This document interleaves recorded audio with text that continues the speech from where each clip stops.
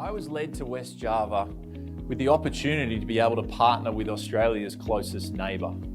When I started my company, it was all about being able to provide better access to healthcare. And when I looked at a global map, I decided that Indonesia was the best place for me to try to find the right partners to be able to deliver on that mission. For me, it was always about finding like-minded people, innovators, those that want to actually drive change and be able to make improvements for people who don't have access to that healthcare. I was lucky enough to meet with Governor Ridwan Kamil while he was still Mayor of Bandung. He shared my vision, and since then we've been able to develop the idea, the blueprint, the ecosystem that we are going to implement. IA-CEPA has been formed, and the partnership between Australia and Indonesia has grown stronger. We are excited about the possibilities to make real change and improvements through the work of IA-CEPA across West Java. It's going to include improvements in healthcare, access to more hospital beds, access to more diagnostic equipment, access to international standard care. We're going to see improvements in education and transfer of knowledge from Australian specialists to help train and create capacity and sustainability in the healthcare system within West Java by increasing the skills of the nursing staff, the medical staff and the technicians. Katalis is helping us achieve our mission by providing investment into our very important feasibility studies. To be able to create healthcare facilities that have true impact, we need to understand what's required. Where are the gaps? Who needs them most? And these feasibility studies that Katalis is helping fund will give us that information. So when we develop our strategy, when we design our hospitals, and when we implement our plan, we're providing not only just a new facility, we're providing the care that is needed to those that need it most. It's hugely exciting to be the first investment that Katalis is making, and we hope that this is going to drive even more of this investment into this very important space and the cooperation between Australia and Indonesia.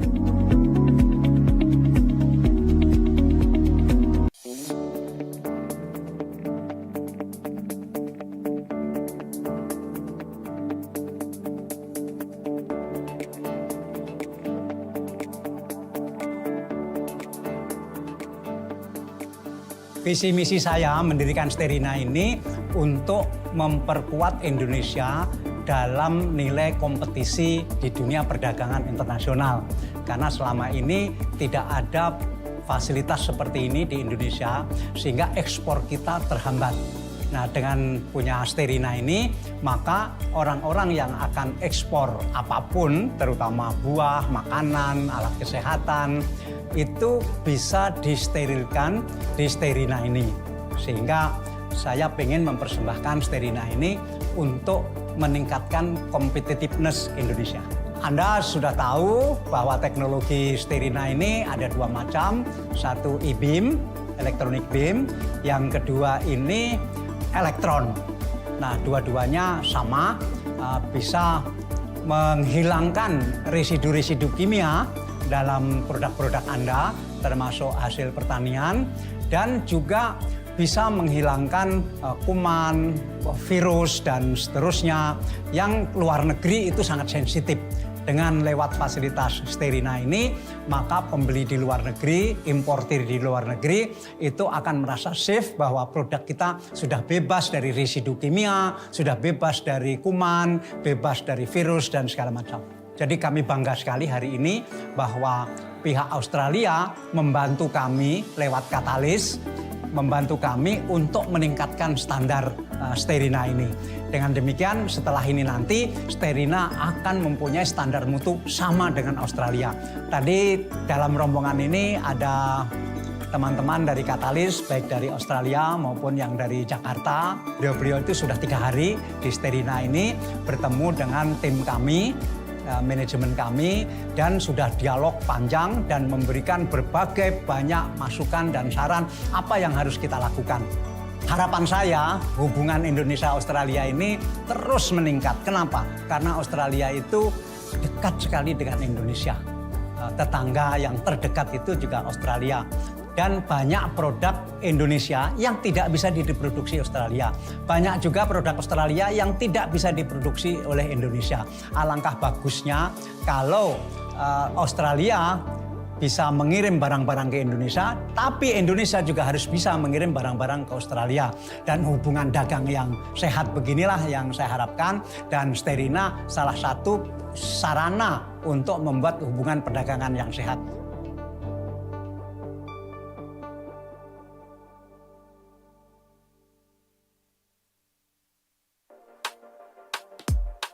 Saya Wiwi Paimun dari Onaka Coklat.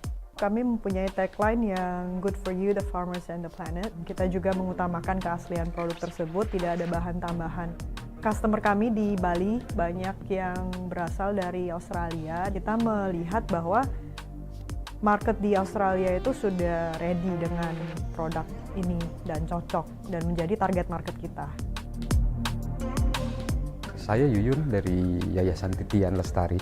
Kami kebetulan bekerja sangat di remote area. Untuk di Kalimantan Timur khususnya, memang program yang sedang kami kembangkan saat ini adalah pendampingan petani kakao. Dengan ketertelusuran yang kita sedang coba kembangkan di masyarakat, mudah-mudahan itu juga kita bisa membuktikan bersama-sama dengan Australia bahwa pengembangan komoditi kakao di tingkat tapak tidak mengancam isu deforestasi. Kami juga ingin mendorong bahwa hasil yang kami perjuangkan dari biji kakao ini itu untuk mendorong livelihood di masyarakat. Ini merupakan support Katalis yang luar biasa, dan ini membuka kesempatan bagi kami untuk kemudian mempromosikan tidak hanya coklat tapi juga kemudian ekosistem dan biodiversity yang ada di Indonesia.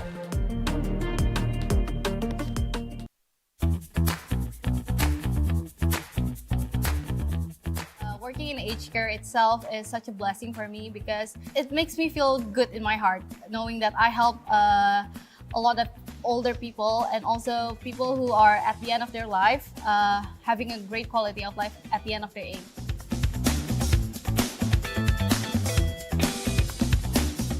I started to work in a diverse country and developed country in Australia, and also taking care of elderly. It's really give us more, or can stimulate our compassion soul, and then also giving more love and care for the elderly. The Australian institution system is really emphasizing in the infection control and also work and health safety, the comprehensive assessment on the older health people. And not only just physical health, but also emotional well-being and the elderly social connections. This one also we put our attention. This program is a step in direction in building that capability, but there is still much more work to be done. We look forward to building on this successful pilot through the Katalis program, and we'll look to ways we can support you at the next stage of your journey as you each embark on your very, very bright future. More and more Indonesian workers are ready to meet the increasing demands of aged care workers in Australia. I believe the partnership between the Living Well Senior Communities and University of New England, supported by Katalis, this program will deliver. Harapan kita adalah ini bisa dikembangkan secara baik, karena kami dari Kementerian Perlindungan Pekerja Migran Indonesia harus memastikan bahwa seluruh pekerja migran yang akan bekerja ke luar negeri terlindungi secara baik dan memiliki kompetensi yang memadai serta mengikuti proses yang ditentukan.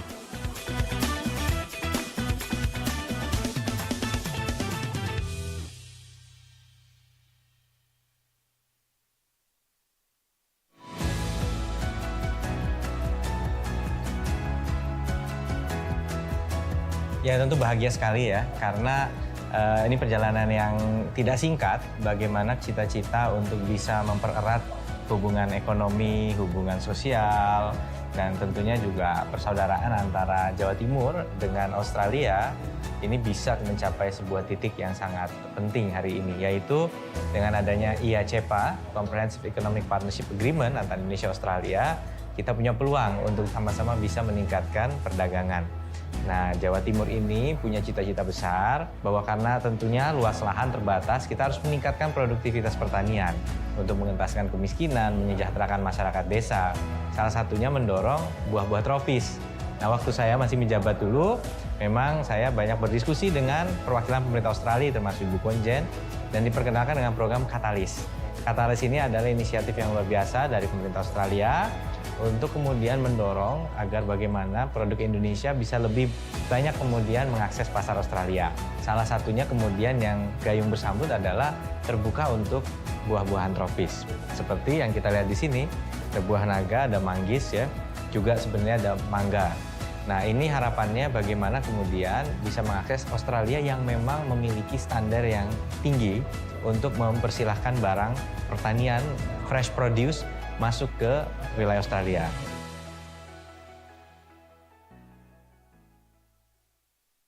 First time back in the market after the pandemic, and to be honest, I was a little bit nervous how the relationships would be, but having 2 days catching up with our old colleagues, familiar faces, it's so humbling to see that those relationships are still in place, still strong, and 3 years later we can pick up from exactly where we left off and engage in the same way that we have been for 25 years. So we came up from Australia, so a few of us from the grains industry. I'm here representing Australian Export Grains Innovation Centre, and we came here to commence some discussions with our Indonesian counterparts around an Australian-Indonesia Grains Leadership Program. And last night we had the opportunity to have a really wonderful networking dinner with key stakeholders, and Katalis did a really great job pulling in many people to come. The main idea is that the trade is fundamentally about relationships. Business happens because of relationships between businesses and between businesses in both countries. So this was an opportunity for networking and discussions to strengthen relationships.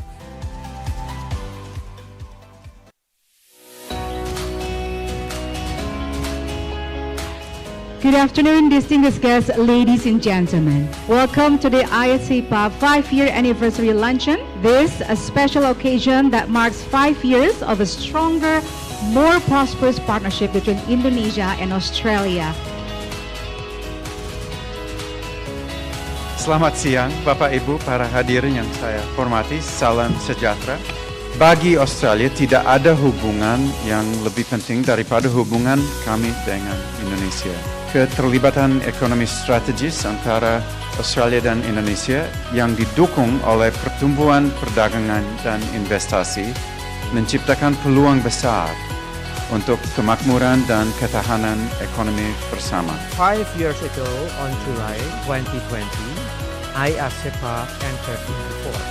IA-CEPA promises to build a strategic economic partnership between our two nations. Kegiatan ini menandakan sebuah komitmen bagi pemerintah Indonesia dan Australia untuk terus meningkatkan atau mendorong kerjasama ekonomi yang saling menguntungkan.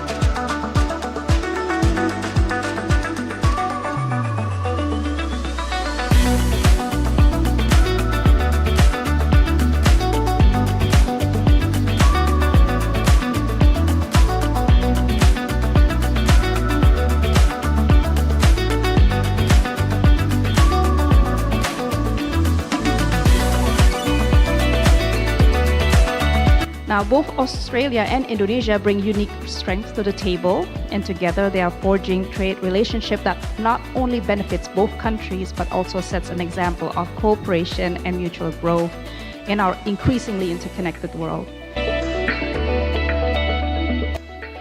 I guess I'd just also like to touch on the importance of building capability. So how do we continue to lift both the Australian and Indonesian economies by building the required human capital to advance things such as downstream processing, such as the energy transition. Bahkan saya ingat waktu saya mendampingi Bapak Presiden di G20 2022 di Bali, itu Indonesia termasuk 3 besar pertumbuhan ekonominya.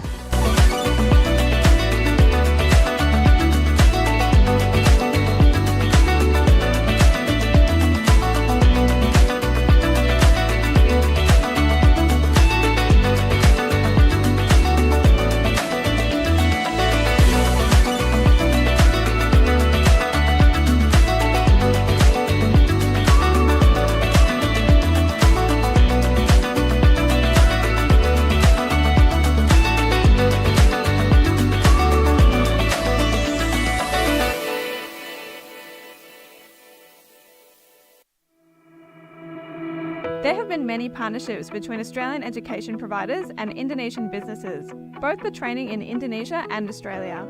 Now there is an easy way to connect with Australian education providers.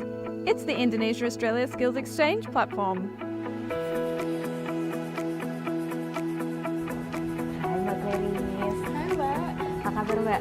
Baik, apa kabar? Baik juga. Pernah sih ya Mbak? Yeah, you too. Jump onto IA-skills.org and see hundreds of courses by renowned Australian education providers. It's simple and straightforward. Everything is right there on the platform. Should I take this to the meeting room? Yeah, great.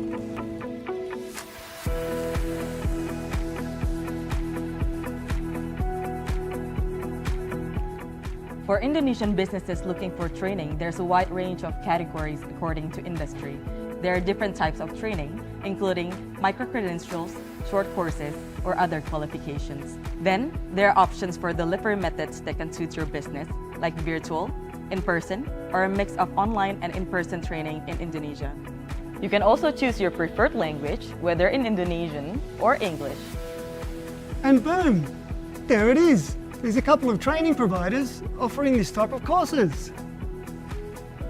After you select your course, the training provider will be in touch and you can discuss in detail about the training delivery.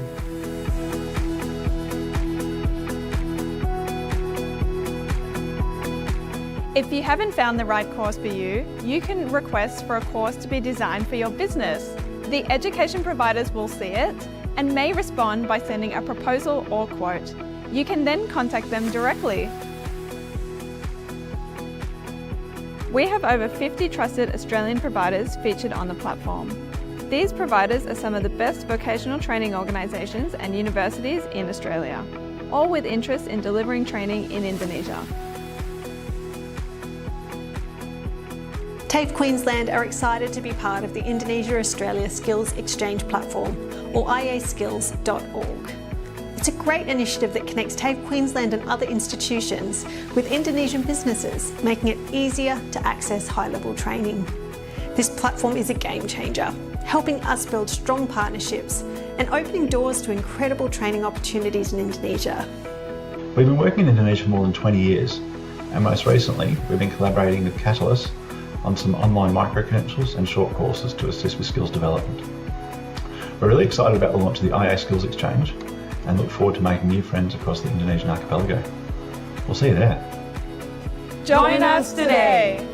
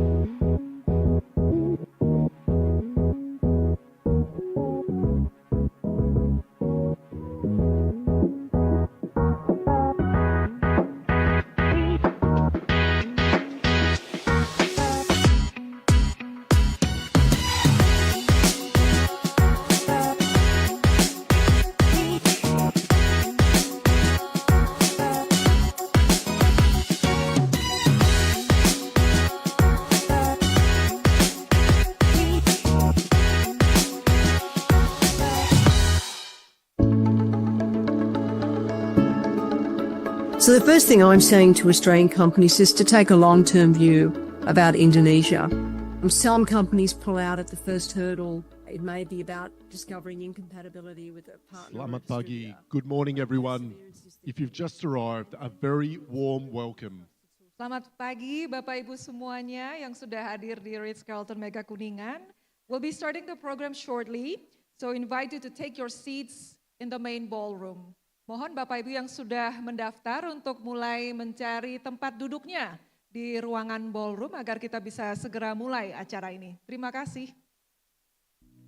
I was led to West Java with the opportunity to be able to partner with Australia's closest neighbour. When I started my company, it was all about being able to provide better access to healthcare.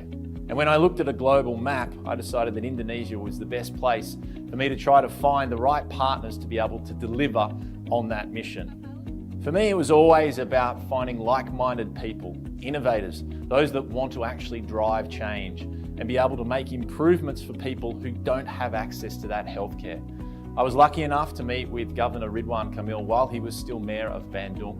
He shared my vision, and since then we've been able to develop the idea, the blueprint, the ecosystem that we are going to implement. Sanusa Medica has been formed, and the partnership between Australia and Indonesia has grown stronger.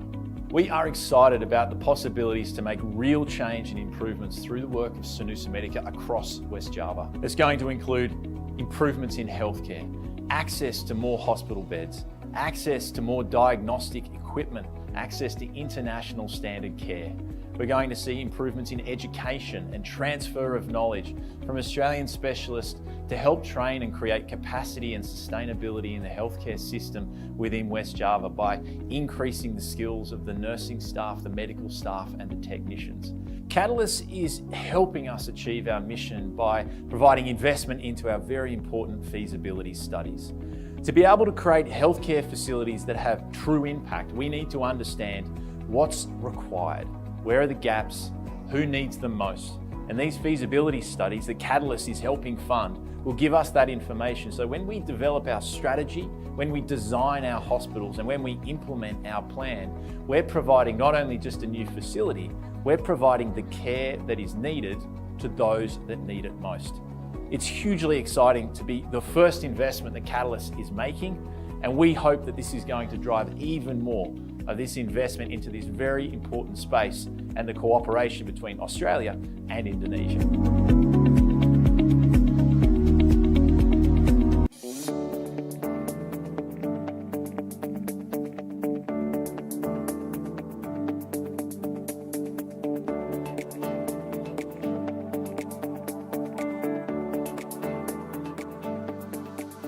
Visi misi saya mendirikan Sterina ini untuk memperkuat Indonesia dalam nilai kompetisi di dunia perdagangan internasional. Karena selama ini tidak ada fasilitas seperti ini di Indonesia sehingga ekspor kita terhambat. Nah, dengan punya Sterina ini, maka orang-orang yang akan ekspor apapun, terutama buah, makanan, alat kesehatan, itu bisa disterilkan di Sterina ini. Sehingga saya ingin mempersembahkan Sterina ini untuk meningkatkan competitiveness Indonesia. Anda sudah tahu bahwa teknologi Sterina ini ada dua macam. Satu e-beam, electronic beam. Yang kedua ini elektron. Nah, dua-duanya sama, bisa menghilangkan residu-residu kimia dalam produk-produk Anda, termasuk hasil pertanian, dan juga bisa menghilangkan kuman, virus, dan seterusnya yang luar negeri itu sangat sensitif. Dengan lewat fasilitas Sterina ini, maka pembeli di luar negeri, importir di luar negeri, itu akan merasa safe bahwa produk kita sudah bebas dari residu kimia, sudah bebas dari kuman, bebas dari virus, dan segala macam. Jadi kami bangga sekali hari ini bahwa pihak Australia membantu kami lewat Katalis, membantu kami untuk meningkatkan standar Sterina ini. Dengan demikian setelah ini nanti Sterina akan mempunyai standar mutu sama dengan Australia. Tadi dalam rombongan ini ada teman-teman dari Katalis, baik dari Australia maupun yang dari Jakarta. Beliau-beliau itu sudah 3 hari di Sterina ini bertemu dengan tim kami, manajemen kami, dan sudah dialog panjang dan memberikan berbagai banyak masukan dan saran apa yang harus kita lakukan. Harapan saya hubungan Indonesia-Australia ini terus meningkat. Kenapa? Karena Australia itu dekat sekali dengan Indonesia. Tetangga yang terdekat itu juga Australia. Dan banyak produk Indonesia yang tidak bisa diproduksi Australia. Banyak juga produk Australia yang tidak bisa diproduksi oleh Indonesia. Alangkah bagusnya kalau Australia bisa mengirim barang-barang ke Indonesia, tapi Indonesia juga harus bisa mengirim barang-barang ke Australia. Dan hubungan dagang yang sehat beginilah yang saya harapkan. Dan Sterina salah satu sarana untuk membuat hubungan perdagangan yang sehat.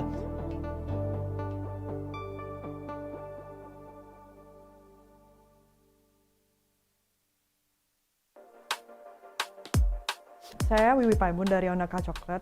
Kami mempunyai tagline yang good for you, the farmers and the planet. Kita juga mengutamakan keaslian produk tersebut, tidak ada bahan tambahan. Customer kami di Bali banyak yang berasal dari Australia. Kita melihat bahwa market di Australia itu sudah ready dengan produk ini dan cocok dan menjadi target market kita. Saya Yuyun dari Yayasan Titian Lestari.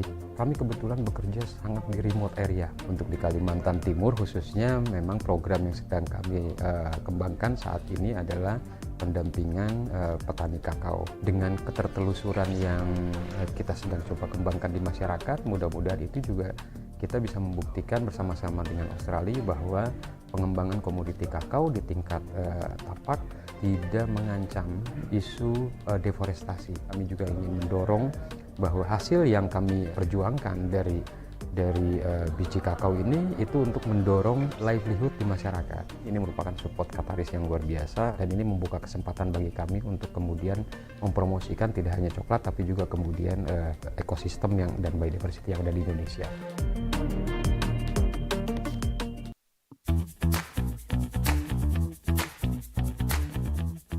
Working in aged care itself is such a blessing for me because it makes me feel good in my heart, knowing that I help a lot of older people and also people who are at the end of their life, having a great quality of life at the end of their age.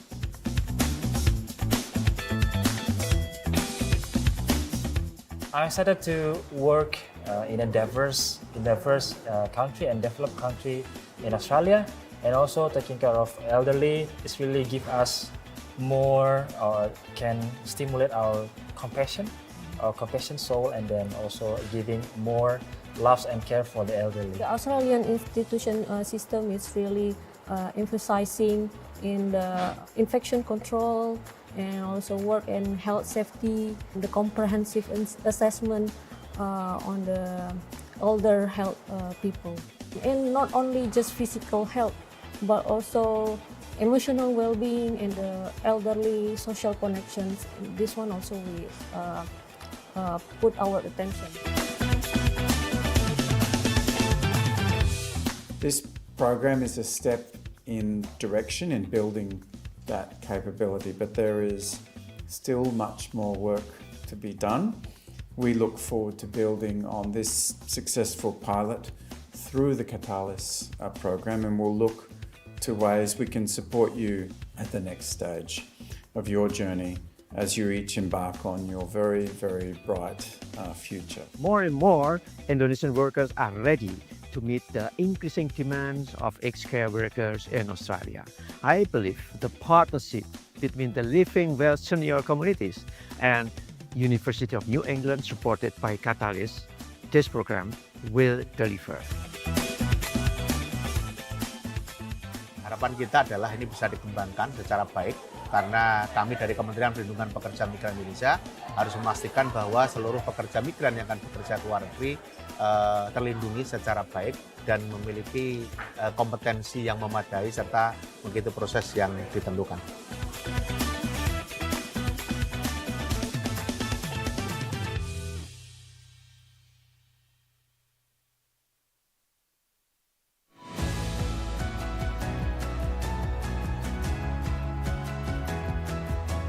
Ya tentu bahagia sekali ya, karena ini perjalanan yang tidak singkat, bagaimana cita-cita untuk bisa mempererat hubungan ekonomi, hubungan sosial, dan tentunya juga persaudaraan antara Jawa Timur dengan Australia ini bisa mencapai sebuah titik yang sangat penting hari ini, yaitu dengan adanya IA-CEPA, Comprehensive Economic Partnership Agreement antara Indonesia-Australia, kita punya peluang untuk sama-sama bisa meningkatkan perdagangan.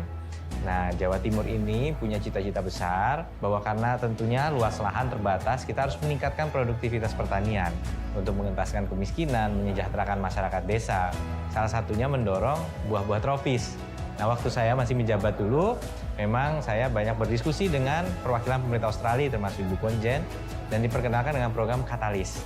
Katalis ini adalah inisiatif yang luar biasa dari pemerintah Australia untuk kemudian mendorong agar bagaimana produk Indonesia bisa lebih banyak kemudian mengakses pasar Australia. Salah satunya kemudian yang gayung bersambut adalah terbuka untuk buah-buahan tropis.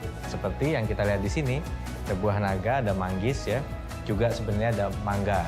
Nah, ini harapannya bagaimana kemudian bisa mengakses Australia yang memang memiliki standar yang tinggi untuk mempersilahkan barang pertanian fresh produce masuk ke wilayah Australia.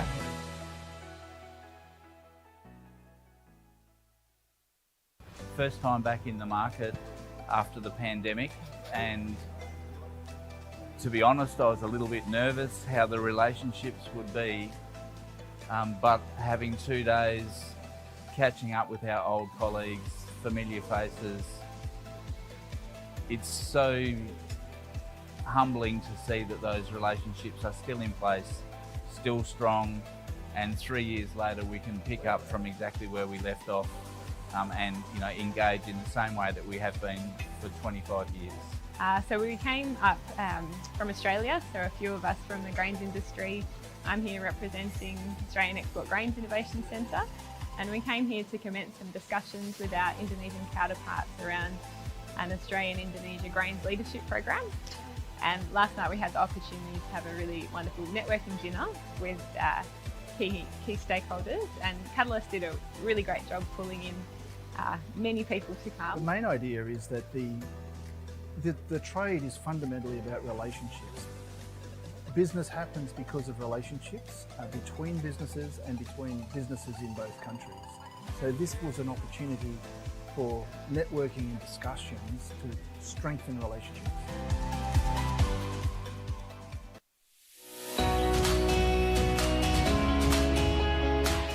Good afternoon, distinguished guests, ladies and gentlemen. Welcome to the IA-CEPA 5-year anniversary luncheon. This a special occasion that marks 5 years of a stronger, more prosperous partnership between Indonesia and Australia. Selamat siang, Bapak Ibu, para hadirin yang saya hormati. Salam sejahtera. Bagi Australia tidak ada hubungan yang lebih penting daripada hubungan kami dengan Indonesia. Keterlibatan ekonomi strategis antara Australia dan Indonesia yang didukung oleh pertumbuhan perdagangan dan investasi menciptakan peluang besar untuk kemakmuran dan ketahanan ekonomi bersama. 5 years ago, on July 2020, IA-CEPA entered into force. IA-CEPA promises to build a strategic di bagian belakang ballroom, di booth yang di meja hitam, bisa diminta di situ. Terima kasih. Bagi pemerintah Indonesia dan Australia untuk terus meningkatkan atau mendorong kerjasama ekonomi yang saling menguntungkan.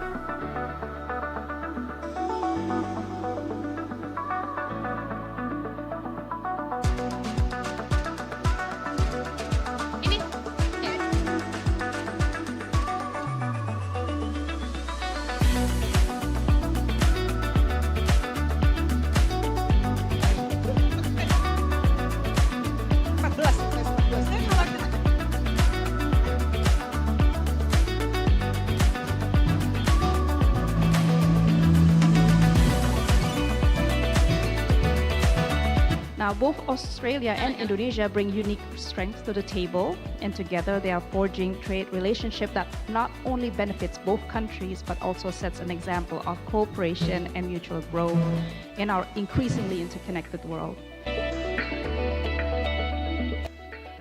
I guess I'd just also like to touch on the importance of building capability. So how do we continue to lift both the Australian and Indonesian economies by building the required human capital to advance things such as downstream processing, such as the energy transition. Bahkan saya ingat waktu saya mendampingi Bapak Presiden di G20 2022 di Bali, itu Indonesia termasuk 3 besar pertumbuhan ekonominya.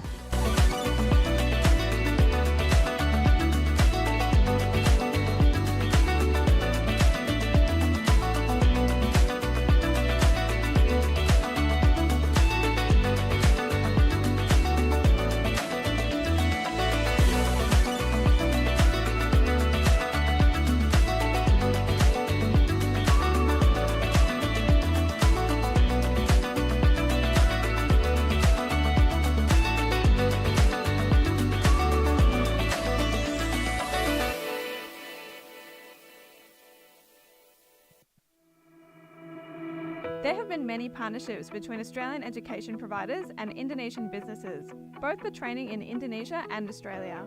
Now there is an easy way to connect with Australian education providers. It's the Indonesia-Australia Skills Exchange platform. Hai Mbak Clarice. Hai Mbak. Apa kabar Mbak? Baik, apa kabar? Baik juga. Have a nice day ya Mbak. Yeah, you too. Jump onto IA-skills.org and see hundreds of courses by renowned Australian education providers. It's simple and straightforward. Everything is right there on the platform. Should I take this to the meeting room? Yeah, great.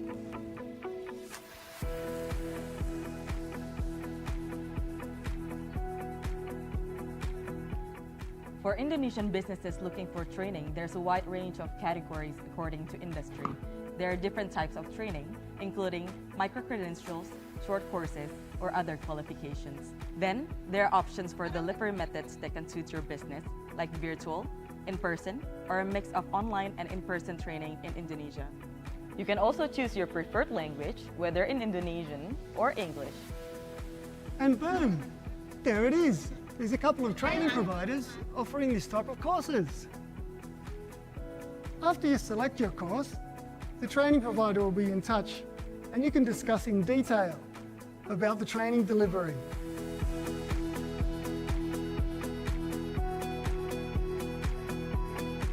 If you haven't found the right course for you, you can request for a course to be designed for your business. The education providers will see it and may respond by sending a proposal or quote. You can then contact them directly. We have over 50 trusted Australian providers featured on the platform. These providers are some of the best vocational training organisations and universities in Australia, all with interest in delivering training in Indonesia. TAFE Queensland are excited to be part of the Indonesia-Australia Skills Exchange platform, or IA-skills.org. It's a great initiative that connects TAFE Queensland and other institutions with Indonesian businesses, making it easier to access high-level training.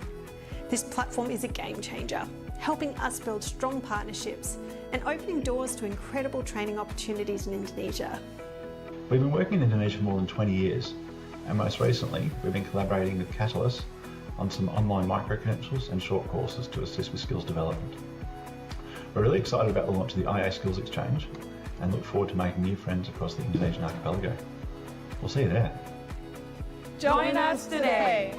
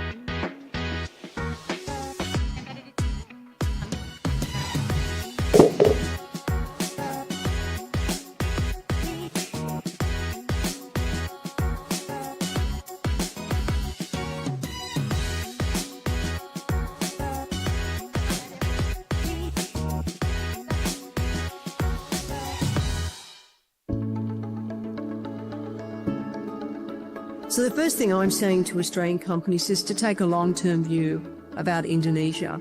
Some companies pull out at the first hurdle. It may be about discovering incompatibility with a partner or a distributor, but perseverance is the key. And then, of course, working with trusted sources of advice, like Austrade, like the Australian-Indonesia Business Council, like Katalis, work with those institutions.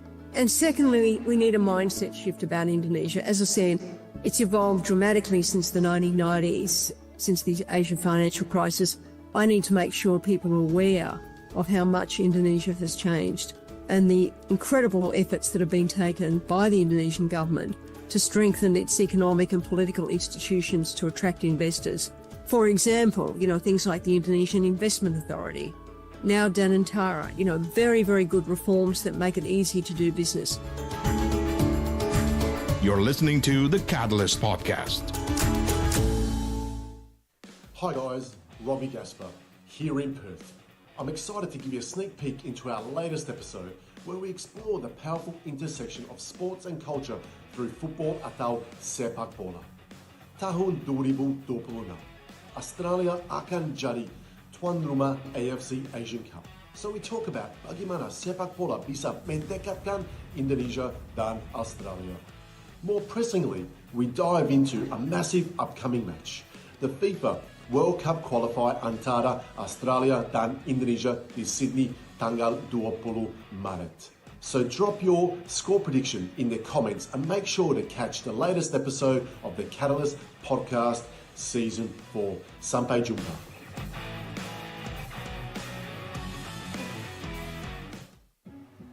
There's no standard in food, but you must have the understanding of profile. You must have respect each country food profile to map around.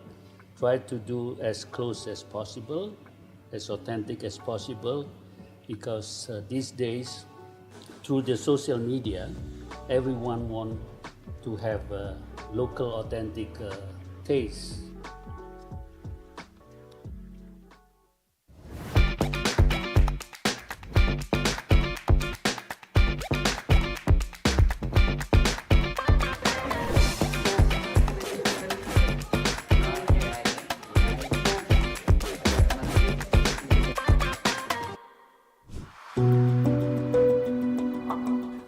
It's not about the gender, it's about the capability, it's about the potential between boy and girl. Saya percaya memang gender itu harusnya tidak ada hubungannya dengan hak asasi manusia ya. Tapi memang pada kenyataannya tidak selalu seperti itu ya. Jadi hak dasarnya sama untuk hidup sebagai manusia. Tapi pada saat kita masuk ke dalam konteks pekerjaan atau misalnya konteks kesempatan itu memang ada perbedaan ya. Many women, if supported at home, they can create so many things outside. They will bring their ideas and thoughts and leadership, which will bring so many good things to the community. Aku punya kepercayaan bahwa setiap orang apapun abilitasnya atau kemampuannya itu berhak memiliki kesempatan yang setara. Ketika kita ingin menjadi perempuan yang berdaya, maka kita harusnya memberdayakan perempuan lainnya. Pada saat masuk ke industri yang lebih infrastruktur, seperti tadi satelit, sekarang misalnya yang lebih condong ke pertambangan gitu ya, itu memang terasa sekali dominasi dari laki-laki di dalam industri itu gitu. Tapi balik lagi karena sekarang aku ada di industri pendidikan ya, sebenarnya pendidikan vokasi, aku melihat bahwa sebenarnya equality itu bukannya harus adil buat semua gitu, tapi yang harus disamakan akses dan juga kesempatan. Equality in workplace to me is not about treating everyone exactly the same. No, it's not. In my work, equality means I'm having the same chance to lead, to contribute, to grow without the bias. Kesetaraan buat aku dan pekerjaanku itu lebih kepada kesamaan hak, kesempatan, dan juga penghargaan. Tidak hanya bagaimana kita mendapatkan sesuatu dan memperoleh hak yang sama, tetapi juga bagaimana kita punya kesempatan yang sama untuk sama-sama memberdayakan. For us, equality is not a mission, but it's a daily thing that we pursue. It's very heartwarming for me to see many women start their first job ever with us. Previously, they do not have that access to jobs, and then to see how they thrive, to see how they getting more empowered and deciding on, in terms of financial in the family, having more say in the table on where to spend the money, how to bring the family to a better place. I think it's very rewarding for me as well. My works empowers me basically by constantly challenging me to grow technically, professionally, and personally. I hope that I can empower others around me, especially for women, by showing that they are belong to this space too, and ambition has no limits. One of the many things that provide a good sense of purpose for me is that seeing that in everyday life there are many families and women having a better life throughout what I do, and it's a mission that carry me forward in daily basis. Di tim Konekin sendiri kita punya 70% karyawannya adalah perempuan, 20% adalah penyandang disabilitas, dan program-program yang kita ciptakan itu sangat sekali memberdayakan perempuan. Jadi secara personal aku merasa bertemu dan berinteraksi dengan banyak perempuan dan banyak perempuan dengan disabilitas membuat leadershipku, empatiku itu tumbuh, tetapi secara kolektif juga bagaimana Konekin bisa memberdayakan lebih banyak lagi perempuan dengan disabilitas. Jadi satu proyek kita itu memang kita melakukan pelatihan entrepreneurship atau kewirausahaan itu khusus untuk perempuan. Kita fokus ke komunitas marginal atau komunitas yang sekarang ini mungkin antara di lingkar tambang atau mereka ada di remote areas di Indonesia gitu keberadaannya. Karena mereka ini sebenarnya ada banyak, tapi akses terhadap informasi, terhadap kesempatan itu berbeda dengan kelompok wanita yang ada di perkotaan gitu. So far itu dari Biru kita sudah ada sekitar 100 lebih UKM yang kita bantu dari inkubasi sampai dengan sekarang mereka jalan. The main message is to dream high and remember that you do not need anybody's approval to share your voice, to dream big, and also to do something to your community. Pertama harus pede ya. Confidence is a key itu menurut aku. Jadi nomor 2 kita harus percaya sih bahwa kita tuh setara gitu dan kita mampu untuk berkompetisi. Karena sebenarnya kompetisi kita nggak cuma sama laki-laki kan, sama perempuan juga kita berkompetisi gitu. Buat aku itu penting sekali sih, dan itu berlaku untuk pekerjaan apapun yang kita lakukan. Pesanku mungkin kalau kamu melihat ada sesuatu yang harus dirubah dari Indonesia, mungkin kamu adalah orang yang tepat untuk mengubahnya. Dan ingat, kamu tidak bekerja sendiri karena berkolaborasi dan bekerja samalah supaya tujuannya bisa sama-sama tercapai dengan cepat. Oh, I love this one. I love this question because this is also message for little Dini, really. Embrace yourself, be patient.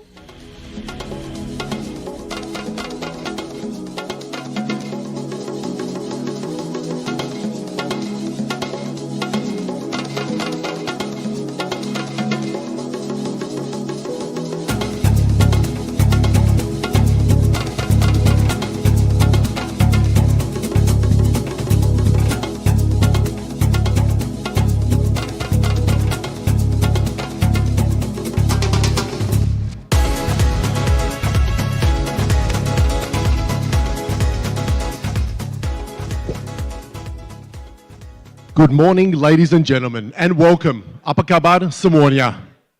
Kabar baik semuanya, Bapak Ibu. Kurang kencang kayaknya, sekali lagi. Mungkin masih warming up. Warming up. Selamat pagi. Apa kabar semuanya, Bapak Ibu? Baik, selamat pagi Bapak Ibu yang terhormat. Welcome to today's very special event celebrating Indonesia-Australia cooperation and prosperity. We're delighted to have you here with us for this full-day program featuring speakers, conversations, and cultural moments that highlight the depth and future of our bilateral partnership. We're happy to welcome guests both here to the Ritz-Carlton Mega Kuningan and those joining online. In fact, we have some speakers from Australia who will be joining their respective sessions.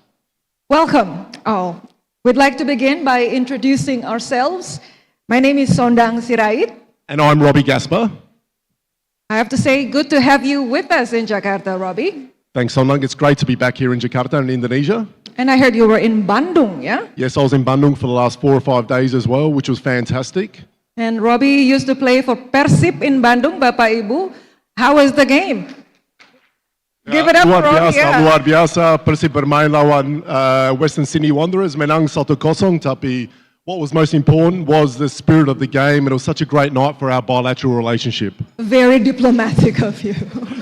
Very well said. Ladies and gentlemen, we will be your hosts today, and we look forward to sharing stories and networking throughout the day. A very warm welcome to our distinguished guests, Ibu Diah Roro Esti Widya Putri, Vice Minister, Ministry of Trade. Selamat datang, Ibu. Bapak Eka Chandra Buana, Deputy Macro Development Planning, Ministry of National Development Planning, Bappenas, who is being represented by Bapak Ewin Sofian Winata, Deputy Secretary. Selamat datang, Bapak. Ibu Laksmi Kusumawati, Director of Downstreaming Planning and International Economic Cooperation at Bappenas. Selamat pagi, Ibu. His Excellency Dr. Siswo Pramono, Indonesian Ambassador to Australia. Ibu Gita Kamath, Australian Deputy Ambassador to Indonesia. Selamat datang, Ibu.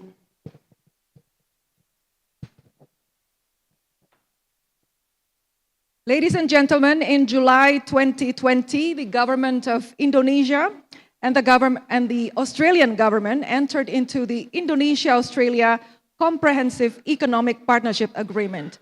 In fact, just last month, we celebrated 5 years of IA-CEPA implementation. So we are here today not only to recognize the many achievements of that partnership, but to share the journey that continues to bring Indonesia and Australia closer together as partners in prosperity. That is through the lens of Katalis. Katalis is a unique business development program established under the IA-CEPA to unlock the vast economic potential of this partnership. The program complements existing Australian development program activities with a commercially oriented bilateral approach. We're very excited to share this opportunity with you, business and government partners who have been with the program throughout the past 5 years as we look forward to the next phase. And now let's begin by outlining what's ahead. We've got back-to-back fireside chats with business leaders and newsmakers you wouldn't want to miss out on. There's going to be a special performance by our friends over at Gamalandananda. After lunch, there'll be a talk show on the future of the IA-CEPA. And of course, throughout the day, as you can see, there's an exhibition taking place in the other room, hosted by the Indonesian Embassy in Canberra and the Indonesian Ministry of Trade, whom Katalis is very proud to collaborate with. Just a bit of housekeeping. The event is being broadcast live on Katalis' channel on YouTube and through Zoom. You would have received a pin upon registering this morning. Keep that handy, as that would be required to access the lunch area later on. Before we begin, could we please have your attention for a quick safety announcement in the unlikely event of an emergency? Please remain calm and follow the instructions provided. Let's take a moment to watch the following safety video prepared by Ritz-Carlton, Mega Kuningan. Welcome to the Ritz-Carlton Jakarta Mega Kuningan. In case of an emergency during your important occasion in any of our well-appointed function venues, whereby you will hear an alarm setting off and a pre-recorded notification being sounded, please remain calm and follow our events management team's instruction. Walk calmly out of the function venue.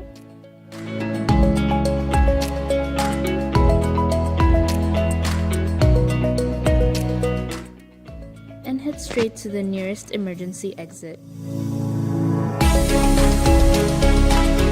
Take the stairs and head down.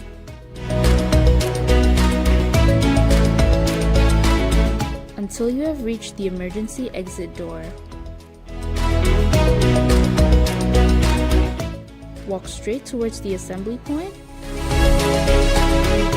and remain calm until further directions from our loss and prevention team leader. Your safety, as well as your guests, are always our top priority here at the Ritz-Carlton Jakarta Mega Kuningan. Ladies and gentlemen, we now officially begin. Today, to open today's event, we invite distinguished guests to deliver their opening remarks, beginning with Bapak Paul Bartlett, Director of Katalis. Silakan, Pak Paul.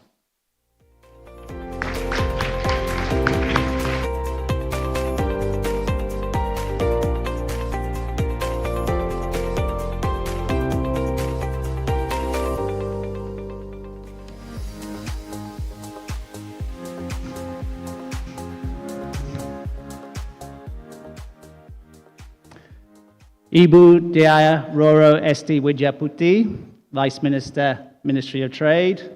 Gita Kamath, Australian Deputy Ambassador to Indonesia.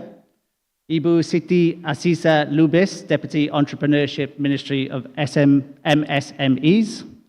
Bapak Eka Chandra Buwana, Deputy Macro Development Planning, Ministry of National Development Planning, represented by Bapak Edwin Sofyan Winata, Secretary Bapanas.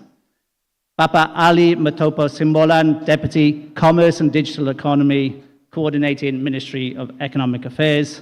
And online shortly, His Excellency Dr. Siswo Pramono, Indonesian Ambassador to Australia. Selamat pagi, Bapak Ibu, para hadirin yang terhormat. As we mark 5 years since the implementation of IA-CEPA and near the conclusion of the current phase of Katalis, I want to begin with two simple words. Thank you. Thank you to our partners across government and business, from Jakarta, Canberra, Melbourne and Sydney, from Medan, Surabaya, Makassar, Denpasar and beyond. The Economic Cooperation Programme, Katalis, was established as a bridge between the vision of IA-CEPA and the reality of inclusive two-way economic cooperation. Today, we can proudly say that that bridge is well established, stronger, wider, and more collaborative than when we began. When we first started, the idea was simple but ambitious: to ensure the benefits of IA-CEPA were maximized, flowed both ways, and reached more people. As Katalis transitions to its next phase, that ambition has been translated into concrete outcomes. We've facilitated new collaborations in healthcare, the care economy, skills exchange, digital services, electric mobility, agribusiness, to name but a few. We've helped premium Indonesian cocoa and chocolate makers enter the Australian market for the first time, while creating better opportunities to women entrepreneurs along the cocoa value chain. We've supported Australian vocational educational institutions to partner with Indonesian digital platforms to deliver real-world learning and training to the Indonesian workforce, future-proofing that workforce with essential and emerging skills. We've helped large and small Australian health sector businesses invest in Indonesia, bringing world-class health sector expertise to assist Indonesia in meeting its healthcare challenges. In every case, the byline has been Indonesia, Australia growing together. IA-CEPA and Katalis have helped reframe the relationship between Indonesia and Australia as partners in navigating the future together. Whether it's in the energy transition, education, technology, or trade, the partnership is now strong and growing. Now, none of this has been easy. Fostering innovative business collaborations and new bilateral markets is hard work. It requires balancing knowledge and understanding of market pressures with the realities of the real world and the need to engage with multiple diverse stakeholder groups across the public and private sectors in both countries. Similarly, increased market access does not guarantee entrance or impact. And building capacity and skills takes patience. But it also takes trust. And trust is what we have built, step by step, one pilot at a time, one partnership at a time. From the very beginning, we made it a priority to get out there and listen to as many people as we could. And we really listened. And we really opened up to the business communities in both countries. We sat with women-owned businesses in Medan, eager to take their coffee to Australia and beyond. We met with microfinance pioneers in North Sumatra, seaweed farmers in Makassar, food importers in Bali, and tourism developers from west to east. We also engaged extensively with Australian investors ready to build something meaningful in Indonesia. Each conversation added to a new layer and to increased understanding and taught us something not just about opportunity, but about what it takes to get there. We learned that growing trade and investment isn't just about tariff reductions. It's about helping businesses navigate regulation, understand consumer preferences, meet quality standards, and build the right relationships. We learned that genuine market integration requires trust and alignment between governments, between institutions, and especially between businesses in both countries. Most importantly, and this is by far the most important thing that we learned over the last 4.5 years, we learned that bilateral markets is about connecting people. We learned that skills are the glue that underpin all of this, whether it's training an Indonesian virgin coconut oil producer to meet Australia's import requirements, or an Indonesian nursing graduate, or an Indonesian electrician getting hands-on experience through an industry partnership.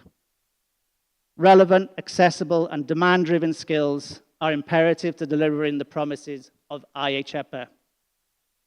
And more importantly, more recently, we've come to see the care economy not just as a social need, but as a major economic opportunity, whether it's in aged care, health care, or early childhood services.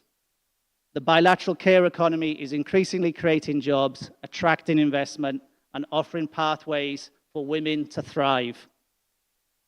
These are the lessons we've carried with us and the ones that will shape where we go next.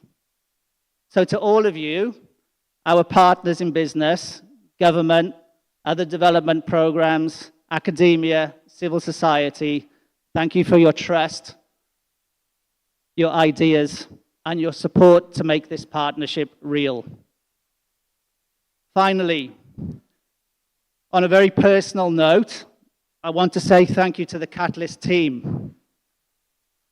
I would like to say thank you for your hard work and for your dedication, your professionalism under pressure, your ideas, your creativity, and your energy, your strength to push on to deliver outcomes, and most of all, for your camaraderie, your teamwork, and ability to keep smiling through thick and thin. Given the program started in the middle of COVID, and we spent the first 2 years in isolation under lockdown, we did not get the opportunity to build those essential human connections, which are so critical when a program starts up. It is truly remarkable how the team has come together and flourished since then. To the team, you can all be immensely proud of what you have achieved, and I want this day to be a day for you to celebrate. I know you are all here busy working, but please do savor and enjoy. You have all been truly amazing. So let's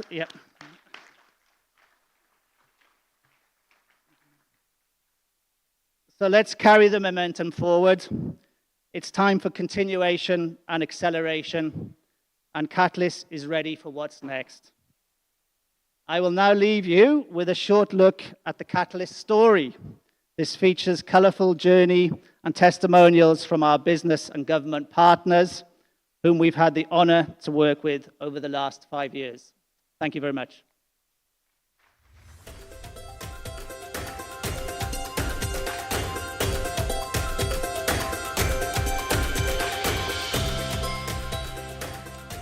When two nations commit to shared prosperity, opportunities grow.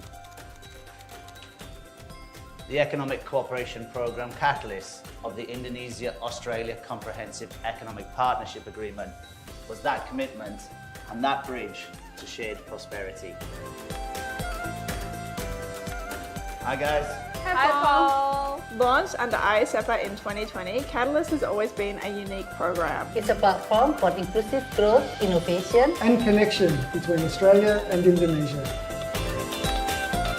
Hari ini kita melihat sebuah kolaborasi dan kerjasama yang sangat luar biasa antara Kementerian Perdagangan bersama dengan Katalis Indonesia.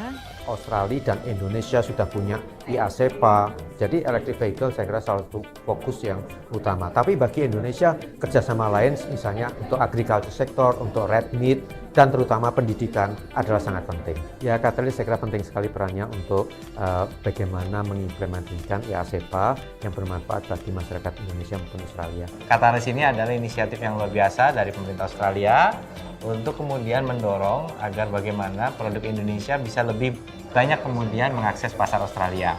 Katalis is helping us achieve our mission by providing investment into our very important feasibility studies. So when we develop our strategy, we're providing the care that is needed to those that need it most. Where we kind of came up with this concept and we worked it around into something that I think is going to be really impactful to the tourism market now. So I've had a great experience working with Katalis.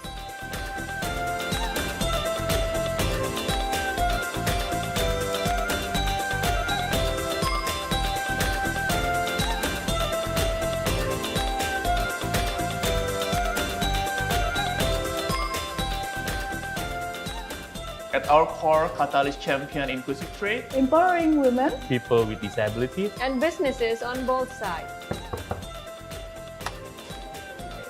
It worked because it was a true partnership. built on trust, evidence, and shared outcomes. Yuk!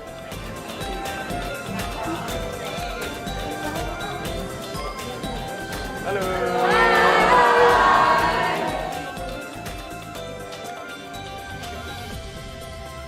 Indonesia-Australia growing together!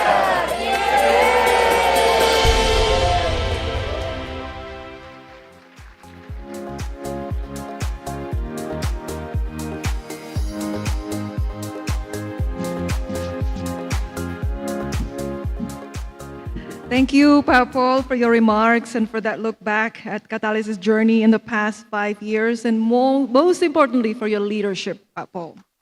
What an amazing accomplishment. Up next, we would like to call upon the Indonesian Ambassador to Australia, His Excellency Dr. Siswo Pramono. His Excellency is unable to attend today's event in person, but he has kindly recorded his message from Canberra to officially inaugurate both the showcase and the Indonesia-Australia Prosperity Expo 2025.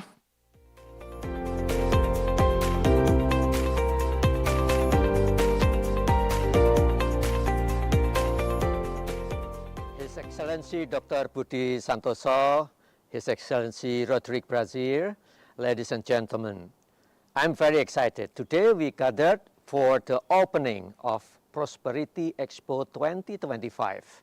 This expo is a flagship event to showcase the outcomes of IA-CEPA implementation.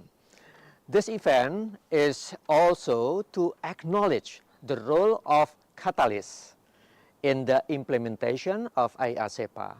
Since the entry into force in July 2020, IA-CEPA has served as a strategic platform to deepen Indonesia-Australia economic ties.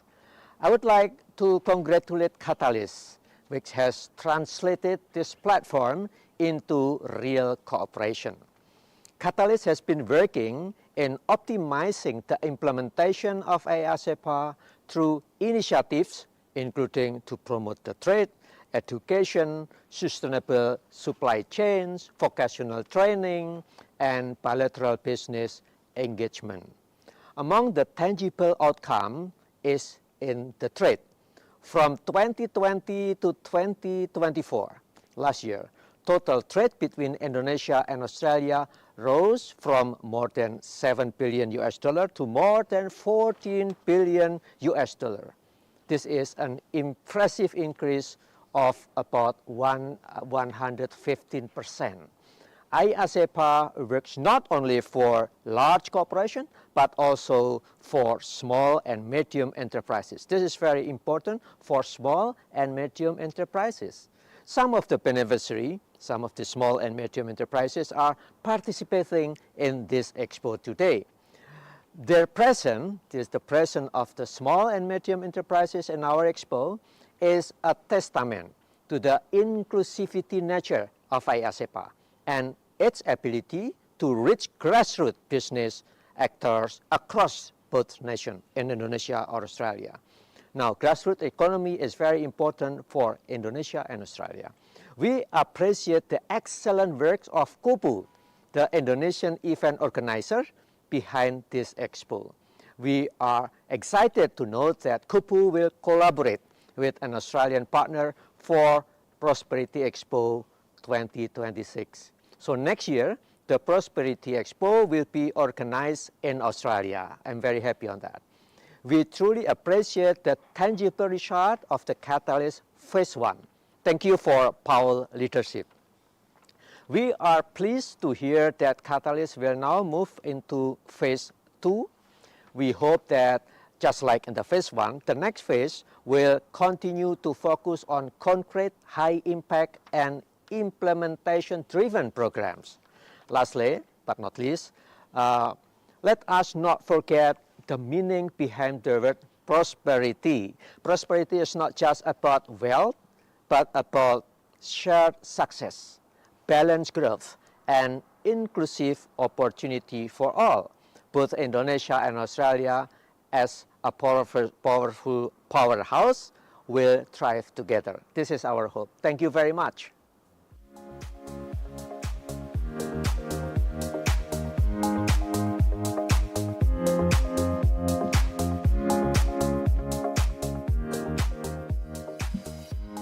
Terima kasih, His Excellence Bapak Dr. Siswo Pramono, Indonesian Ambassador to Australia, who has always been a massive supporter and friend of Katalis from the start. We'd like to call as our next speaker the Australian Deputy Ambassador to Indonesia, Ibu Gita Kamath. Stage is yours, Deputy Ambassador.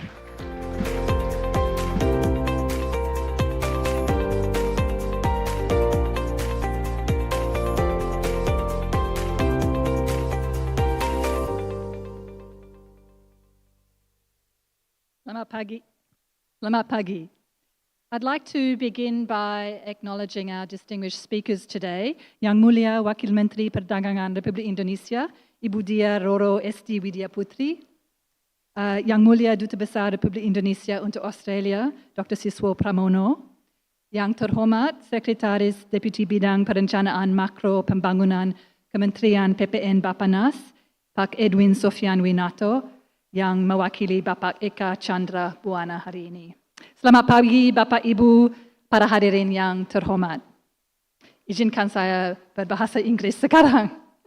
It's a great honor to join you today to showcase the success of Katalis, the economic cooperation program which supports the Indonesia-Australia Comprehensive Economic Partnership Agreement, or IA-CEPA. It's 5 years since IA-CEPA came into force, and this moment marks not just the conclusion of Katalis' first phase, but the beginning of a new chapter in our shared economic story. Since 2020, Katalis has brought together government and industry from both our nations. And today I want to warmly thank our Indonesian partners for your collaboration, your leadership, and your trust. There is an Indonesian saying, berat sama dipikul, ringan sama dijinjing. It means that anything done together feels lighter and easier, whether the task is heavy or light. That spirit of shared effort and the belief that we are stronger together is at the heart of what Katalis stands for. Together, we have built a partnership to increase bilateral trade, improve livelihoods, and reap the benefits of shared economic growth. Katalis was established to turn IA-CEPA from a free trade agreement into an inclusive, practical, and forward-looking tool for shared economic growth. It reflects the vision of President Prabowo and Prime Minister Albanese, who have both recognised IA-CEPA as the centrepiece of our economic relationship. Through Katalis, we have fostered commercial ties that have opened new doors for businesses in both countries. We've supported the skills development necessary to build pathways into the future of work. And we've championed economic participation of women, people with disabilities, and underrepresented groups, ensuring shared prosperity. I'm really pleased to see some of our business partners are here today. In the exhibition hall, you will see Living Well Communities, who have partnered with Binawan University and Australia's University of New England to deliver Australian certified aged care courses here in Jakarta to help meet the growing need for aged care workers in Indonesia, but also in Australia. Privy ID, who, with Katalis support, were able to expand their business and open an office in Sydney. And Pipitlin, sorry for the mispronunciation, and Onuka, two great chocolatiers who are now both exporting high-quality Indonesian chocolate to Australia, and I look forward to tasting it very soon. These are just 3 examples among many Australian and Indonesian businesses here today who Katalis is working with to help grow their business and trade.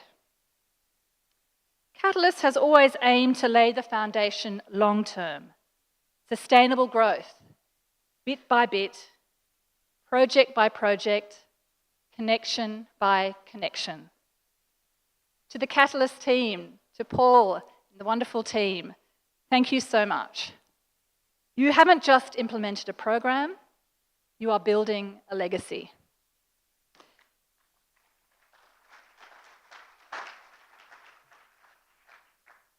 To the Government of Indonesia, our counterparts at Bapanas, Kemendag, Kemlu, and across ministries, thank you for your partnership and your trust. To industry and business associations such as Apindo, Kadin, and the Indonesia-Australia Business Council, thank you for your support and promotion of the new opportunities under IA-CEPA. And to our private sector partners, thank you for your creativity and willingness to collaborate across borders and to turn opportunities into outcomes. This shared journey is far from over. The networks, trust, and innovation fostered in this phase of Katalis will continue to grow and flourish under the IA-CEPA and beyond. Before I close, izinkan saya menyampaikan sebuah pantun. Pergi ke pasar membeli ketupat. Ketupat dibeli untuk bekal. Katalis lanjut bukan tamat. Membuka babak yang kekal. Terima kasih.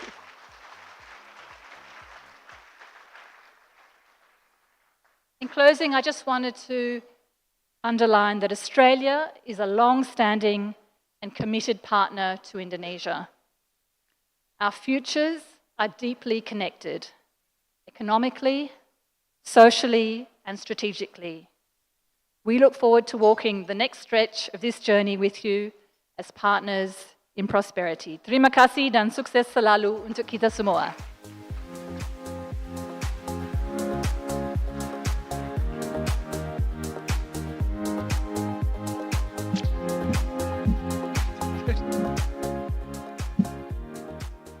Terima kasih Ibu Gita Kamath. Let's give our first speakers a big round of applause.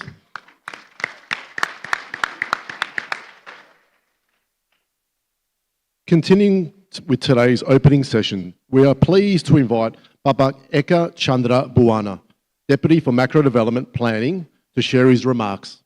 He will be represented by Bapak Erwin Sofyan Winata, Deputy Secretary for Macro Development Planning at the Ministry of National Development Planning, Bappenas.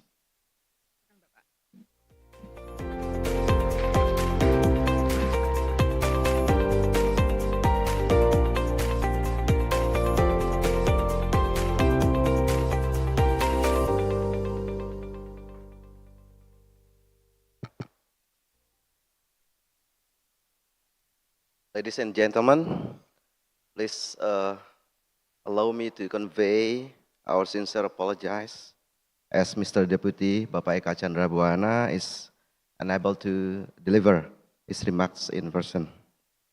So with your permission, I will now proceed to deliver his speech on his behalf.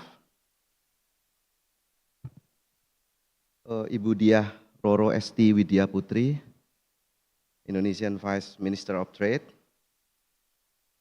His Excellency Bapak Dr. Siswo Pramono, who join us online, Indonesian Ambassador to Australia, Ibu Gita Kamath, Australian Deputy Ambassador to Indonesia, Pak Paul Bartlett, Director of Katalis, distinguished prominent businesses and governments from both countries, Indonesia and Australia. Ladies and gentlemen, good morning to all of you. Assalamualaikum warahmatullahi wabarakatuh. Distinguished guests, ladies and gentlemen, I'm deeply honored to have been granted to this opportunity to deliver remarks at today's Katalis program showcase. I wish to extend my heartfelt gratitude to the entire Katalis team, to Pak Pauls and team, for their exceptional endeavor in organizing this showcase. The outstanding achievement of Katalis becomes the source of support for the proposal to the extend the program into a second phase, tentatively commencing in late 2025 this year. So before we move forward to the next agenda, it is essential to reflect on the key milestone we have reached this far. Following the 5th year of IA-CEPA enforcement, Indonesia and Australia have witnessed significant surge in bilateral trade performances. In 2024, Indonesia export to Australia set a record with a total of $4.9 billion, the highest for the past 5 years since the agreement officially came into effect. Growth also shown Indonesia's import to Australia that reached $10.4 billion in 2024, signified the import growth compared to the numbers in 2020, just after the agreement's entry into force. These figures, Bapak Ibu sekalian, underscores the tangible economic impact of Katalis supported activities and the value delivered through IA-CEPA cooperations. To ensure the continuity of Katalis work, the midterm review of the Katalis program has identified and highlights commendable progress across multiple areas.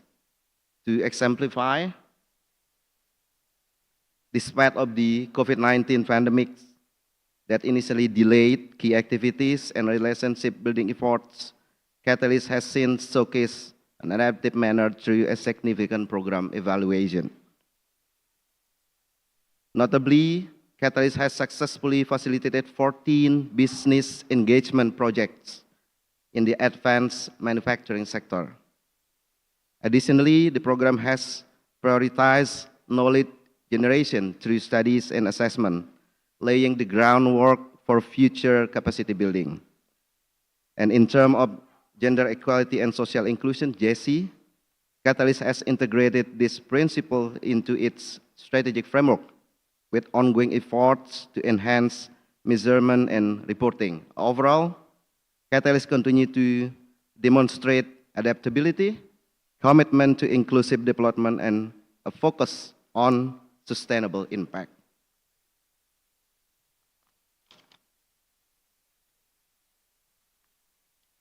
Ladies and gentlemen, IA-CEPA has now entered its 5th year of implementation since its official launch. The year 2025 marks a particularly crucial period as all program activities are targeted to be completed before October, Pak Paul. So following the conclusion of the main activities, the period from November to December will be dedicated to finalizing administrative matters and preparing for completion report, which will serve as a key document to assess achievement, challenges, and also recommendation for the program continuity. At this critical stage, strong support and close collaboration among stakeholders from both Indonesia and Australia are expected to ensure that the completion process runs smoothly and according to our plan. Simultaneously, with the closing of the first phase of this Katalis program, the discussion on developing of the logic model for the next Katalis 2.0 have also commenced. This effort aims to ensure program to continue so that the new phase can begin in early 2026 next year. So through the preparation of this logic model, Katalis 2 is expected to have a clearer direction and focus, considering the lesson learned from this first phase, as well as identifying also the new areas of cooperation that can deliver tangible benefit for both countries, Indonesia and Australia. So in this way, the momentum built over the past 5 years through IA-CEPA, Katalis can continue to be strengthened in support of inclusive and sustainable economic growth in Indonesia and Australia. So beyond completing this initiative, Katalis 2.0 should also address systemic trade and investment barriers through regulatory and institutional reform, ensuring greater utilization of IA-CEPA and broader market integration. And sustaining momentum is also essential with growing awareness from the private sector and increasing engagement from government stakeholders. As we conclude today, Bapak Ibu sekalian, ladies and gentlemen, allow me to once again extend my deepest appreciation to all stakeholders whose dedication and collaboration have made this journey possible.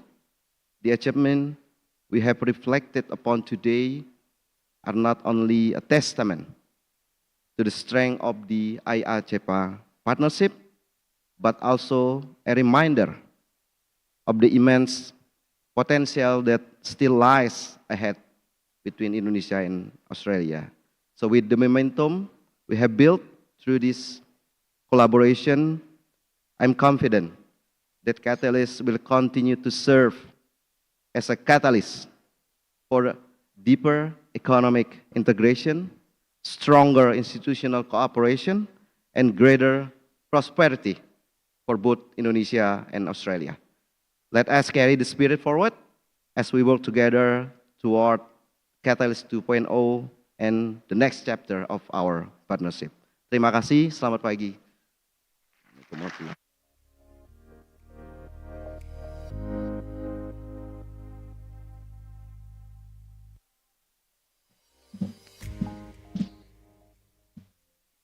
Terima kasih Bapak Ewin Sofyan Winata, Deputy Secretary for Macro Development Planning at the Ministry of National Development Planning, Bappenas.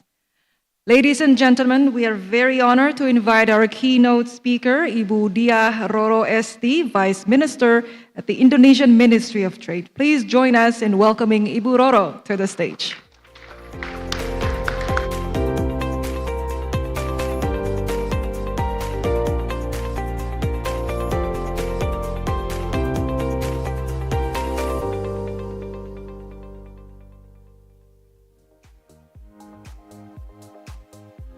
1 second.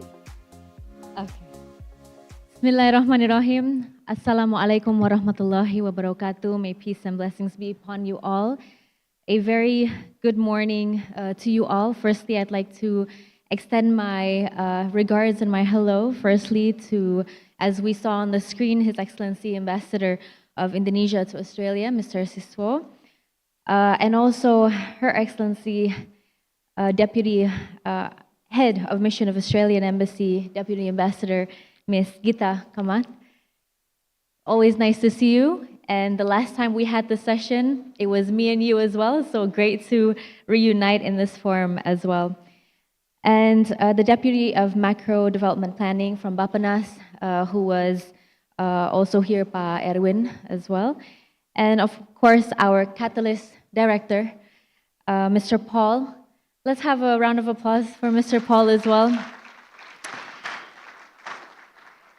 It's amazing to see how much has happened for the past 5 years, and we're very grateful for this partnership. So thank you, and thank you to everybody here in the room to make this such an incredible success. And you've gone through a couple of speeches now, so this is perhaps the 4th speech. So let's start off with a pantun this time. Okay? Pagi-pagi datang ke Katalis. Di sini bertemu Paul dan Ibu Wadubes Gita. Hubungan Indonesia-Australia semakin sinergis demi tujuan keberhasilan bersama.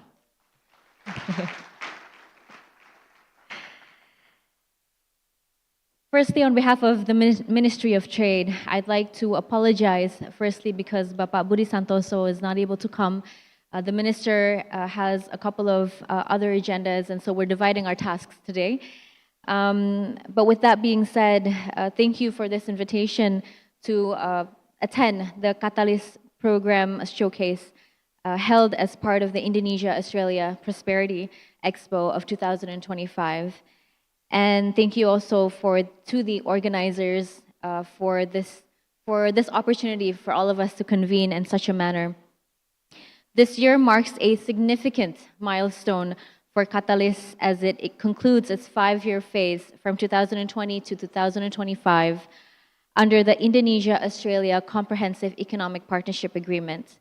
And from its very beginning, Katalis has served as a platform for translating IA-CEPA's economic cooperation commitment into real opportunities for businesses, government institutions, and communities across both countries as well.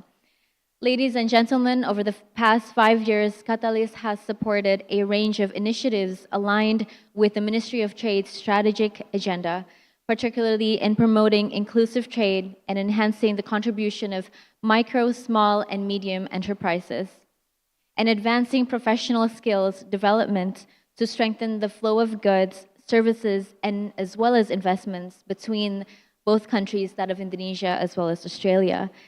Several Katalis achievements deserve recognition, including programs to enhance MSME export readiness through the accelerated export of tropical fruits, and we also heard about the chocolates, so cocoa, to Australia as well.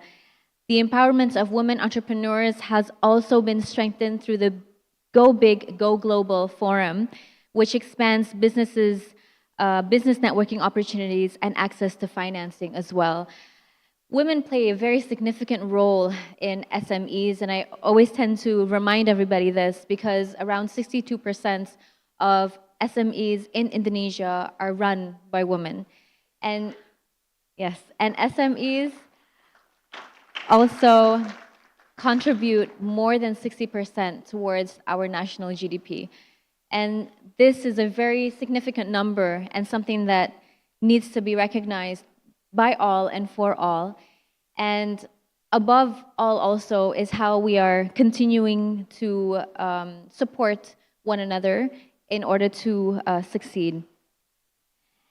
And at the same time, professional skills development continues to be promoted through bilateral skill exchange initiatives and workforce development programs across strategic sectors. This in itself is very important, especially to that of Indonesia, particularly understanding that President Prabowo has a lot of focus on increasing the quality of human capital or sumber daya manusia.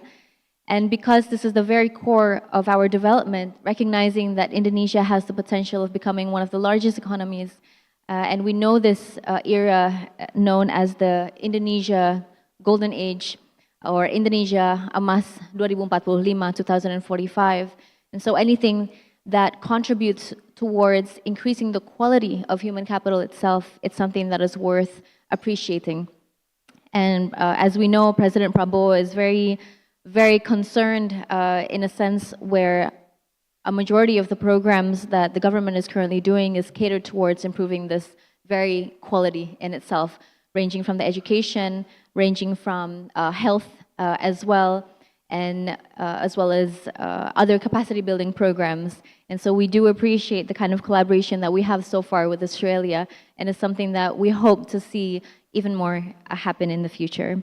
And overall, these initiatives have made a tangible contribution to expanding market access, improving competitiveness, and strengthening institutional as well as human resource capacity in Indonesia alone.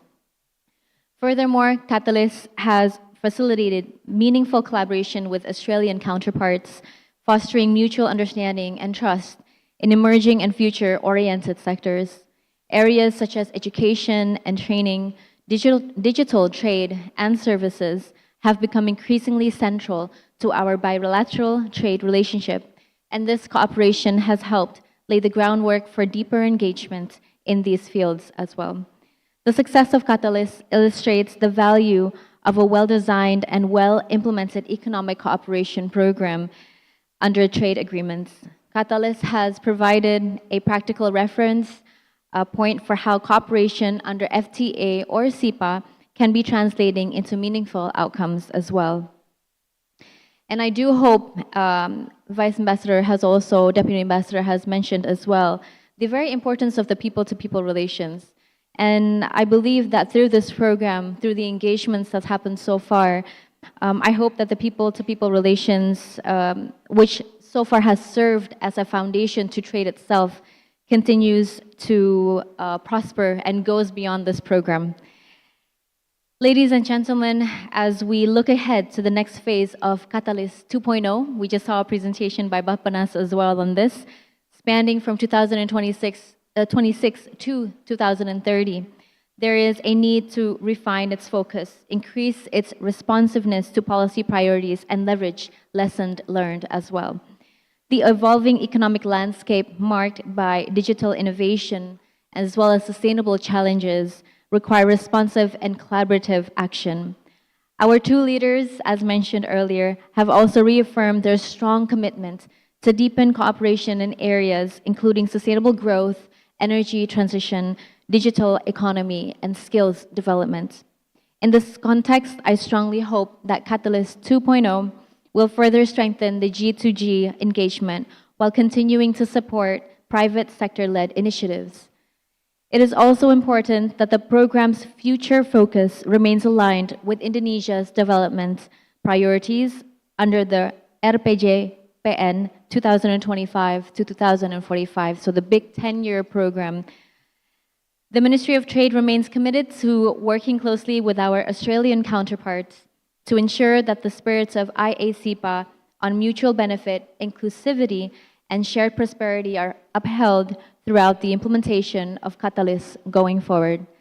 Let me close by once again congratulating the Katalis team, the implementing partners as well, all stakeholders involved for their dedication, your professionalism, and strategic vision over the past 5 years, being able to rise up despite the challenges that may have arisen, and being there for each other in times of trouble, right? But also finding solutions, working together to find that solution. And so the very spirits of Gotong Royong, collectively working side by side in order to achieve a particular goal, is something that I believe everybody in this room stands for on a daily basis. And this is what leads to our success as well. And so thank you very much for such an incredible collaboration, and I look forward to Katalis 2.0 in the future. Thank you. Wassalamualaikum warahmatullahi wabarakatuh.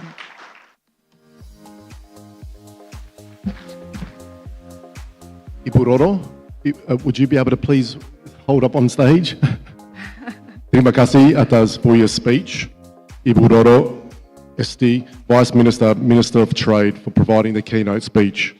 We would kindly ask to join Ibu Roro, Ibu Gita, Pak Edwin, Pak Paul, and Pak Haris Setiawan, if you would, for a group photo.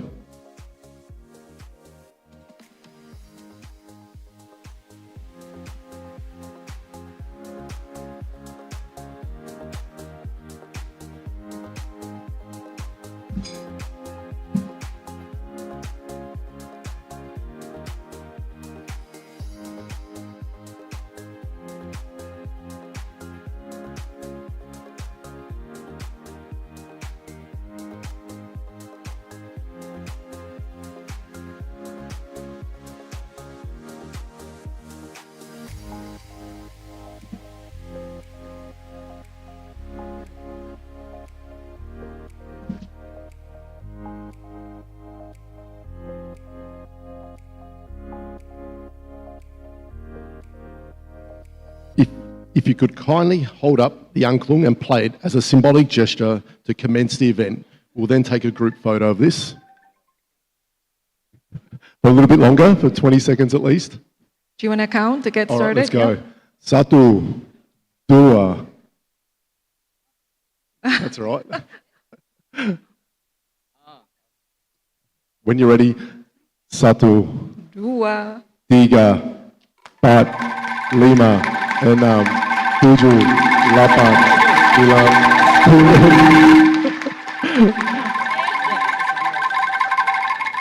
Terima kasih. Now we'll have one photo without the angklung together. Another photo without the angklung. Tanpa angklung.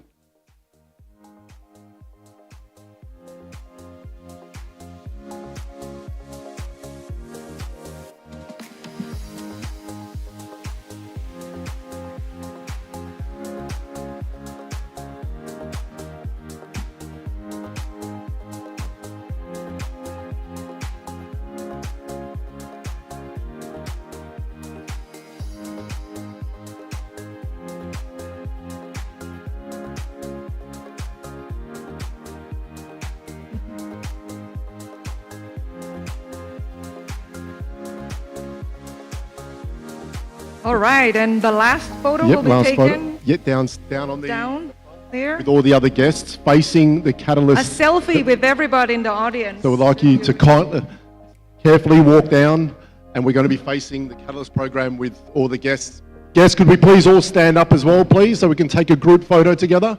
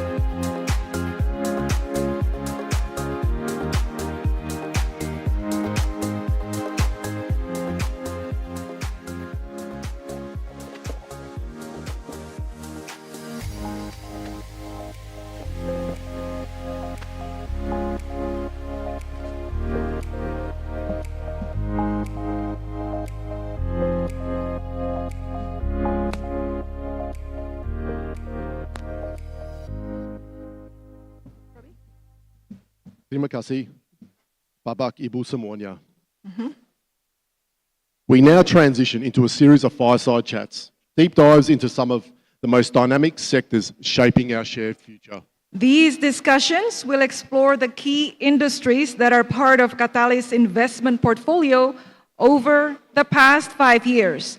Care as the new capital will explore how integrated health and care services are shaping resilient societies and economic growth. Skills for Tomorrow will dive into how vocational training and lifelong learning are powering economic mobility and innovation. Nexus Now will unpack technology breakthroughs, transforming industries and daily life.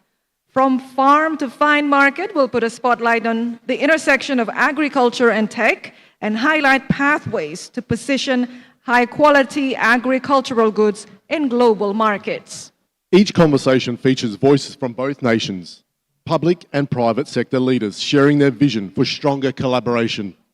We start with the first topic, care as the new capital, to be moderated by Robert Herdianto, our senior economist.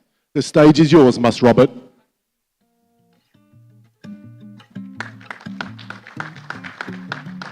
Katalis is helping us achieve our mission by providing investment into our very important feasibility studies. And these feasibility studies that Katalis is helping fund will give us that information. So when we develop our strategy, when we design our hospitals, we're providing not only just a new facility, we're providing the care that is needed to those that need it most. Australia is an important market for Freebie because we need to prove that Freebie's app is accepted in a developed country, since we aim to be a global company.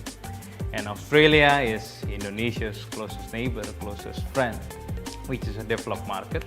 What we expect from the partnership with Katalis is that Katalis could come up with a good market entry study, which is very critical for our business judgment, like in which geographical area we should focus our operation on, as well as which industry should act as the entry point for our expansion there. We hope with this partnership with Katalis, it will also force a stronger relationship between Indonesia and Australia. The Katalis activity with Living Well Seniors communities provides us a fantastic opportunity to connect Indonesian nurses with Australian registered training organisations and skill up those Indonesian nurses as personal care attendants specialising in aged care based on an Australian standard. I've known the Katalis team since either end of 21 or beginning of 2022 when I was a guest on their podcast talking about how Bali was getting ready for the reopening post-COVID.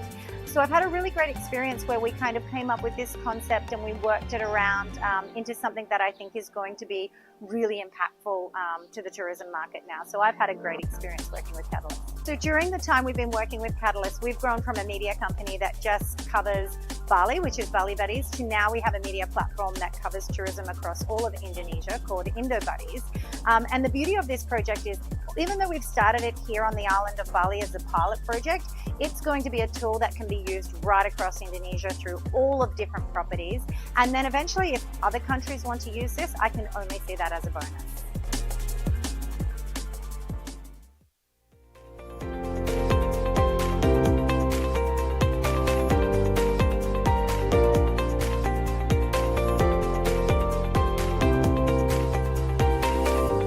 Hello everyone, my name is Robert Herdianto. I'm the senior economist in Katalis. So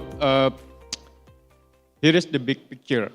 Healthcare and the care economy is no longer a public service concerns. They are now also the growth sectors, job creators, and most importantly, a key area for bilateral economic and also commercial cooperation. And at Katalis, we are seeing a rising demand across Indonesia and Australia, especially as population age and also health expectations are rising. So with that, I would like to introduce our stellar lineup of speakers. First one is Matt Hughes, the Chief Strategy Officer of Aspen Medical. Good to have you here in Jakarta, Matt. And second is Ben Cass. He is the CEO of Living Well Seniors Community. Evan. And Kevin Evans, he is the director of the Australia-Indonesia Center. Hi Kevin. But worry not, this is not an all-male panel. We also invited Carly Cummins, the CEO of Bali Buddies and Indo Buddies. Although unfortunately she couldn't make it today, but has managed to record a message in response to the question, where do you see the greatest opportunities for collaboration between Indonesia and Australia in the health and care sectors?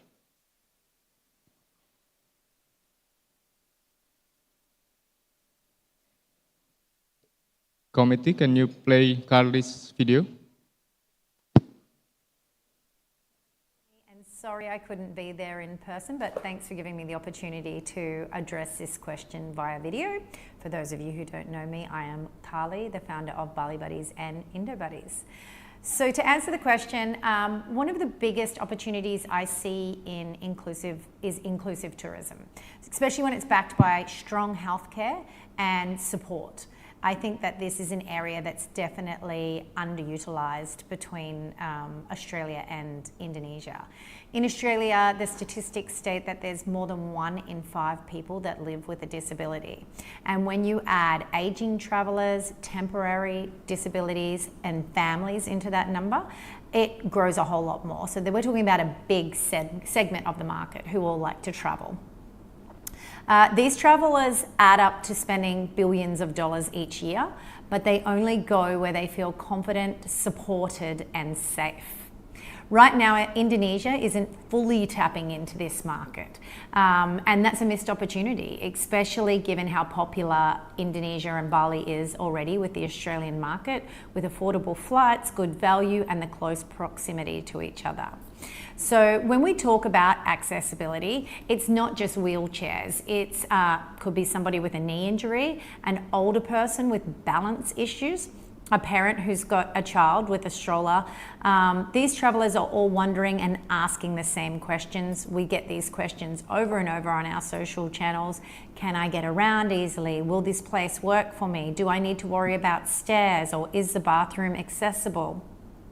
Often, this isn't even about changing infrastructure. This is just about being able to access clear information that travellers need when making a decision about their holidays. But then there's the real game changer. We can give the information, but then if you combine accessible tourism with reliable healthcare services, we can unlock a whole new wave of travellers.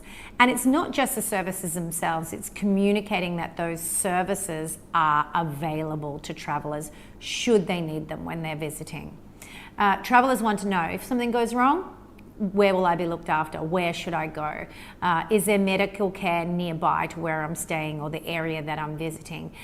What access can I support can I access, whether it be a nurse facility or anything in that range. It's all about being able to provide first, but then also be able to communicate to the travellers of what's available when it comes to healthcare and support during their travels. If Indonesia can build confidence in both accessibility and their healthcare, it will mean longer stays, more frequent visits, and a stronger reputation as a destination when it comes to welcoming everyone. So that's where I really see that the collaboration with Australia makes sense, sharing knowledge, sharing systems and experiences to make it happen. And I think that this can be a really huge growth market for Indonesia. Thank you, Carly.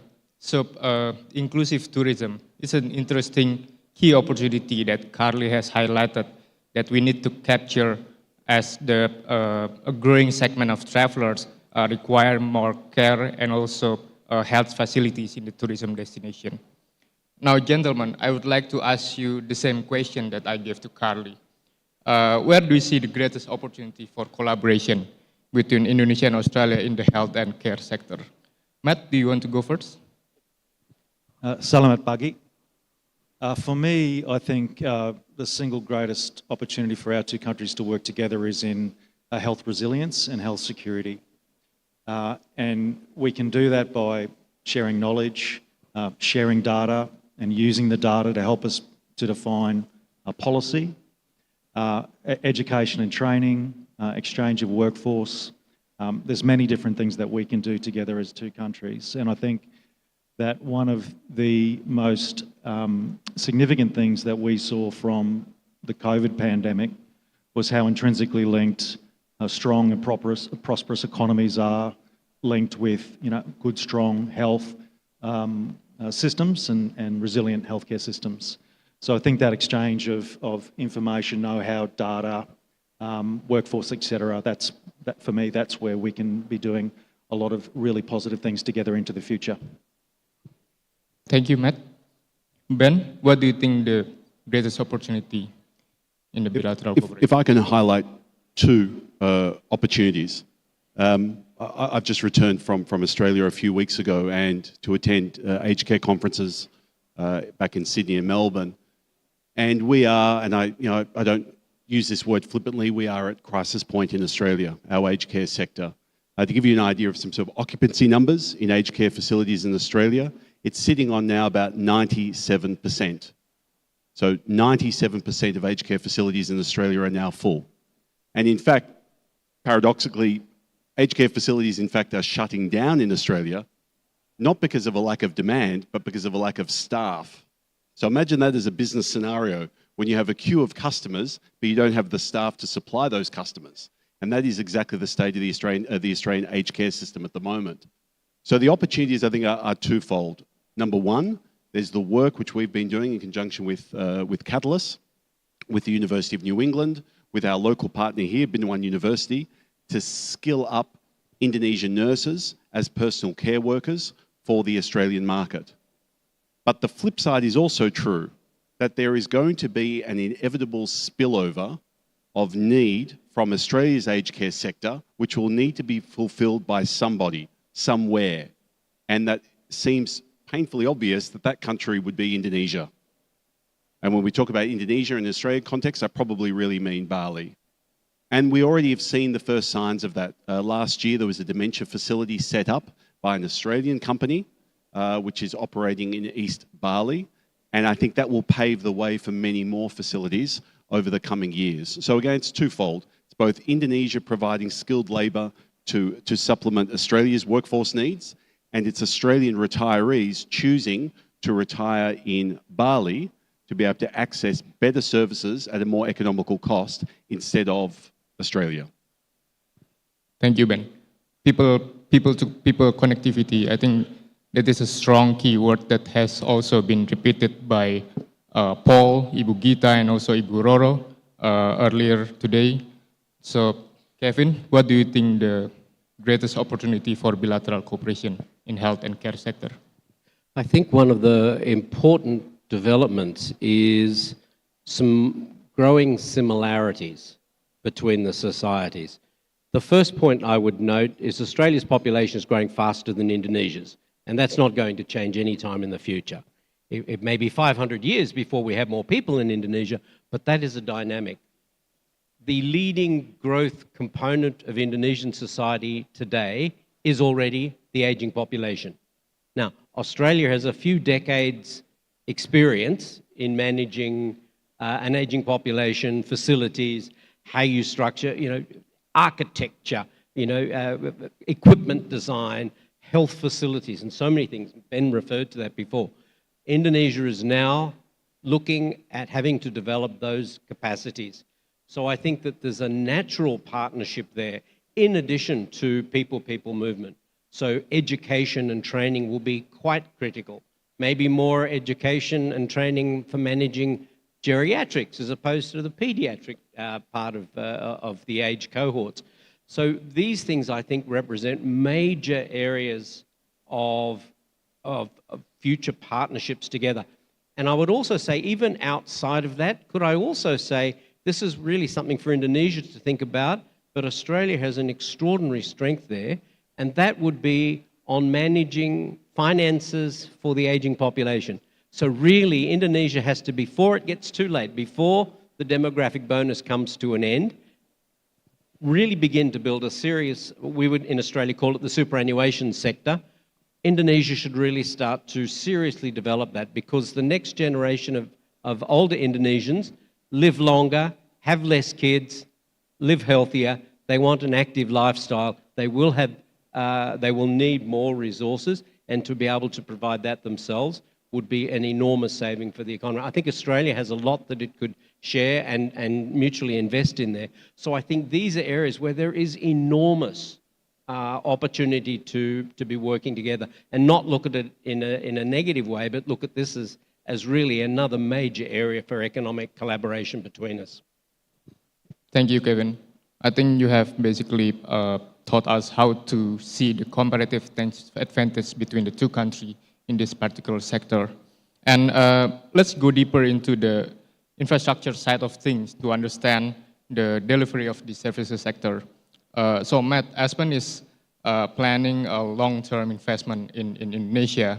Do you have any lesson learned from your work in Indonesia that you can share to the audience? And more importantly, how can partnerships help to scale up those efforts? That's a very good question. Look, I guess the most important lessons learned from us, and I must say it's very much a positive, is that we had the foresight to engage with organisations such as Katalis very, very early on in our journey. We've had incredibly good support from the Australian Embassy, Department of Foreign Affairs and Trade, Austrade, here within Australia, but we've also established some very strong and very productive relationships with their Indonesian counterparts within Australia. So I've had the pleasure of meeting the ambassador a number of times within Australia, and he's quite a character. So certainly benefiting from and utilising those resources, that know-how that's available for Australian companies coming this way. Of course, the various business chambers and accessing the know-how within those business chambers has been critical to us. But it's certainly about identifying and engaging with partners that share your vision and probably more importantly share your values as well.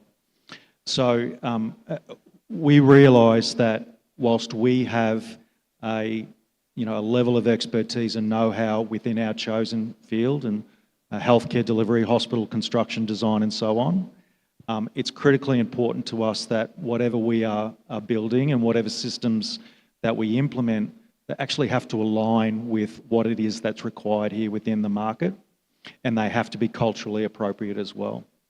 And we don't presume to know everything. So having partners that can help us to navigate that side of things is critically important.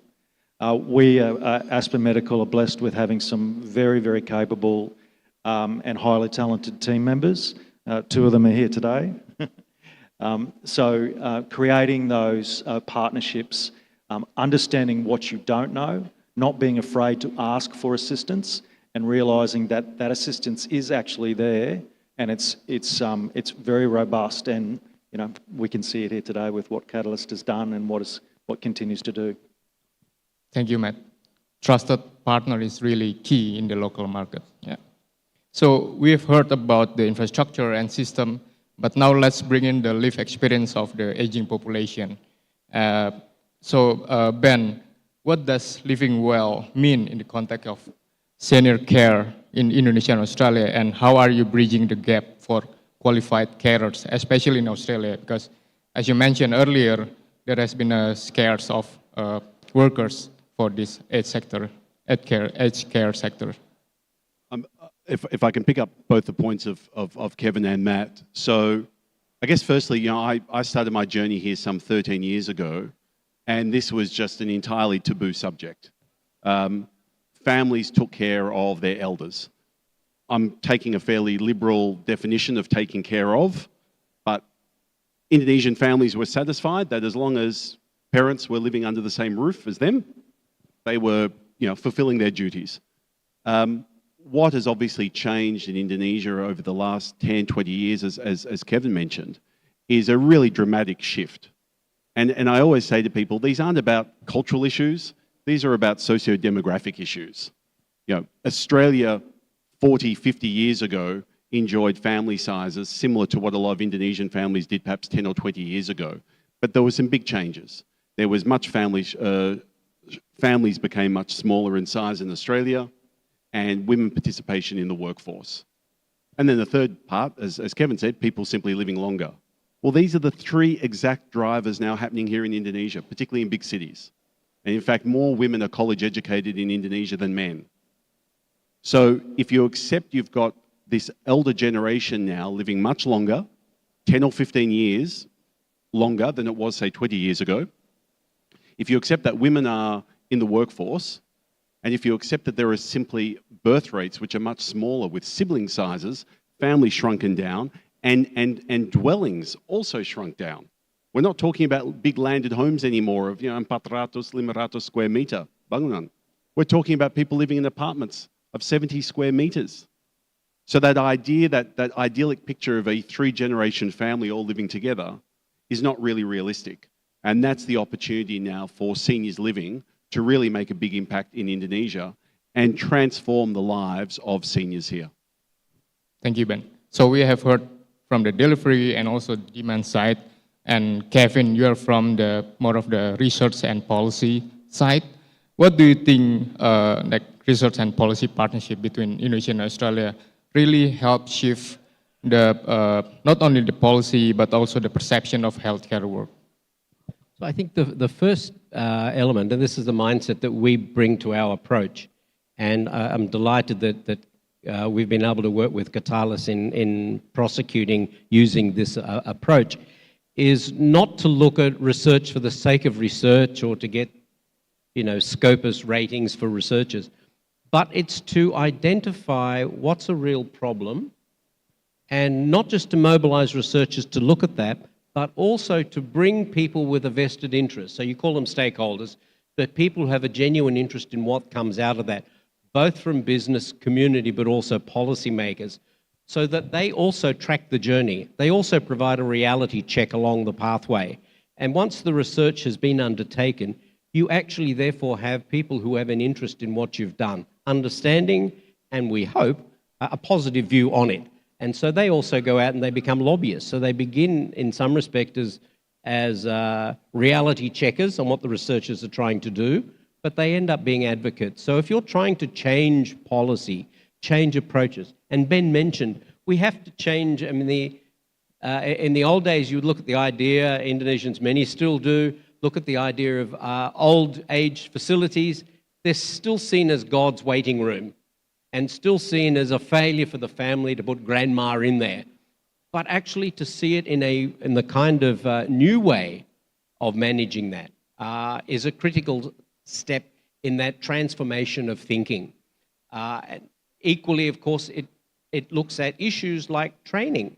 We have to have people who are trained up to be able to do it. How do you get a training model that works? That's not easy, particularly on the vocational side. I'd note my good friend Chris, no KKN, but Chris Evans, has also partnered with Katalis on some of the skills development area. So critical to be able to find a pathway that allows this sort of training and education to actually be sustainable without having to be subsidized, but to be commercially viable. I think these are really important parts, and the research work is, I think, very helpful in helping to identify how these kind of things can take place. Thank you, Kevin. Yeah, unfortunately, we only have a very short time and we have to wrap up. So thank you, Matt, Ben, and Kevin for the very short but meaningful chat. Now I will give the stage to Clarice for the next fireside chat. Thank you.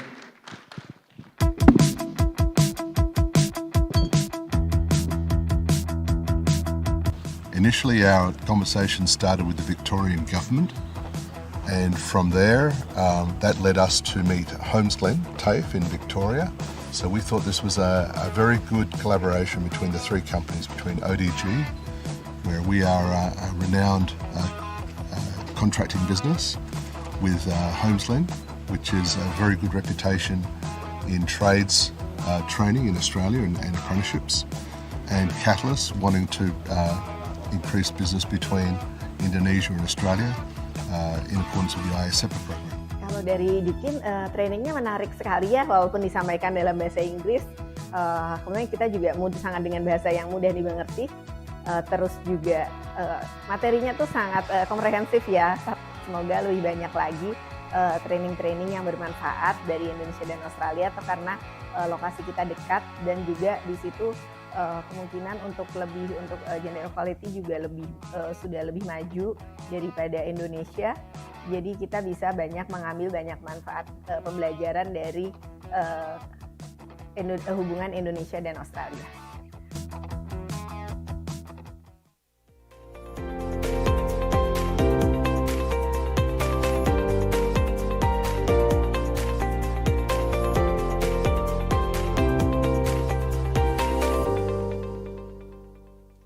Good morning, everyone. My name is Clarice Campbell. I'm the Lead Advisor for Skills at Katalis.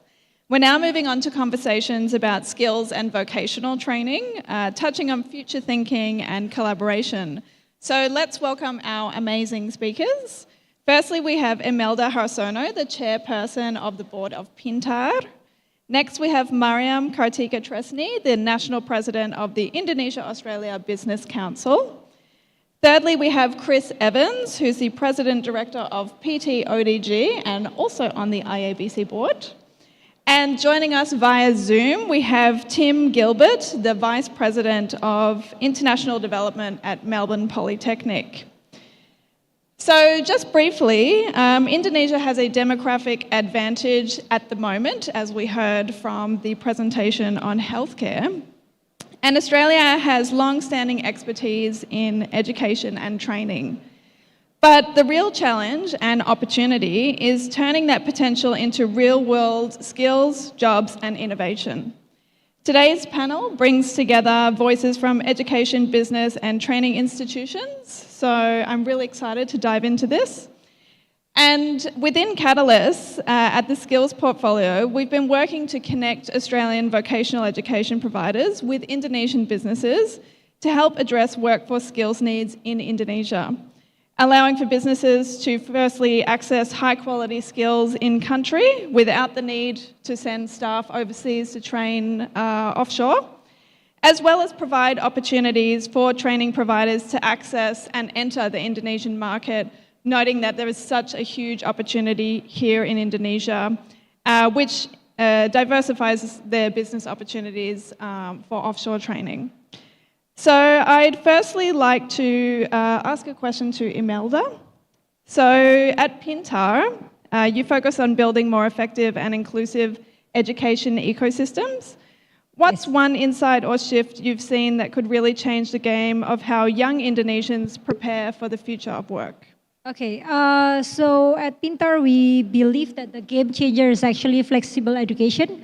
So we provide online education that you can access everywhere, anywhere, anytime.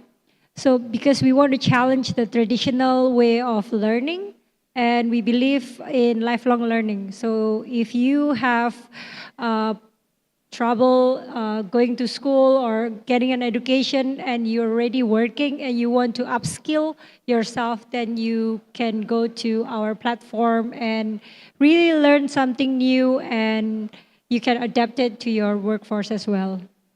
Yep. Yeah, I think the breadth of courses that Pintar has on offer is actually very extensive, and we've been very lucky to work with Pintar. Several Australian vocational institutions have had the opportunity to put their courses onto the Pintar platform. Could you share with us any examples where like an educational training course has changed someone's trajectory, and what made that possible? Yes, so I have two examples. The first one is Tisa. So Tisa is a communication graduate living with a disability. And she found traditional universities inaccessible and limiting. But through our online degree program, she's able to regain her confidence and get a job. The second one is Komala Dewi. So Komala Dewi has a beverage business that actually impacted by the pandemic in 2020. And when she shut down her business, she decided to take online training in entrepreneurship, and she managed able to complete the course and now sell her product through e-commerce platform. So both of them are very transformational stories.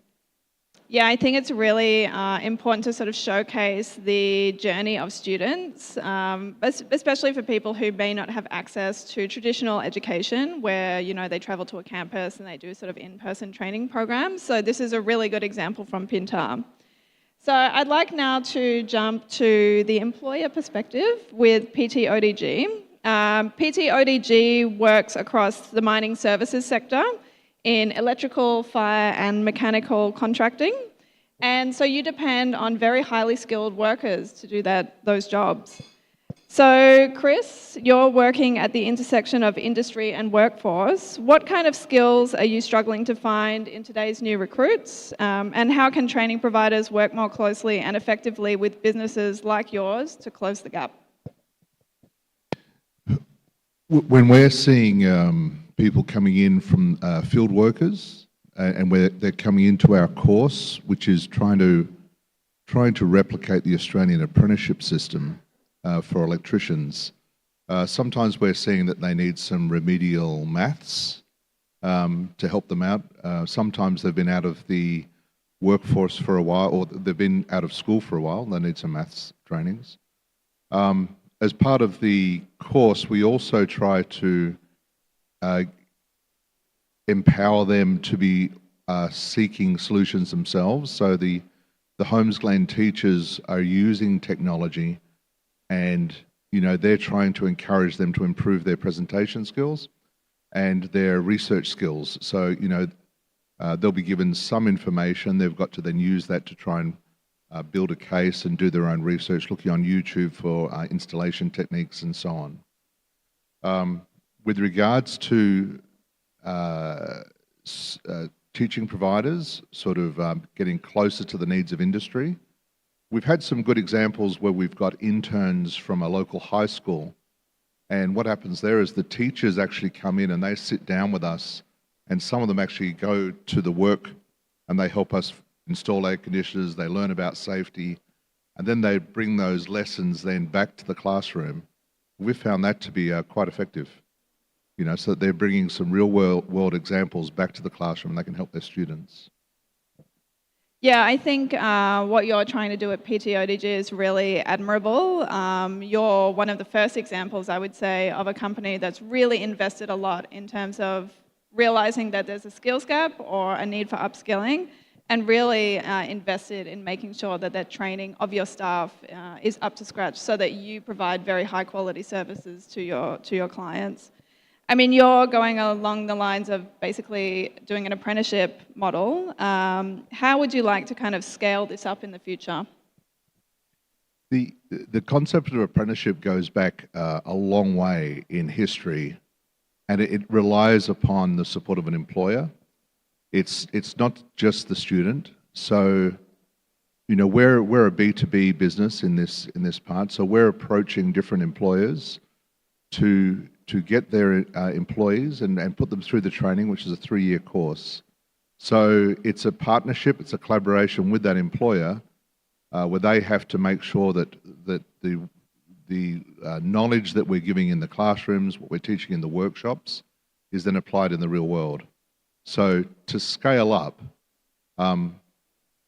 it needs more employer participation, and really we're kind of like a pilot program in the sense that we're pioneering this electrical apprenticeship here in Indonesia and trying to help the development of Indonesia.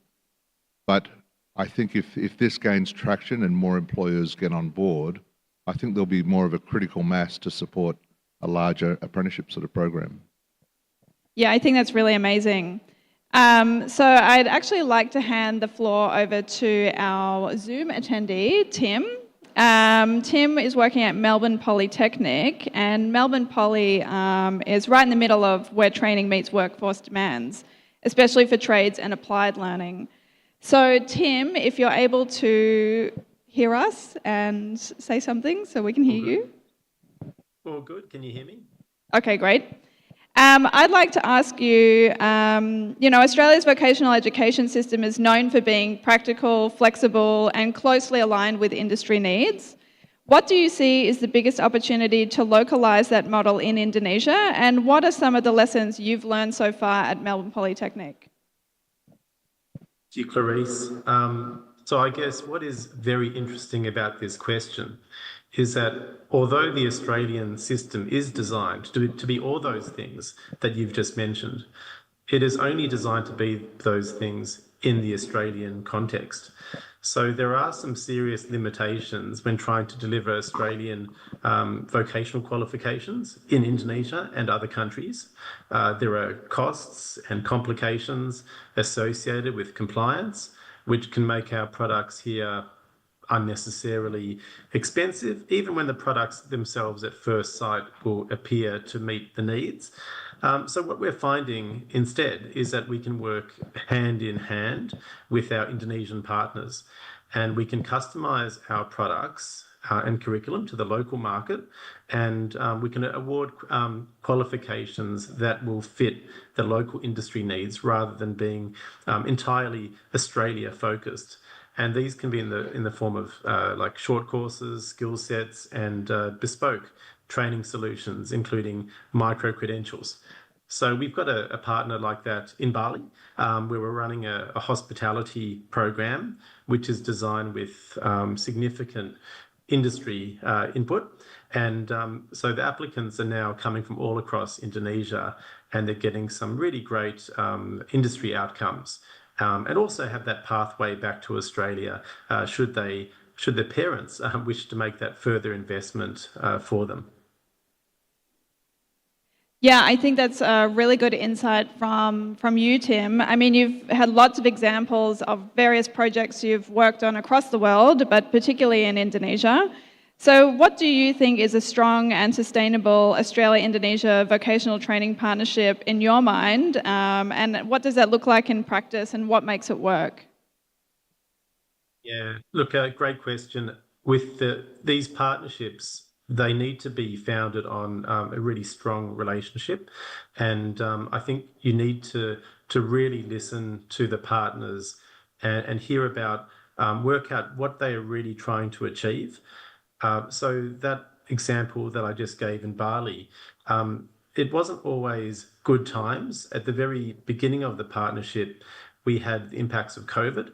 And so one of the things that we did there was that we gave a very flexible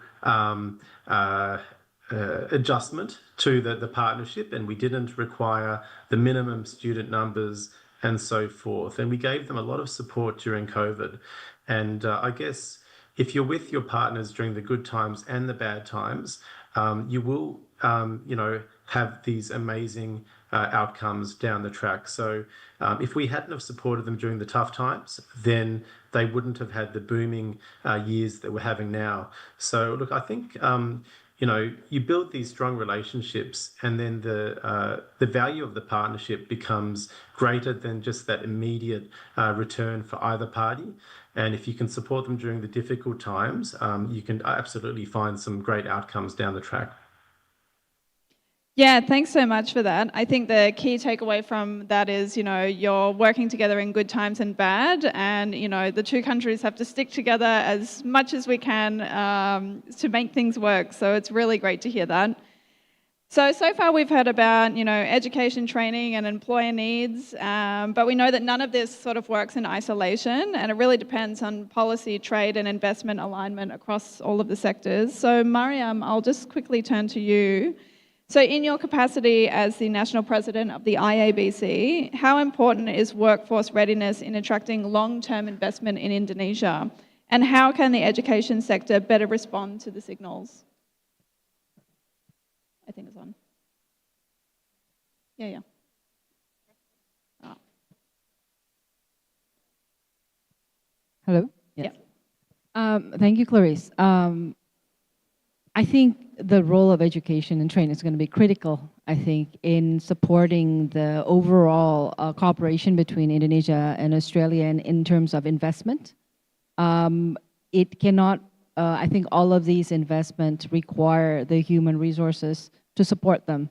And I think some of the activities and initiatives that's been done, like for example, by Chris and also in the healthcare sector, I think that becomes a necessity to support the growth of the companies that will be investing in Indonesia and the future growth. So I think areas that we need to focus on will include areas that are existing cooperation, existing investments, such as perhaps in the mining sector, but also not to forget that the industries are changing.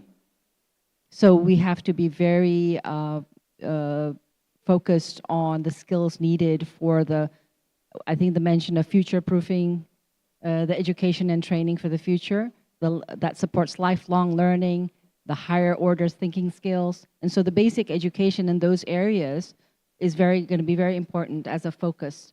How I think the Australian institutions can work together with Indonesia to support this, the growth of investment and the business and economic cooperation is, I think, starting with focusing on those skills.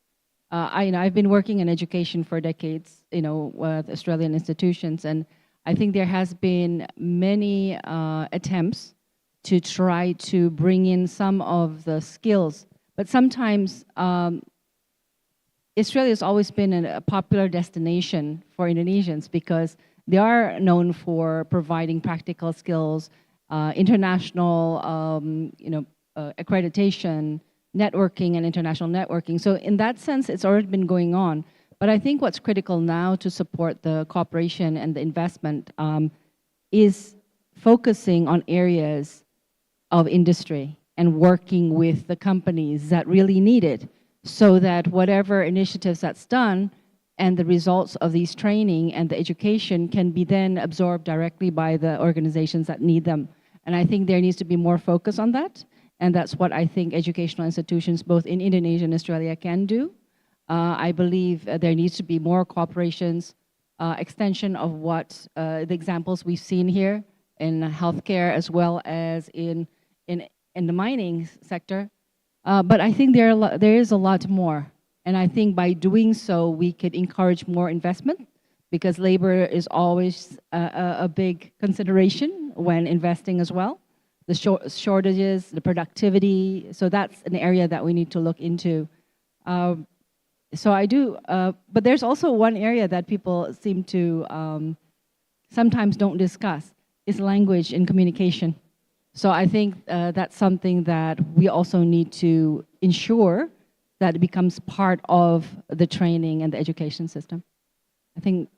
Thank you so much, Mariam. Yeah, it's very critical that workforces have the skills, the technical skills they need, but those intercultural and personal skills as well. That's extremely important, and it's something that we see businesses are really looking for as well. So I would like to thank my panel today. They've been fantastic in sharing their stories. And I will now hand over to Fetty for the next panel session.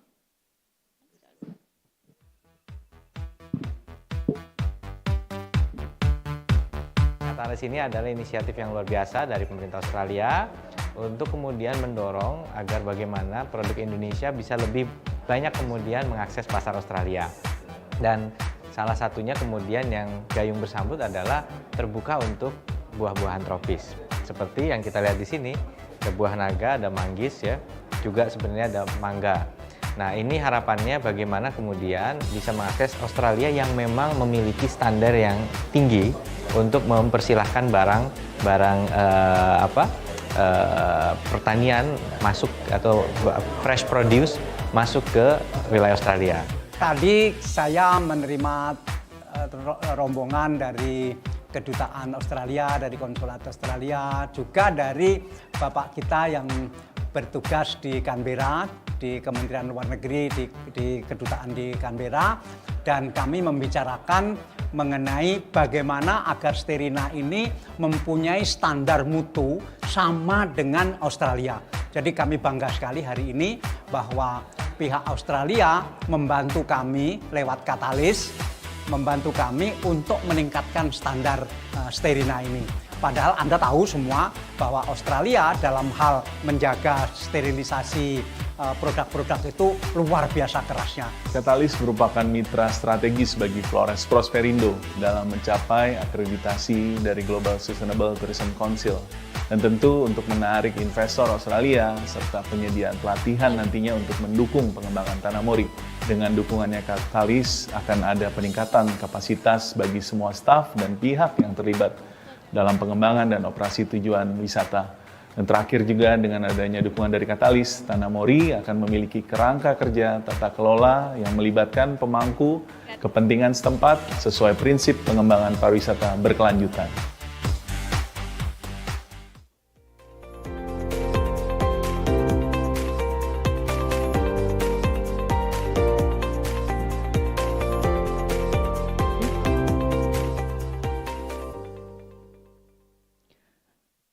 Good evening, esteemed guests, ladies and gentlemen. So I would like to start with introduction. My name is Fethi Ekaristi Panjaitan. I'm Regulatory Reform Advisor for Katalis. And I always start my session with saying that this is not a legal session, thank God. I know it's going to be a long waiting for lunch break, but bear with us. We have quite an exciting discussion here with extraordinary panelists, business leaders, and people that very much involved in the tech sector. So I would like to introduce our extraordinary speakers right now. Mr. Marshall Pribadi, CEO from Privy.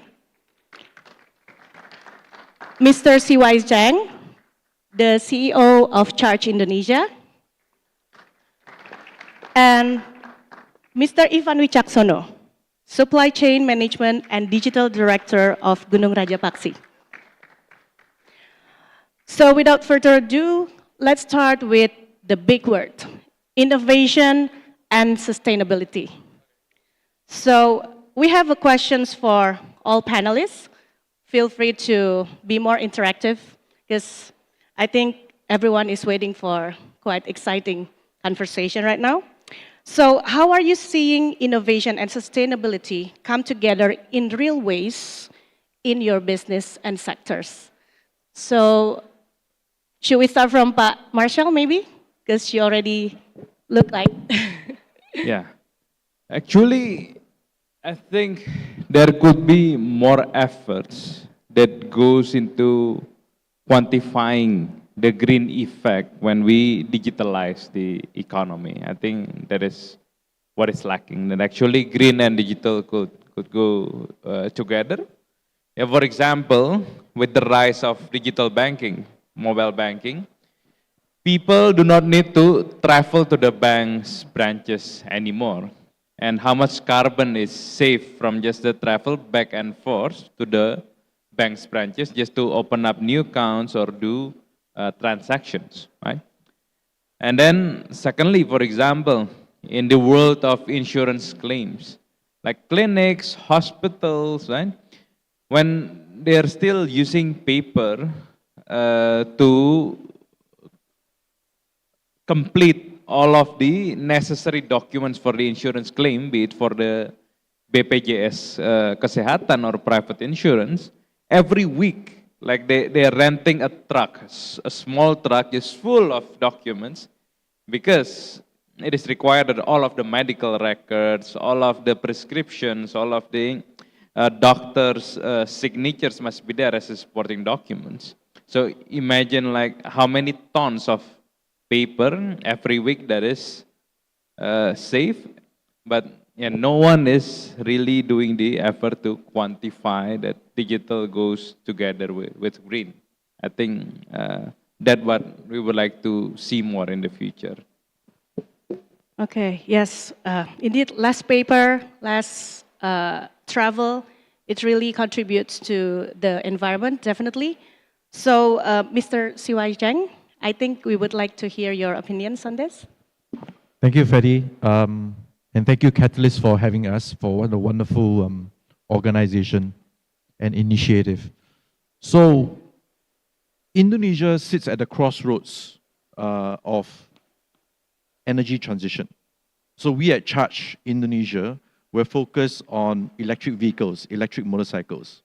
And where we see innovation and sustainability really come to the fore for somewhere like Indonesia is from the raw materials, right? You're talking about nickel, battery materials, all the way to the manufacturing of EVs.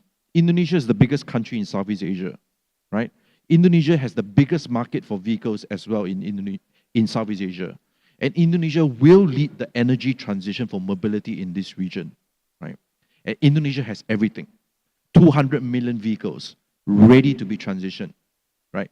All the raw materials that you need, like Pak Ivan here makes steel as well as Indonesia. You have everything you need. You have the market, you have the raw materials, and you have the people. So, in terms of pollution mitigation, in terms of reducing our reliance on fossil fuels, Indonesia can definitely lead from both innovation and sustainability in the mobility sector. Thank you. Very interesting. We're going to go back to EV sector, but first I would like to hear from Pak Ivan too. Okay, maybe I can share from the steel industry. For sure, in the steel industry is contribute 7 and 8% for the global emission. Big number, yes, I know that one. So what we do is we are doing the digital transformation and sustainability will be run together. Why? Because digital transformation helping us to capture the data directly from the machine, and then we get the data to optimize our operation to reduce the carbon emission. So that's how. And then with the sustainability, we can open the new market. So digital transformation will be work together with sustainability, will be create a new market. Its name is green steel.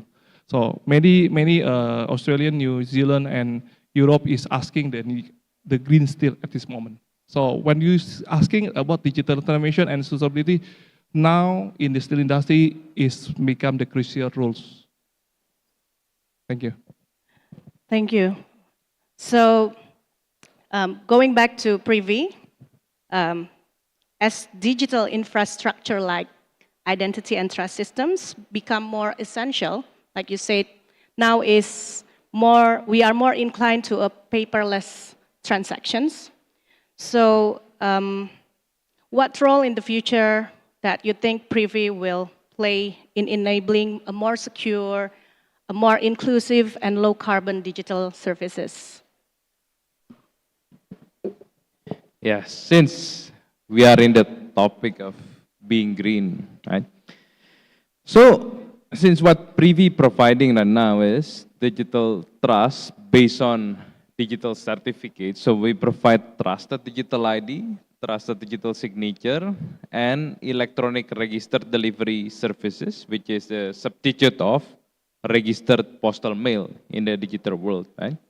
But since we are using public key infrastructure, or what is called digital certificates, right?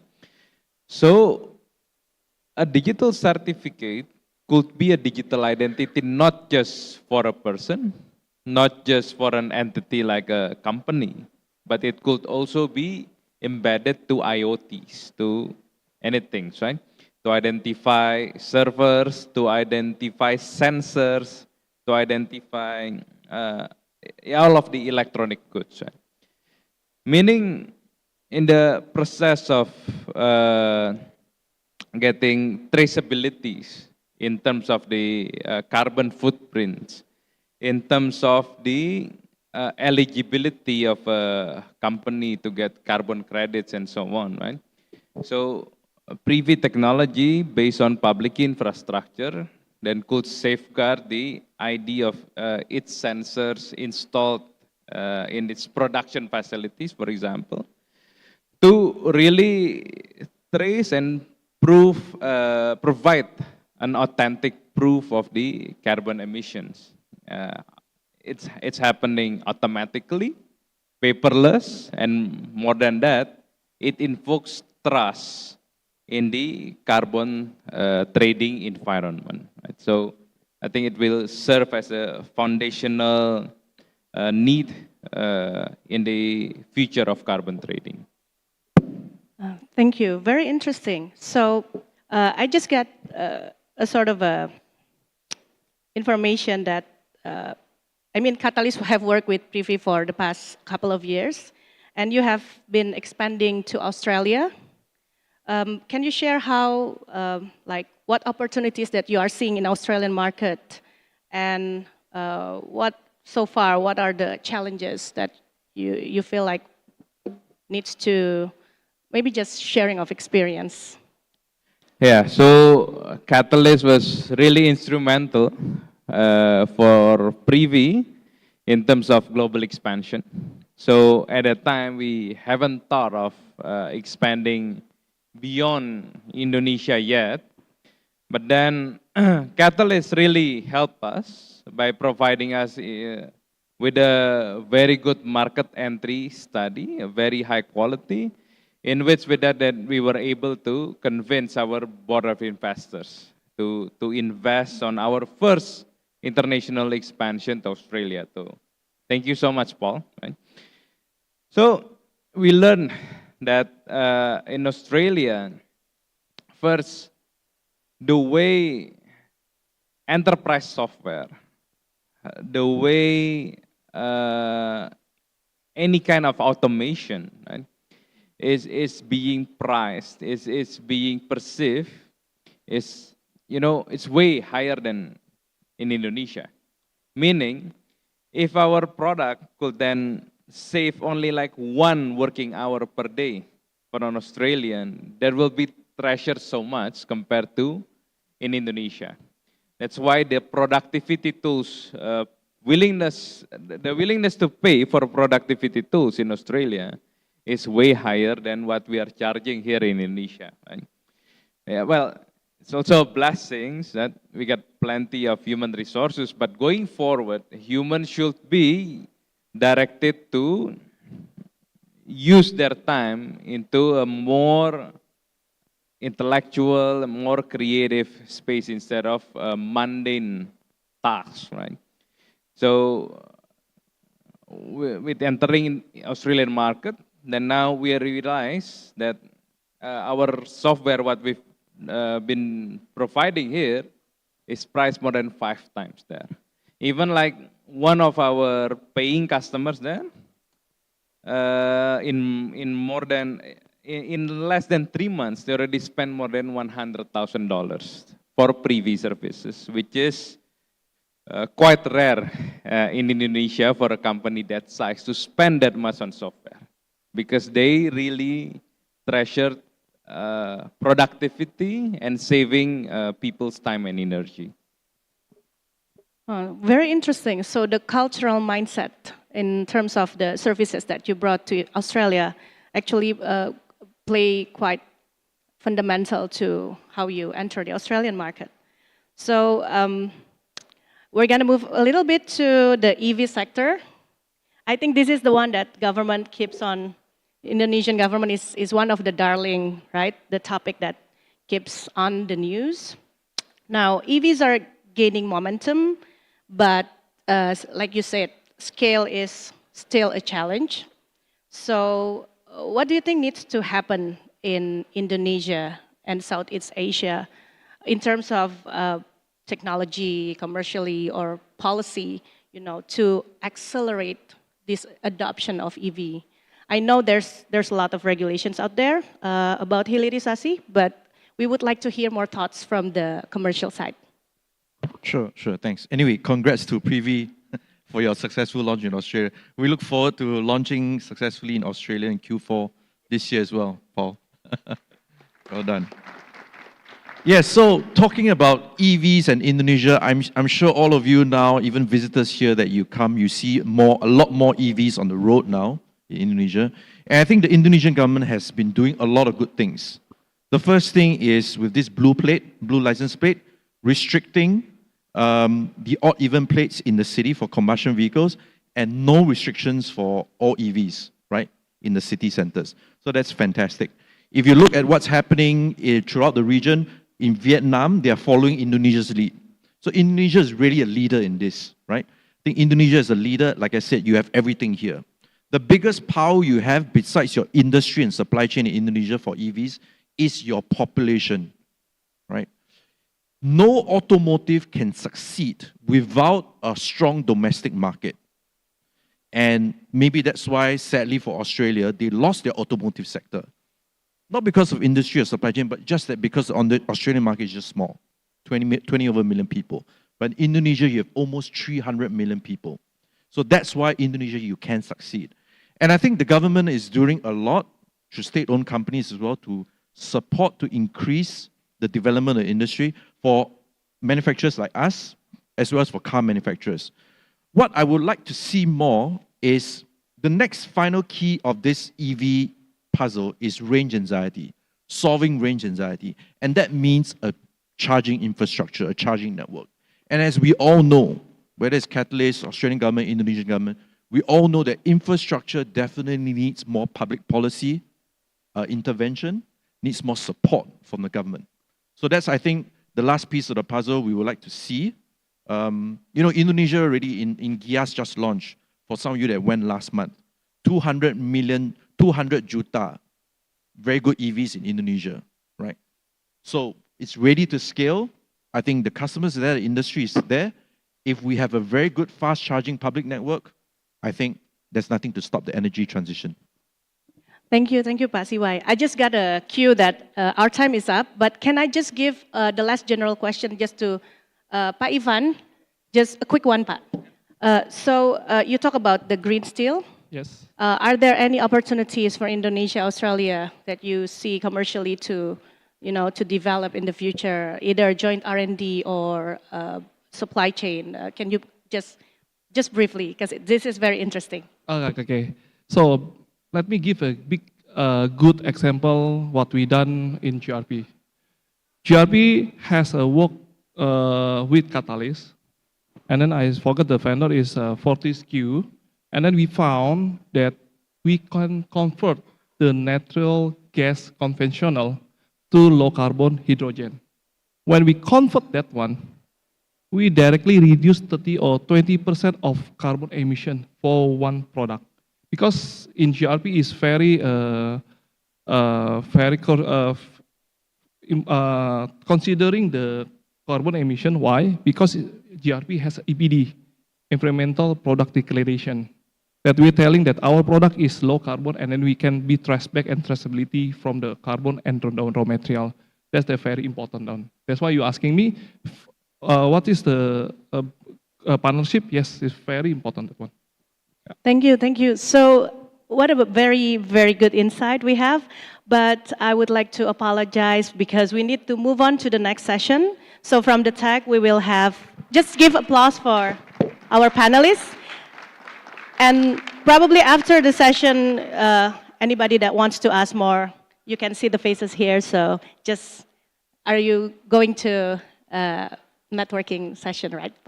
So maybe later on there might be some questions that off the stage. So now without further ado, I would like to call my colleague, my special colleague, Robert Budianto, as the lead advisor of market integration. Please come on the stage with the next session panels. Thank you very much, everyone.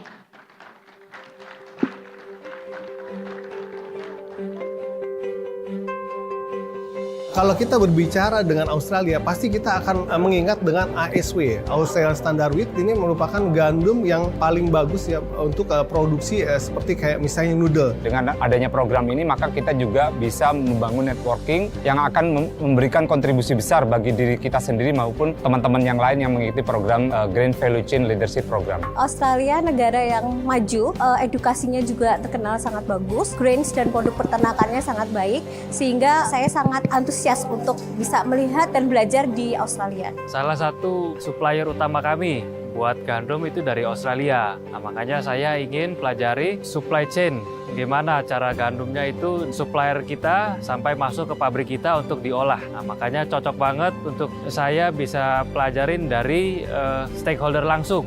di Australia. Program AI ini kan mempelajari tentang value grain chain ya sekarang. Saya sebagai user di perusahaan ini mau tahu gimana sih cara produksi tepung yang baik. Saya berharap saya bisa mendapat tambahan pengetahuan dan tambahan ilmu serta networking yang lebih baik khususnya mengenai grain value chains leadership. Saya yakin ke depannya saya akan mengenal lebih banyak key people di industri ini, di grain value chain, yang akan memberikan koneksi yang lebih detail dan koneksi yang juga lebih direct ke suppliernya, baik farmer, mungkin sampai ke end usernya juga, which is bakery, noodle, even flour mills. Australian wheat, the best noodle flour.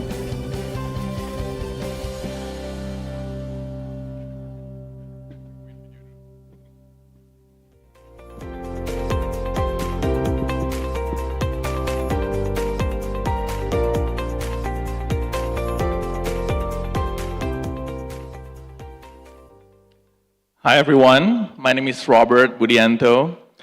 In this final session, we are going to dive into the topic of agri-food and agri-tech. I'm honored to present our speakers.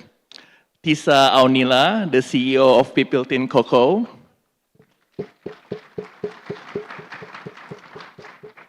We have Pak Erwin Sudarma, Deputy Director of PT Indofood Sukses Makmur, Bogasari Division, Indomie.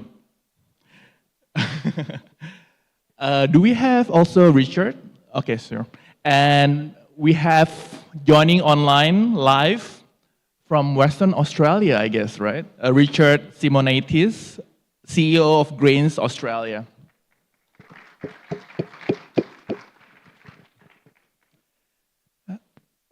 So agriculture is at the heart of both food security and economic opportunity, but it's under pressure from climate, trade shift, and changing consumer tastes. What's one major trend that's shaping the future of agriculture in your sector? Maybe we can start from Tisa. Thank you so very much. Hi, everyone. I hope you can bear with us before lunch. And maybe you can have some chocolates first during our session. That's a very good question, Mas Robert. I think one major thing is for Indonesia to have the farmers to have produce of fermented beans, fully fermented beans, because by producing fermented beans, we can produce what we call fine flavor cacao, whereas each region has its own distinctive flavors. For example, Bali has fruity flavors, Aceh has nutty flavors. All those things can happen if the cocoa is fermented. So by cocoa farmers fermenting the cacao, the price will increase up to 30 to 40%. So since Indonesia, we have more of a smallholder farmers, it's more feasible for Indonesia to have that kind of route. And here in Indonesia now, other than Pipiltin, we have like 30 to 40 companies doing what we also do. So it's very important for Indonesia to have more and more cocoa farmers doing fermented cocoa beans, the high quality ones, so to produce fine flavor cacao. And the next thing, the most important thing is for us to do direct trade. So it's important for the farmers to know their role. It's very crucial because since we're our establishment 12 years ago, feels like 30 years, we feel that connection since the farmers know their part and they will make effort to increase the quality, to do more in their part. Yeah. Wow, really good answers. Thanks, Tisa. So maybe let's go to Pak Erwin, please. Just add on to Lisa answer that I believe agriculture is one of the important and crucial sector in our countries, providing livelihood for millions, give impact also to our economic growth, but every time is always threatened by, if I may categorize, as climate changes and globalization, the market pressure. And that is the things that we have to face every years. And if I read from the news that Indonesia, we already increased, the temperature already increased almost 1 degree. And it will impact the yield of the crops and the water, for sure, soil health, and for sure the availability of the food. And if I looking, I don't know about the wheat, maybe Simon, you will answer it, but looking at the grain or the wheat, every 1 degree increase in temperature, it will give impact 6% to 8% of the loss of the yield. It's very high. And how we are ready for these things. And one other thing is the soil condition is also very need to becoming our concerns. Three things, if we talk about food security. One is the availability. We have plenty land, plenty soil, plenty crop, but it is available, maybe yes. But the second one is the accessibility. In Indonesia, additional challenges for us is we live in inter-island. We live in many islands. We have 17 islands, 6,000 islands inhabited, and how we bring all this agriculture product to our people. That is the most challenging one is logistic. And the third one is how we utilize the agriculture product, how we tata kelola, how we govern the agriculture product. Every day's challenge. Okay, powerful answer. As usual, Pak Erwin, thank you. Let's go to Richard. Yeah, thanks, go ahead. Robert, and selamat siang to the audience. So for us, Erwin pointed out about climate change, and it's having an impact in Australia. Not only is the climate drying, we're also, in an attempt to reverse the climate change. Our government has committed to decarbonisation of our economy. So for our farmers, they're very efficient. They're already one of the lowest emission cereal farmers in the world. But we're going to need to continue to improve that over time. And one of our biggest inputs for emissions is the Scope 3. So the emissions that are built into, for example, the fertiliser and the diesel fuel that we use on our farms. So, the wheat we produce then goes into Erwin's flour mill, and they become his Scope 3 emissions, the ones he inherits from Australia. So, our R&D system in Australia, Grains Research and Development Corporation, has been very successful. We've focused on productivity improvement and doubled yield, the production volume of our system in 20 years.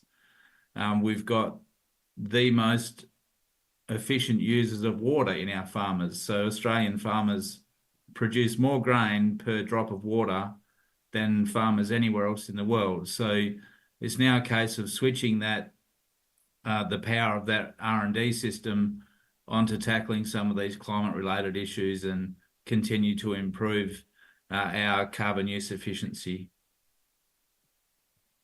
Okay, thanks a lot, Richard. Now that we have the bigger pictures, agriculture has been central to Indonesia-Australia relationship, from grains to livestock to cocoa and fruits. So let's zoom in now to the cocoa industry. A great example of how agriculture can deliver not just export, but real value for smallholders, farmers, many of whom are women. So Pipiltin is known for its commitment to high quality, traceable cocoa and smallholder partnerships. What's working in building inclusive and sustainable cocoa value chains? And what are the biggest challenges right now? Lisa. So what's working is, since we do direct source to the farmers, we build trust. We build not only business, but we make them as partners. For example, during the pandemic, we have decreasing in supply for cocoa because our 70% drop in sales. And we communicate that to them, and we said that, you know what, this is a pandemic, that we are very sorry, we cannot buy the chocolate as much as before. And so we make them part of the chain and part of the farmers for them to have more motivation to do what they do. And also the good thing, what's working is, since we make them part of the food chain, like the important part, again, they are reluctantly, they really try to increase the quality of the cacao, and to build more relationship with the end consumer. And the challenges will be productivity. One big challenges in cacao business and productivity, we have lower productivity, so we need more supply of cacao beans. And again, that also relates to that the food chain thing, when they realize they're part of the food chain and they realize the importance of their role, the productivity should be better. That's why we'll talk. Maybe we'll talk more about what Katalis and Pipiltin are doing, other than establishing relationship between Indonesia and Australia. But what we're doing is also, since Katalis also asks not only premium chocolate manufacturers but also cooperative from Bali. Also, that contributes to increasing the motivation. But so that's not only working with bilateral, but more like a top funnel. It's like more like a big impact. Yep. Wow, really nice. So from a premium producer such as Pipiltin to one of the region's biggest food companies, let's shift to the other end of the value chain, which is Indofood. As one of the Indonesia's largest food companies, how is Indofood thinking about the future of agricultural supply chains, especially in light of rising input costs, climate variability, and the push for sustainability? Okay, thank you. PT Indofood Sukses Makmur Tbk, Indofood is a total food solution company with all the activities from all the stages of food manufacturing, from the production of raw material and their processing to consumer product in the market. We have to, in the business process, we have resilient business model with complementary 4 strategic business group, which is ABCD. A for agriculture, agribusiness is our plantation, edible oil and fats. B for Bogasari, we producing wheat flour. And C for consumer branded products, CBP, we producing noodle, dairy, what else, snack, baby food, and also beverages. And the last one is the distribution. So looking at the future of the supply chain of agribusiness, we're looking at it very seriously. We emphasize our commitment to improving our activities in sustainability project. And one of it is we have to align it with the goals established by the United Nations, SDG, and also we have to link with our strategic decision business unit. We firmly believe that if we invest in ESG, environmental social governance, this is the fundamental components to become our strategy and decision-making business, and also for the risk management platform. And looking at these 3 things, we have to also consider the people, planet, and profit. So recently we deliver food for all, but the second one is important. We also have to consider the environment stewardship, because we have to look in care of all the environments. Agriculture is really depend on that one. And the last one, stronger together with our people and our community. In Indofood, we also develop this sustainability program with our upstream and downstream. We work together with more than 24,000 farmers in Indonesia and more than 80,000 small medium enterprise in order to make these things happen. Okay, time's up.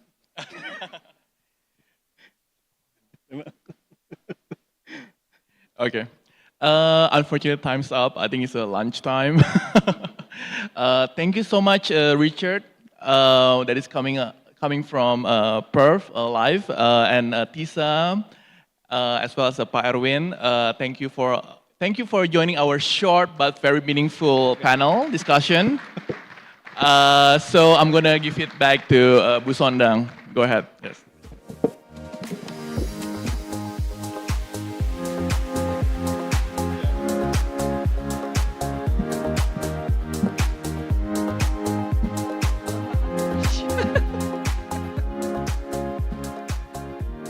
What a rich and thought-provoking morning. Let's give all our speakers and moderators a big round of applause.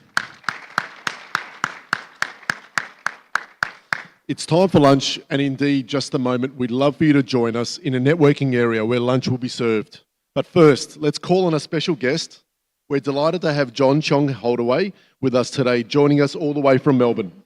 John is an economist turned musician because clearly spreadsheets just couldn't compete with music sheets.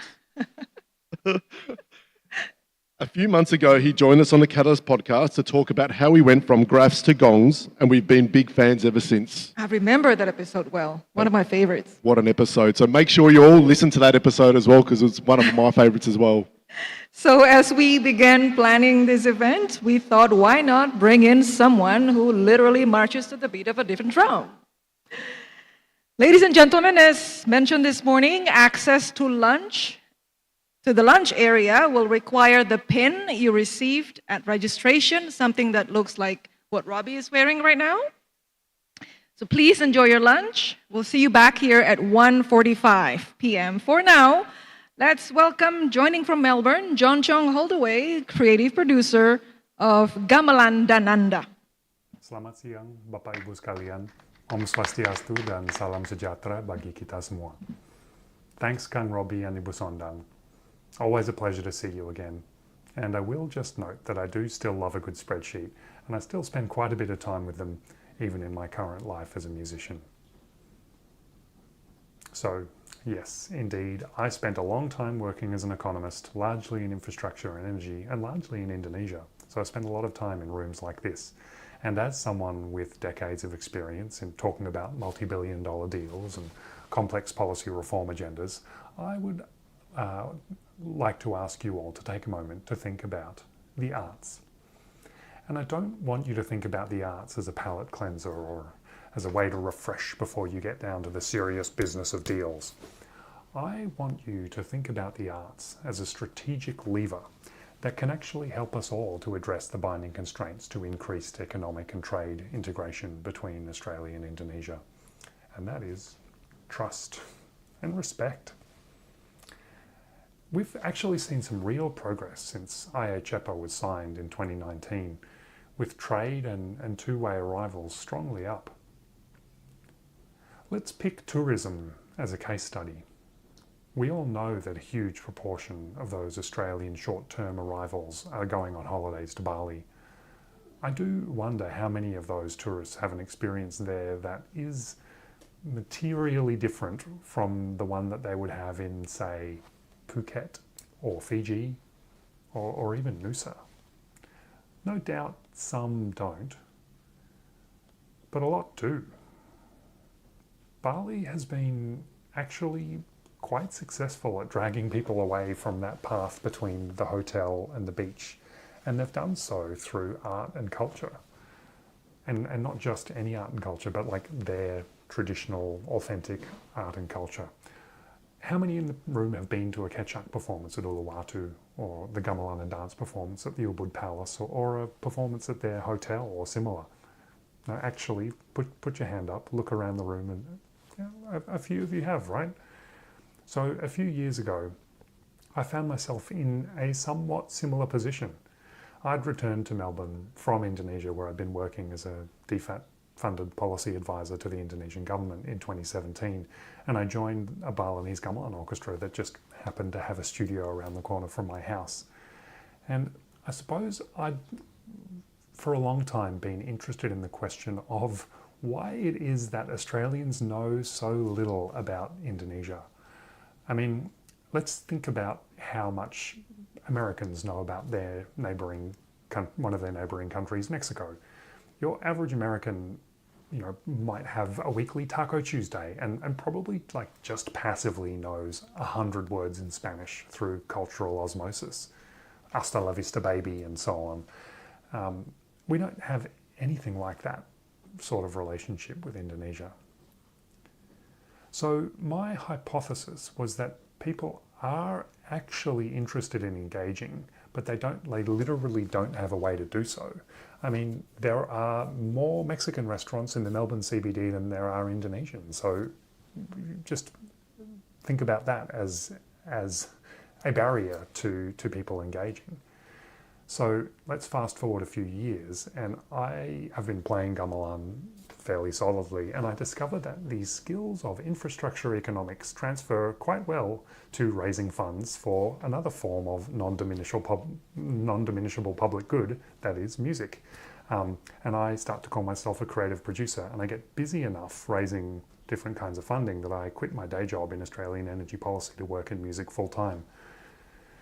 Now at Gamelan Down Under, we regularly appear at Australia's leading festivals, performing both traditional Balinese repertoire and dance, but also some pretty radical contemporary fusions, ranging from a hip-hop EP that we produced with Australian hip-hop legend Joelistics and Balinese Australian vocalist Komang, and a recent jazz fusion LP that we pressed to vinyl with a local jazz fusion band called Firetail. We're also currently working on a project that takes traditional Balinese shadow puppet repertoire, and it's backed by a rhythm section of Scott Owen from The Living End on the double bass and Dave Williams from Wongi March on the drum kit, and that one's supported by Creative Victoria.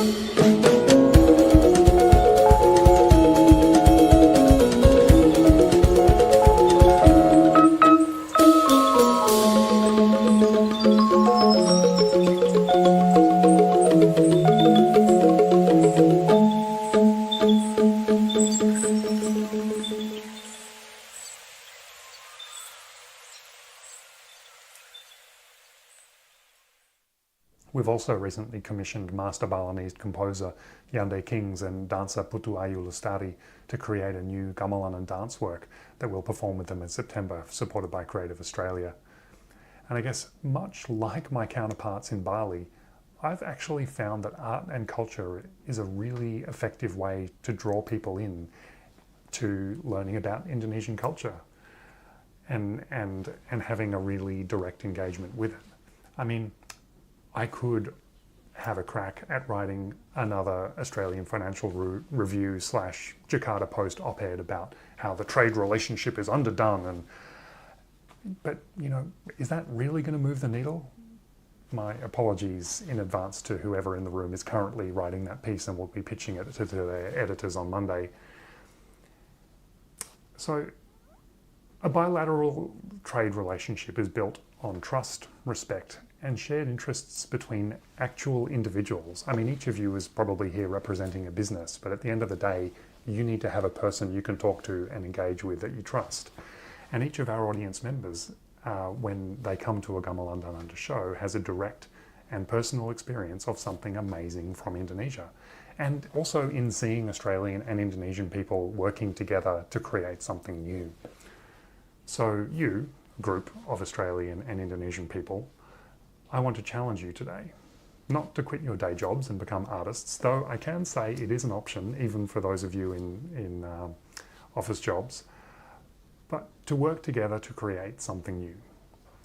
Think broadly about how you can genuinely and authentically engage with your counterparts from the other culture and the other country in a way that values what we all bring to the table.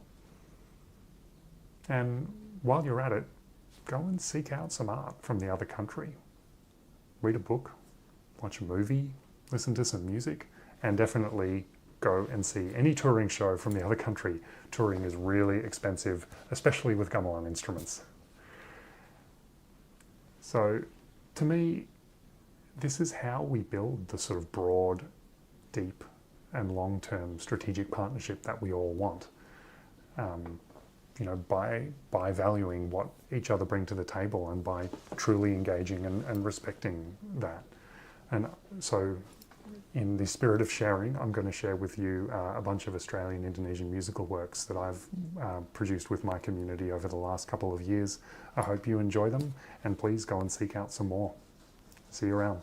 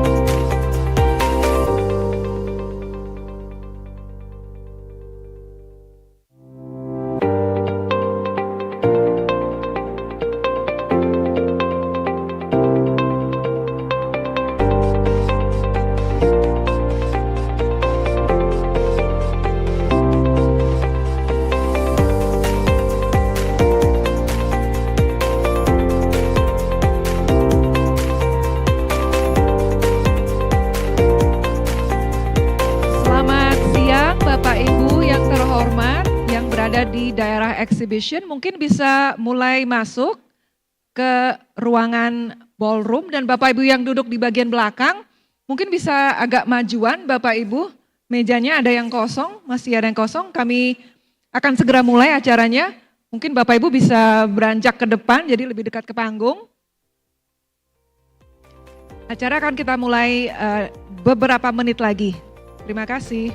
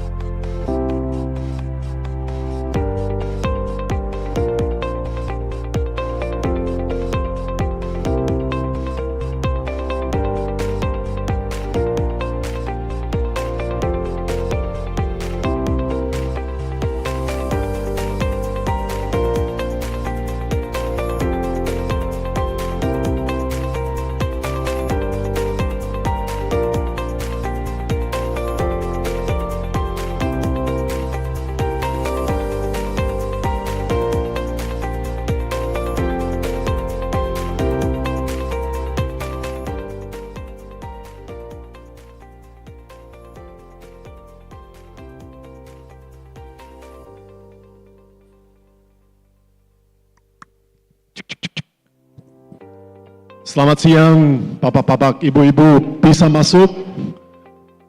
Can we all please start coming back in after lunch?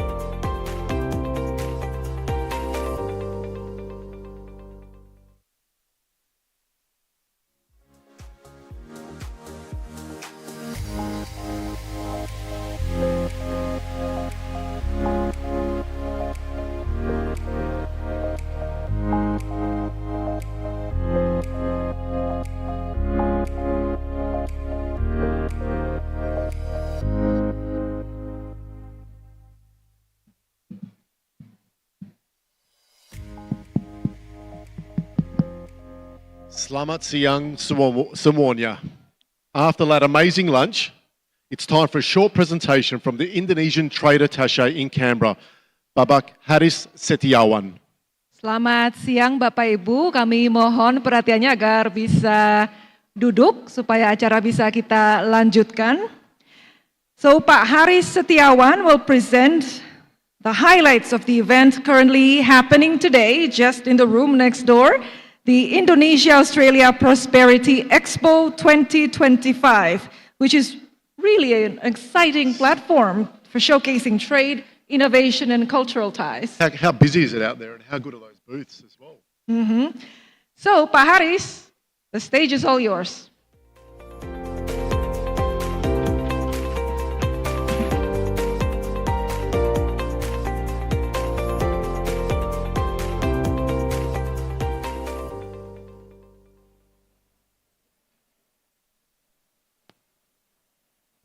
Sudah hidup ya? Oke. Assalamualaikum warahmatullahi wabarakatuh. Good afternoon, everyone. So first of all, of course, I would like to thank this opportunity that I can introduce the Indonesia-Australia Prosperity Expo, an event that reflects the strong and growing partnership between our two nations, Indonesia and Australia. So today we gathered here at the Ritz-Carlton Mega Kuningan for the Prosperity Expo 2025 that held in collaboration with IA-CEPA Katalis. This event marks an important milestone, showcasing real, tangible results from the 5 years of IA-CEPA implementation. So since 2020, IA-CEPA has helped strengthen Indonesia-Australia ties, not just in trade, but also in skills development, education, sustainable supply chains, and SMEs engagement. And the results are clear. Two-way trade has more than doubled from more than $7 billion in 2020 into more than 14 billion in 2024, and even last year from 2023 and 2024, the Indonesian export to Australia increased almost 60%. But IA-CEPA isn't just for big business. Many SMEs are here today, showing that this partnership is inclusive and impactful at every level. And may I say it again in Bahasa Indonesia, because most of us is Indonesia.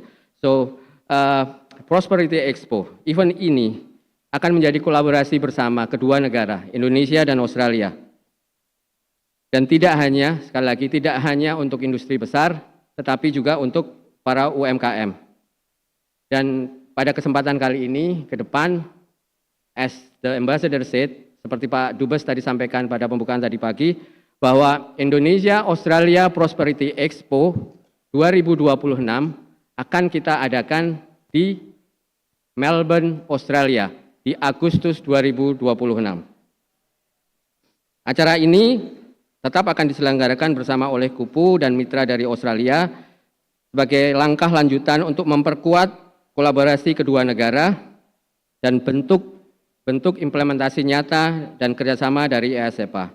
Format acaranya akan serupa seperti ini, akan ada conference, akan ada expo, akan ada business matching tentunya, tetapi akan lebih lama. Rencananya akan 4 hari di situ. Dan yang paling penting, UMKM tetap menjadi salah satu fokus utamanya. Kami akan terus mendorong UMKM Indonesia untuk naik kelas dan menembus pasar ekspor termasuk di Australia. Seiring tentunya Katalis akan memasuki phase kedua dan akan fokus lebih besar pada program-program yang berbasis ke implementasi, kami optimis dampak nyata dari kerjasama ini akan semakin kuat dan berkelanjutan di tahun-tahun mendatang. So, because true prosperity means growing together, not just in numbers, but in opportunity and also trust. So, thank you, terima kasih, and see you in Indonesia Prosperity Expo in Melbourne, August 2026. Terima kasih.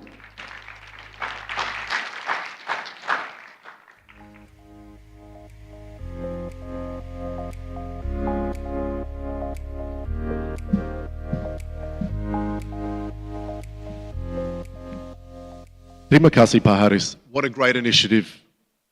If you haven't already, please visit the booths at the Indonesia-Australia Prosperity Expo, where you'll find an amazing array of business activities in the bilateral space.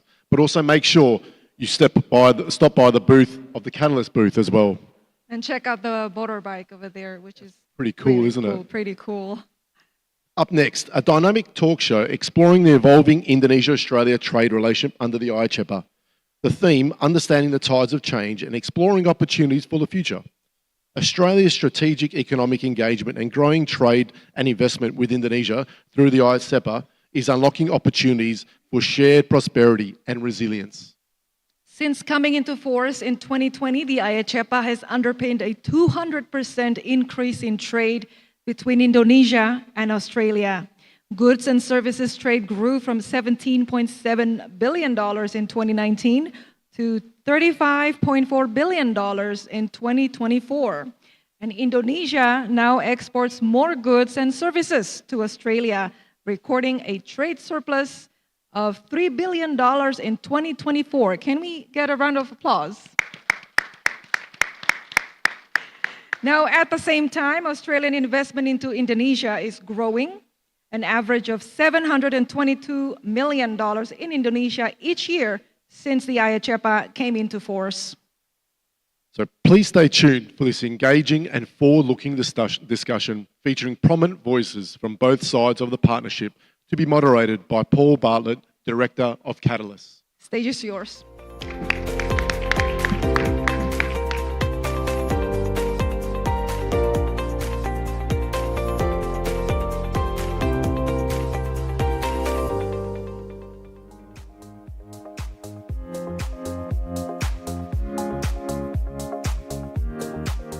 Okay, good afternoon, Salamat Siang, everybody. Welcome back after lunch. I hope you've all filled up your tummies and are ready to go for this really interesting talk show on understanding the tides of change. I would like to invite all of the speakers to the stage. So could we please ask everybody, all the panelists, all the talk show participants to take the stage, please?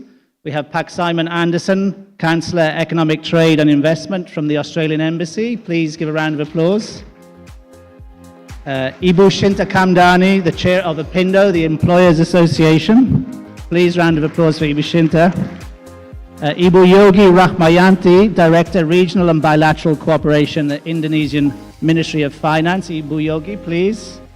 Dr. Yili Yang Ing, Lead Advisor, Southeast Asia, Economic Research Institute for ASEAN and East Asia, or ERIA. Dr. Lily, please take the stage. Thank you. And online, I hope we have our friend from Canberra, Dr. Arianto Patunro, Policy and Engagement Manager, the Indonesia project at the Australian National University. I hope we have Acho somewhere online. I hope you can hear us. Yes, hi Acho. So a round of applause for Dr. Ancho Arianto, please. Okay, I will join the panelists in 2 minutes, but I just wanted to open with some framing remarks. So some introductory remarks. So today is very timely, as in May of this year, the leaders of Indonesia and Australia, President Prabowo and Prime Minister Albanese, announced a review of the Indonesia-Australia Comprehensive Economic Partnership Agreement. With this and the next phase of Katalis around the corner, it is a good time to take stock of the impact of IA-CEPA and what can be done to strengthen it. It is, of course, also very timely given what is happening in the world today, especially with regards to trade. It is clear that the narrative on trade is no longer around the benefits of free trade or otherwise, but equally about economic resilience, stability, and security. Indonesia's and Australia's commitment to the IA-CEPA, and more generally free and fair trade, supports both economies in the face of the global economic uncertainty and volatility. It unlocks opportunities for shared prosperity and shared resilience. It is in this context that today's talk show can shed some light on IA-CEPA and the tides of change. Before we do, however, I would like to add some framing reflections on the importance of IA-CEPA from a purely economic point of view. You've heard today how much trade has grown. The data has shown that there has been a large increase in bilateral trade since IA-CEPA came into force in 2020. Overall bilateral trade, and that includes goods and services, between Australia and Indonesia was generally declining for the 6 years prior to IA-CEPA coming into force. But it has picked up ever since. So it was on a downward trajectory for the 6 years leading up to 2020, and since then it has picked up and gone in the other direction. The combined value of bilateral exports was $13.5 billion in 2014. It dropped to a low of $7.4 billion in 2020 at the height of COVID. But since then, it has steadily increased to reach $22 billion in 2024. That's almost triple the level of 2020. The dramatic increase in bilateral trade since 2020, while fueled by the low base of 2020, may be partially attributable to IA-CEPA, of course. As a quick side note, as Ibu Sondang mentioned at the start there, and growth in trade in goods and growth in trade in services, particularly on the Indonesian side of services, it's meant that the trade surplus that Australia once had with Indonesia has now reversed. And Indonesia is now posting a trade surplus with Australia to the tune of about over Australian $3 billion. Now, all that growth in trade in goods and trade in services is very good. But the litmus test of any bilateral trade agreement is really the performance of trade vis-a-vis trade with the rest of the world.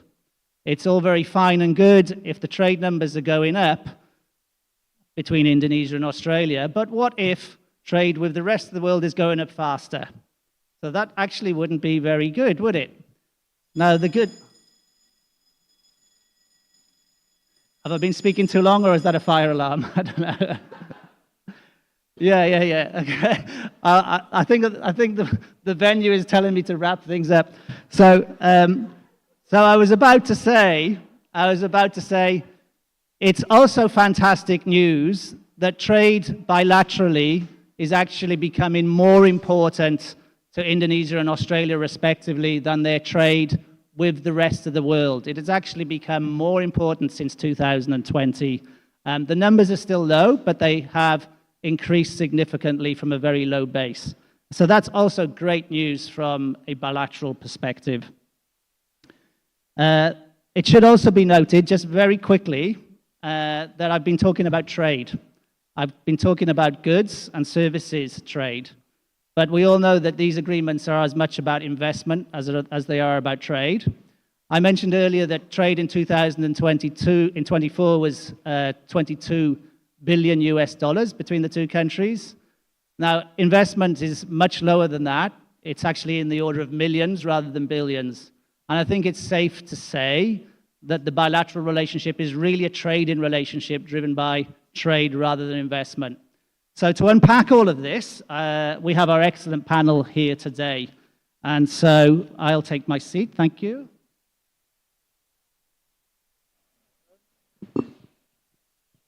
And we will kick off, I think, with a question to Ibu Shinta. So Ibu Shinta, welcome to the stage.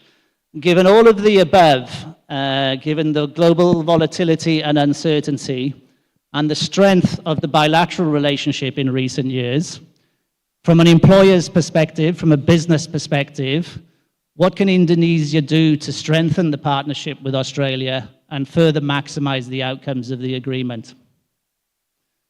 Thank you, Paul, and thank you for this opportunity. I have to say, I first want to congratulate Australian government and of course Katalis for such an amazing program that you have done over the years. I've always used Katalis actually as an example, whatever I talk publicly about trade agreements, about utilization of agreements. So thank you very much, Katalis, and I think we have to give a big round of applause for Esther. Thank you, Paul. So I wanted to perhaps the homework always before we say, you know, how we can improve, we have to perhaps understand also the current conditions in Indonesia, how businesses perceive trade agreements. Because I always said IA-CEPA is a great example of one of the first bilateral trade agreements that we have rectified, entry into force. But actually, what are the issues that we face? So Apindo just did a research with all the member companies, about over 2,000 companies, about the utilization. Sorry, I'm not using this one, so no need to share the slide. Because I wanted to share in terms of the numbers, what the companies feel about trade agreements. So this is I think the numbers that we need to understand. One is that only 21% of Indonesian business has ever utilized any FTA or CEPA. 21%. This is a very low number. So 79% never use it. When we ask them why they have never used FTA or CEPA, 68% state that they do not know what kind of benefits this agreement can offer to their business. 47.6% stated that they don't know the procedure to claim the benefit of this agreement. About 28% stated that they do not understand the technical regulations to utilize this FTA. So this clearly shows a huge gap of understanding education on the trade in Indonesia compared to Australia. So I wanted to get this number out there, that a lot of businesses are not yet in tune about trade agreements. So also, what I think what this number important because 73% said that they need more socialization. So they want to know. It's not that I don't care. I want to know. So 73% still wants socialization. And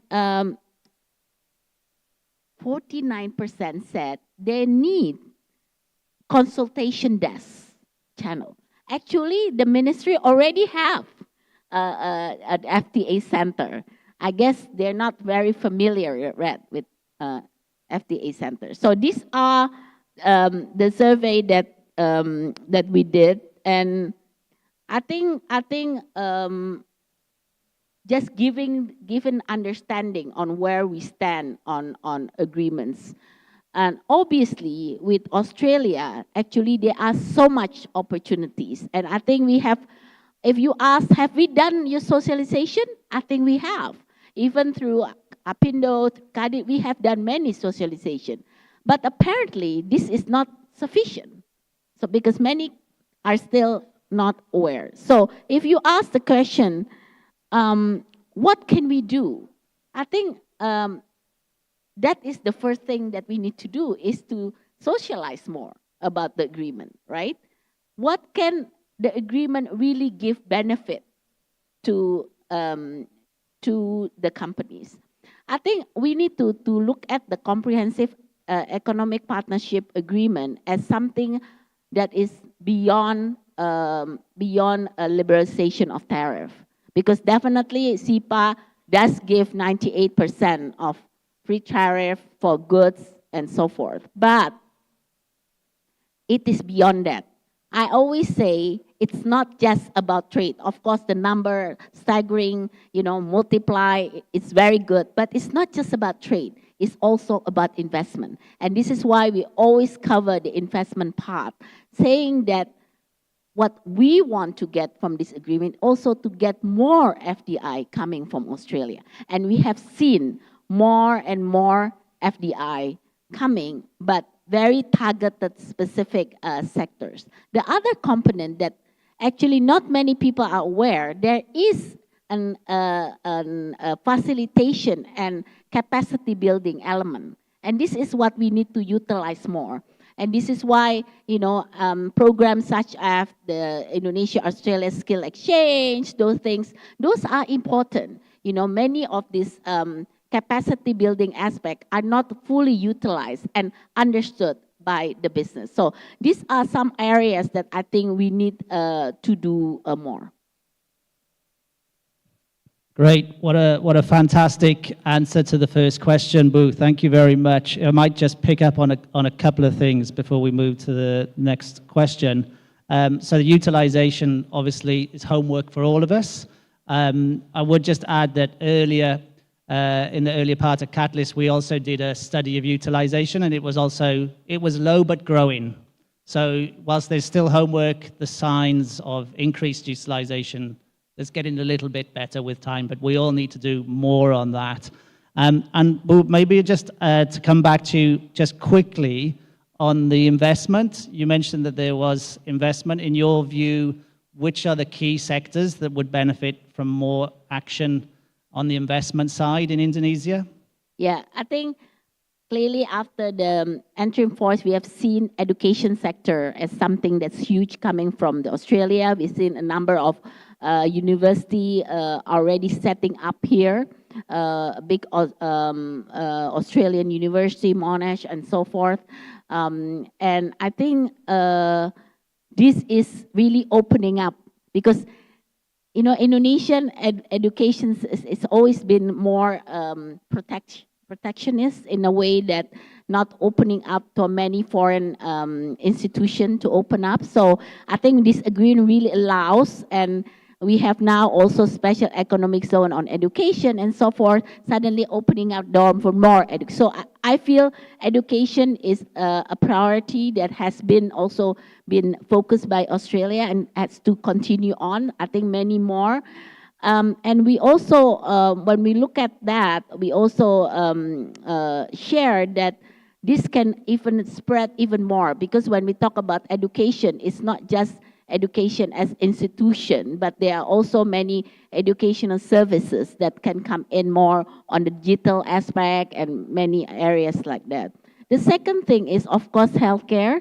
We have seen also many, we have started, in Australian clinics, I know in in Bali, even the biggest now special economic zone on healthcare. I think there's some Australian company also working in that area. So many clinics, I know Aspen has been really going around in many of the islands of Indonesia, many cities. So I think that's really good. We need to see more of that.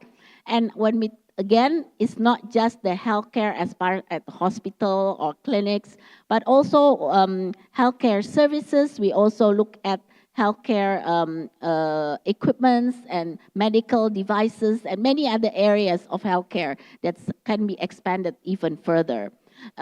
We've talked about also now pharmaceutical supplements. Actually, there are many Australian supplement vitamins and so forth are also coming in. So I think we've seen more of those as well to perhaps bring more brands coming to Indonesia. The third aspect that is crucial is on the green sector. So I would talk about renewable energy. As we know, we have now the clean energy financing, Indonesia-Australia. I think that's something that's very good to bring more of the renewable. Over the past years, I've seen bringing many delegation also coming with high technology, even hydrogen, even, many. I think this kind of technology that are needed more in Indonesia, I think we can see more partnership this coming in. So we really value that Australia is very much focusing on many of the more sustainable businesses as well to be brought here, the technology to be brought to Indonesia. So, many of these things will continue on, and I haven't talked about the agri-tech, those areas are also good. So while Indonesia, I think, wanted to expand more partnership with other companies around the globe, I think Australia can really fill in some of these opportunities. And it seems like with this agreement in place, of course, give us more benefit to have a stronger partnership. Great, thanks, Boo. That's a really good answer. And we have also investment facilitation agreement already, so that will protect a lot of your investors coming in. Yeah, that's fantastic. I'm glad you talked about areas of human capital, health, education, so on and so forth, because it does help build that resilience and deepen that partnership with Australia. And on that note, I'd now like to turn to maybe Ibu Lily. Because just considering the opening remarks about volatility in the globe and where we are in terms of the bilateral relationship, my question to you is, Indonesia has this significant human capital pool where there's investment from Australia coming in, but it also has amazing natural resources. From a policy perspective and from a partnership perspective, what can Indonesia and Australia do to get the best out of those resources, to strengthen the bilateral partnership and improve resilience and assist Indonesia's economic transformation? Thank you. Before I address your questions, let me share with you one simple observation. Over the last 50 years or so, the global economy has increased more than 30-fold, from $3.4 trillion in 1970 to $110 trillion in 2024. Much of this growth has been contributed by economic integrations. Economic integrations has been a cornerstone of global development. Looking ahead, 50 years from now, 50 years and beyond, the global economic development will be determined by digital transformations and AI. AI itself will contribute $20 trillion by 2030. So the core competitiveness of a country will be determined by digital skills and AI capability. Addressing to your questions, let me highlight 3 things. First is that it's true that Indonesia is natural resource intensive country, but if we estimate based on per capita, Indonesia is not matched with natural resource countries like, say, Canada, China, the US, Australia, or Brazil. So if we see per capita natural resource intensive, Indonesia is not matched. So don't be so complacent with our natural resource intensive. And never any study shows that reliance on natural resource intensive will bring sustainable development. The second point I would like to highlight is that Indonesia is currently having 291 million populations. 67 to 70% of our populations are in the labor force, age between 16 to 64.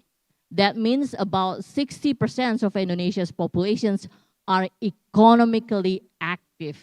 We can be economic power pool, but it needs investments. Because it can be human capital or it can be political capital. It really depends on government interventions and resource allocations.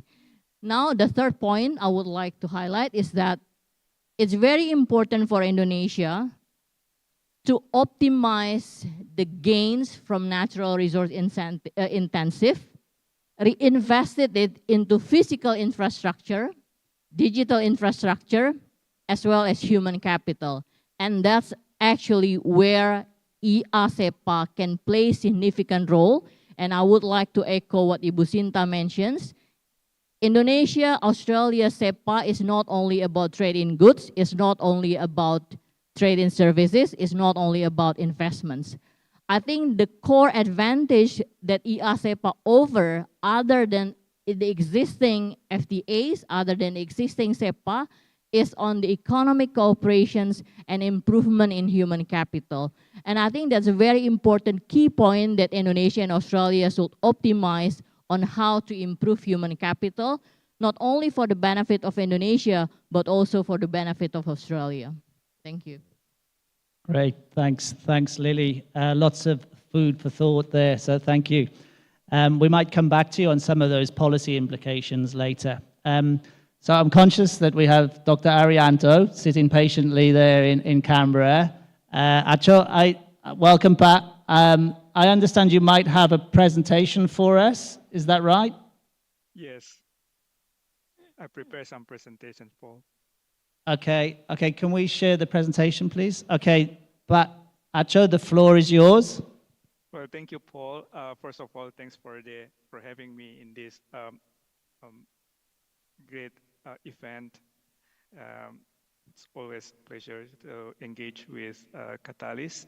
So what I'm going to do is just to show some, illustrate some of the recent trends in trade between Indonesia and Australia, but I want to show it in relative terms, meaning looking at the percentage, like trade as a percentage of the total.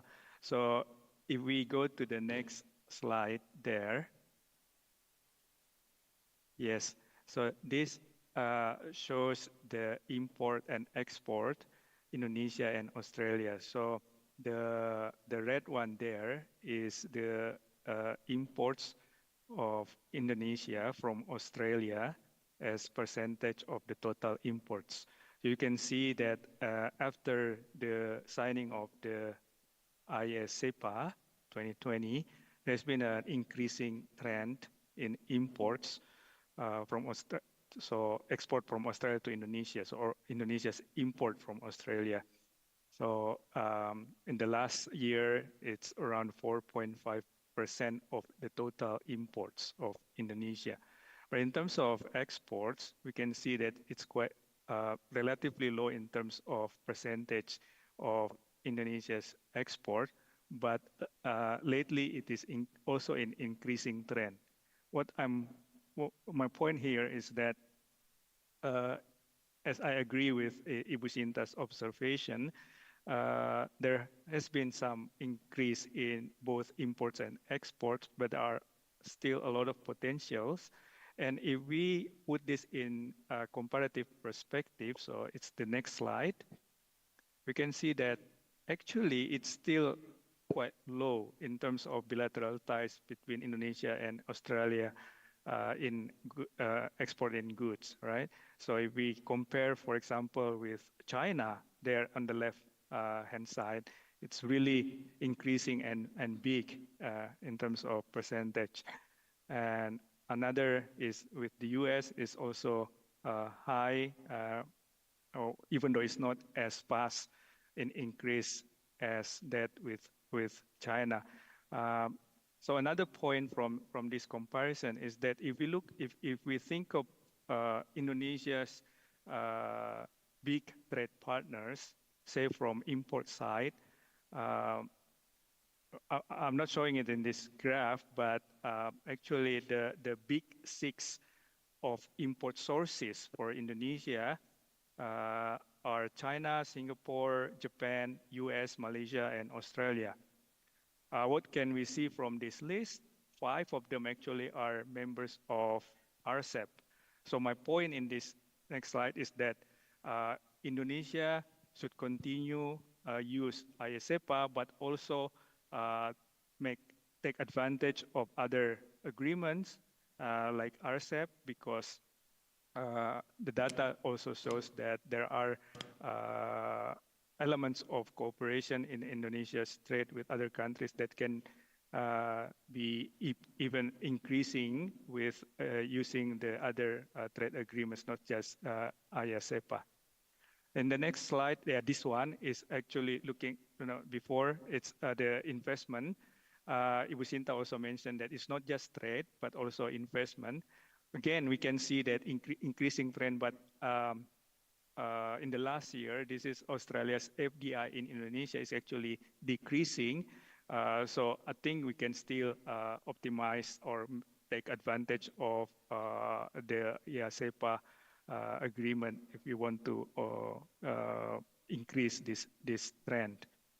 And again, if we put this in a comparative perspective, so the next slide, comparing Indonesia, FDI from China, from US, and from Australia. Australia is actually quite steady there, even though it's not as big and increasing as China. But US, for example, experienced a very sharp decline in terms of FDI to Indonesia. So having looked at trade in goods and also in investment, in the next slide, we can see other perspective, that is people-to-people ties. And I think this is really important because it also embedded in it is a services sectors, right? But just to give some metrics or indicator or a proxy, this is a tourist arrivals data. And you can see that after COVID, I would say increase in tourist arrivals in Indonesia shoot up quite dramatically. China also, again, increasing, but other countries actually not as fast. Again, this is percent of total.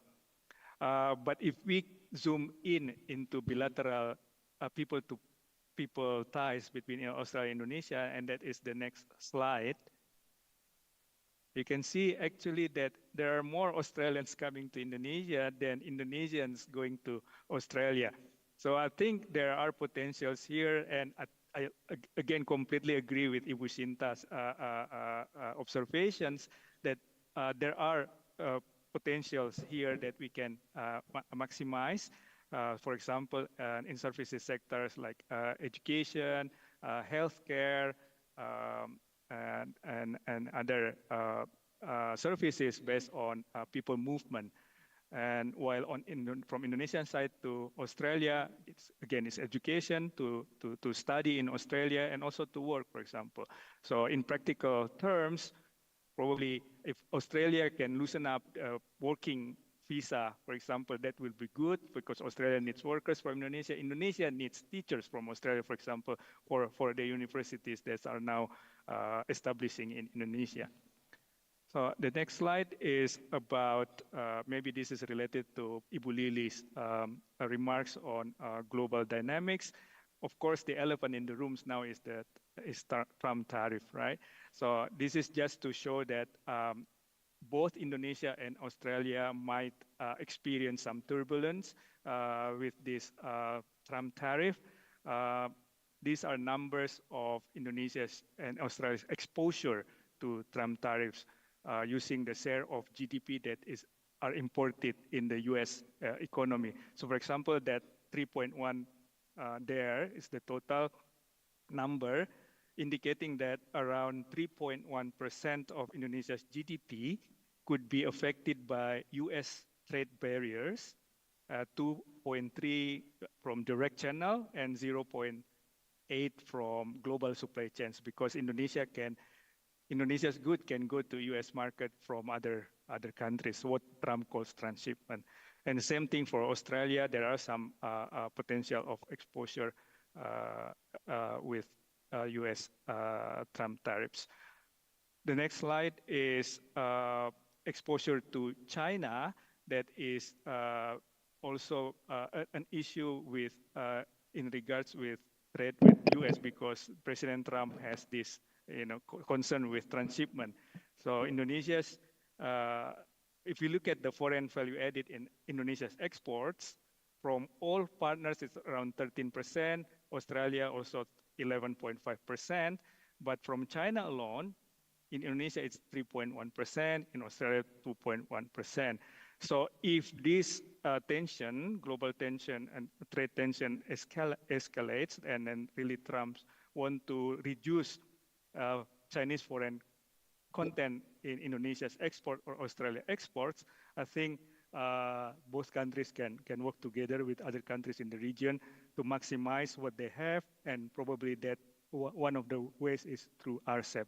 So I'll leave it at that, Paul, and happy to have more discussion. Thank you. Thanks, Dr. Arianto. Some really interesting observations there, and I think listening to the previous speakers and you, we can see some patterns emerging which are important, including the necessity to not just look at goods, but look at investment, look at human capital. It's clear that there's homework to be done on the investment side, and then some really interesting observations on the exposure of Indonesia to this global volatility taking place at the moment. So thanks, Pat. We may come back to you soon. I'd now we've heard from business, we've heard from academia, I'd now like to get the government perspective. So I want to turn to Pak Simon first. So Pak Simon, from a diplomatic standpoint, how has IA-CEPA impacted Australia's strategic economic engagement with Indonesia? Thank you, Paul, and thank you for the opportunity to be here today. Thank you also, of course, to Pak Haris and Kemendag for their support of this event as well. Thank you for the question. I think you only need to look at the audience today and the people who were here this morning, some of whom may still be at the back having lunch, I think. But just to understand how impactful from a strategic and diplomatic perspective IA-CEPA has been. I've sat in a lot of rooms where international treaties are talked about, but it's pretty unusual to have this many people from such a wide variety of parts of government, civil society and the private sector together to discuss free trade agreements. So really, it's testament to the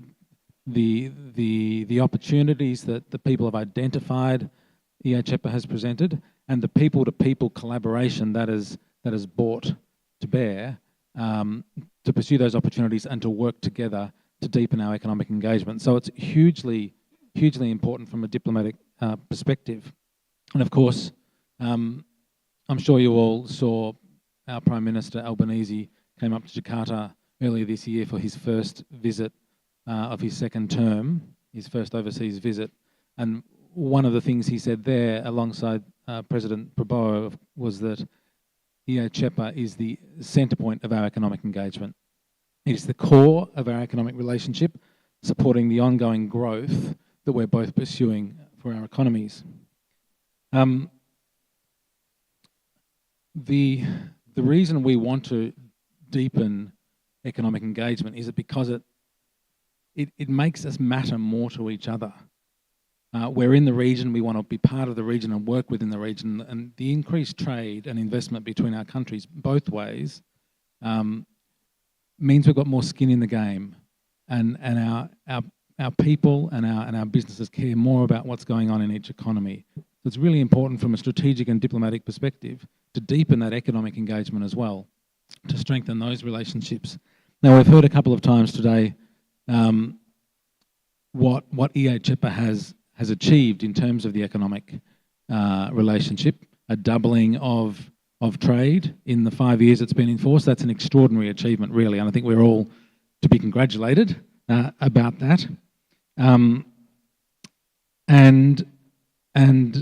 there's also been, on average, since 2020, 770 million Australian dollars invested in Indonesia in FDI, which is a level that is unprecedented. I do want to, well, so that's to say, like, in addition to the strategic and you know the people-to-people links, that we have pretty strong evidence of deepening trade links that are and trade growth that's quite extraordinary. I did just want to touch quickly on Ari's statistics, which didn't paint the rosiest picture about the direction of trade necessarily between Australia and Indonesia, but I just wanted to say that from our perspective, bilateral trade is not a zero-sum game, and it's important, I think, to look at what Indonesia is doing with some of the imports from Australia that have been facilitated by IA-CEPA. And we know, for example, that Indonesia is importing a lot of Australian wheat, value adding here, and then exporting Indomie to the world. It'd be great if we could find a way to count and value that kind of collaboration. It's quite difficult, but I do just want to say that there is a it's not just the case that we should only look at the bilateral totals. I should also add, actually, that there's a direct link. There's been a spike in Australian iron ore and steel exports to Indonesia that is directly linked to the development of refining capacity for the nickel sectors, and we know that because it's all going to the ports in Sulawesi.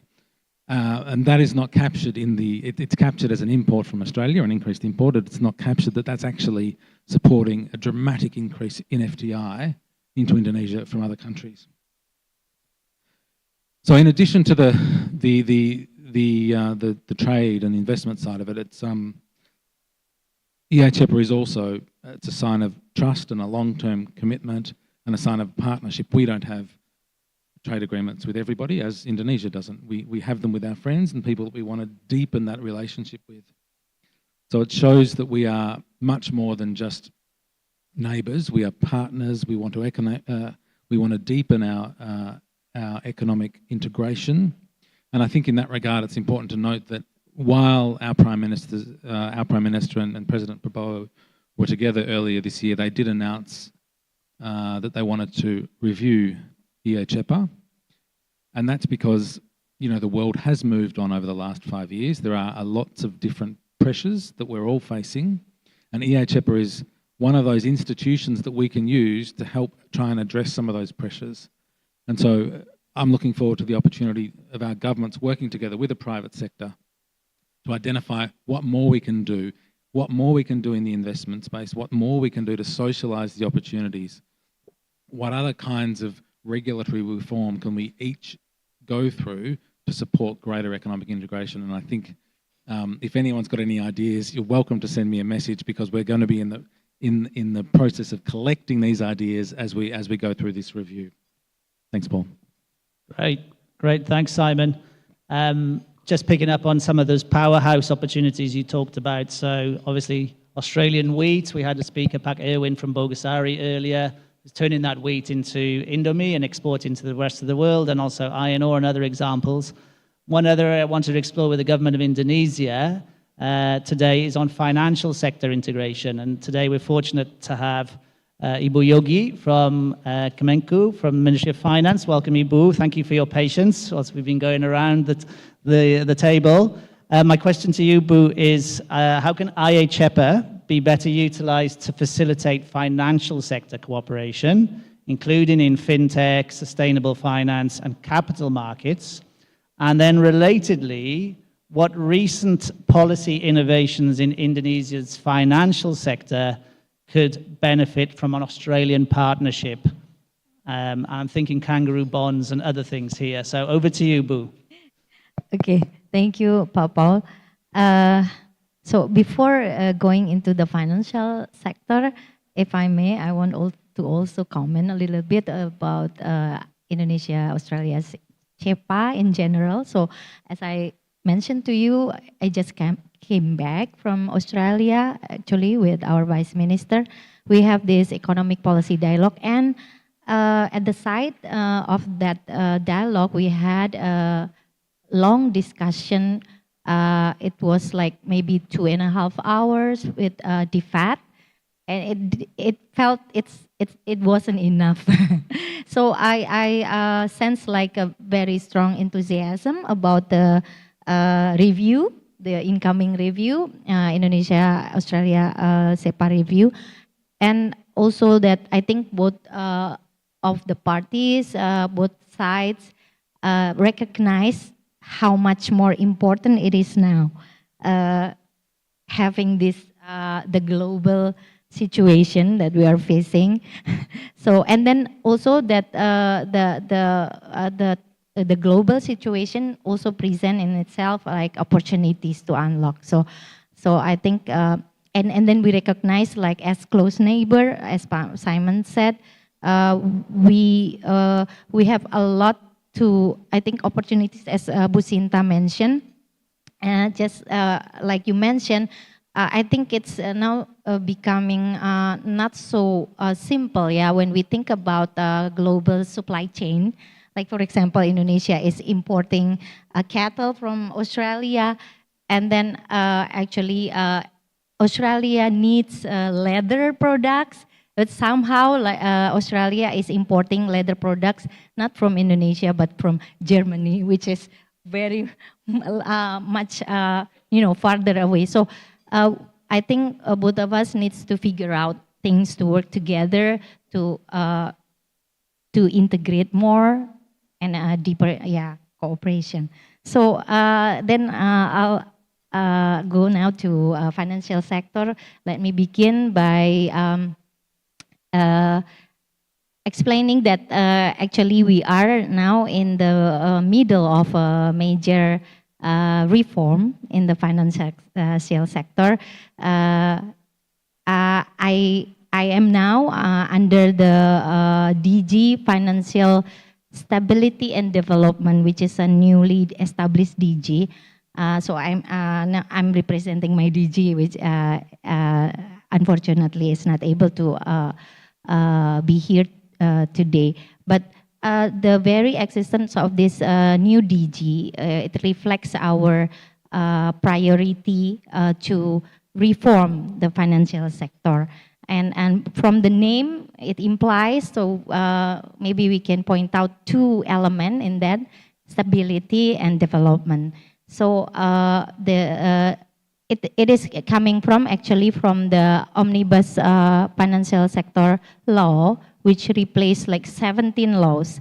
And also now we are doing or trying to translate the law into more operational regulation. We have 14 government regulation in our table now to be finished by the end of this year. So it's like really major. So what I can see how Indonesia-Australia CEPA can help, especially for Indonesia's financial sector, is that I think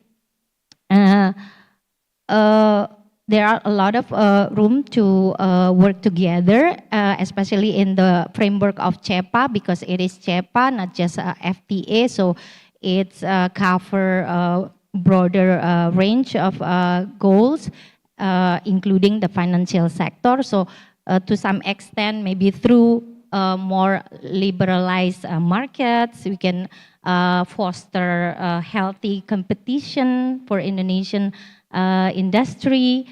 And then obviously economic cooperation, what we are doing like Katalis. We also have in public finance sphere, we have Prospera, for example. So a lot of economic cooperation like that can really, I think, be used to leverage and to learn faster, to facilitate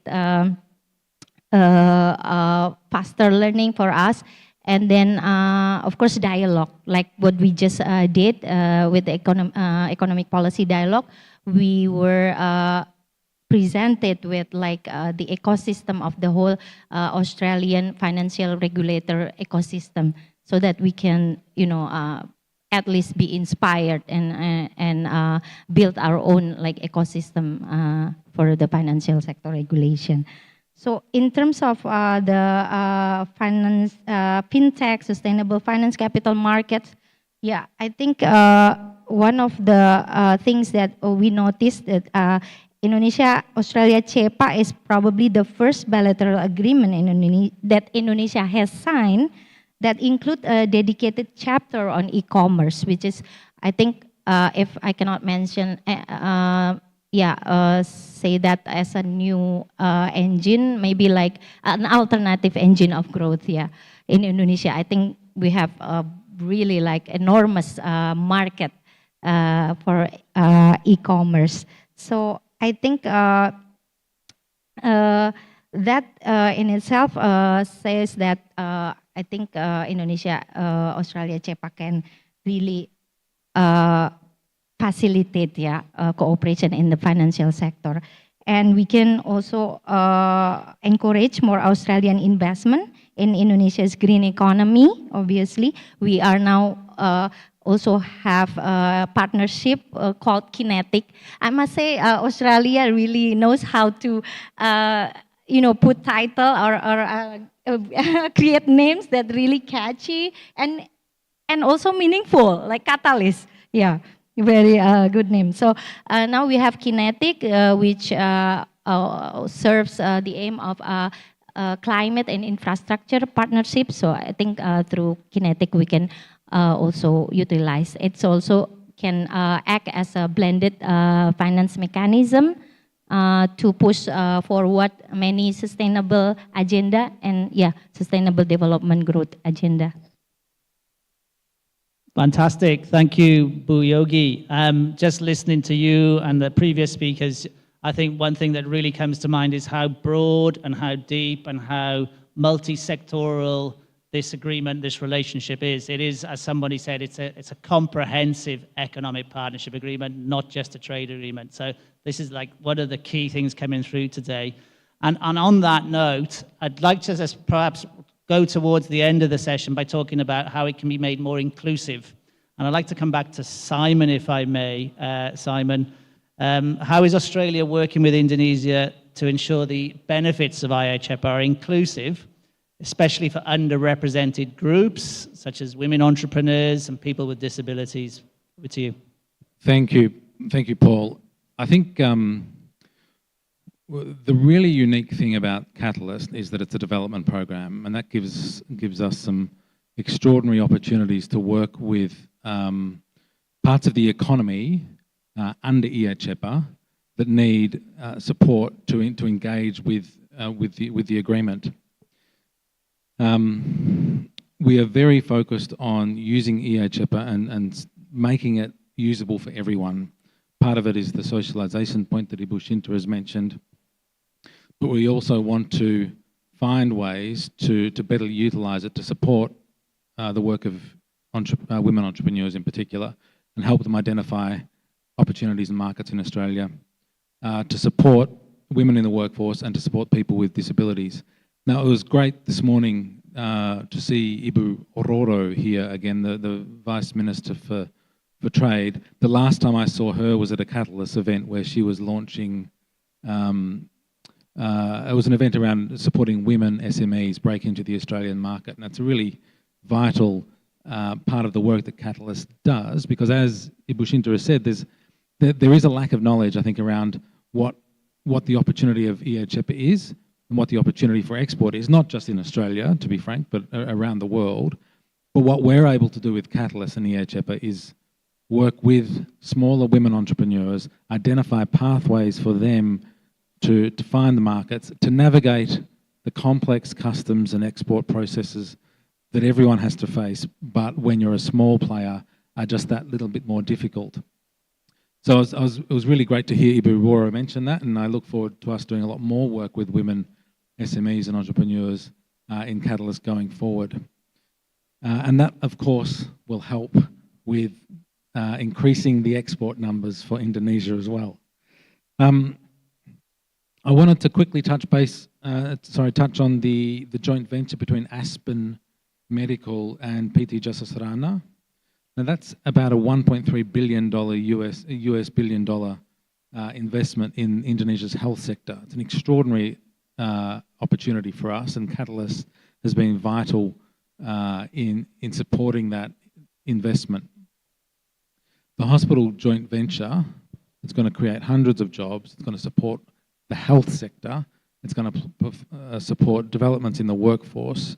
It's going to improve health outcomes, and it's going to provide a lot more jobs for women who, the majority of health sector workers are women, of course. And this has all been facilitated by IA-CEPA. Without IA-CEPA, that kind of investment just would not have been able to take place. And without Katalis' support, Aspen Medical and Jasa Sarana would not have been able to take the steps that they've been able to take. And we see this, we know this is a growing opportunity, the healthcare sector in Indonesia, and we see this as the first step for what will be a large part of the economic engagement between Australia and Indonesia. Katalis, a big part of the work Katalis has done has been on the skills side as well. They have facilitated connections between Australian education providers and digital platforms like Traveloka and Binus and Pintar, and I think I've seen them all here today, so thank you for coming.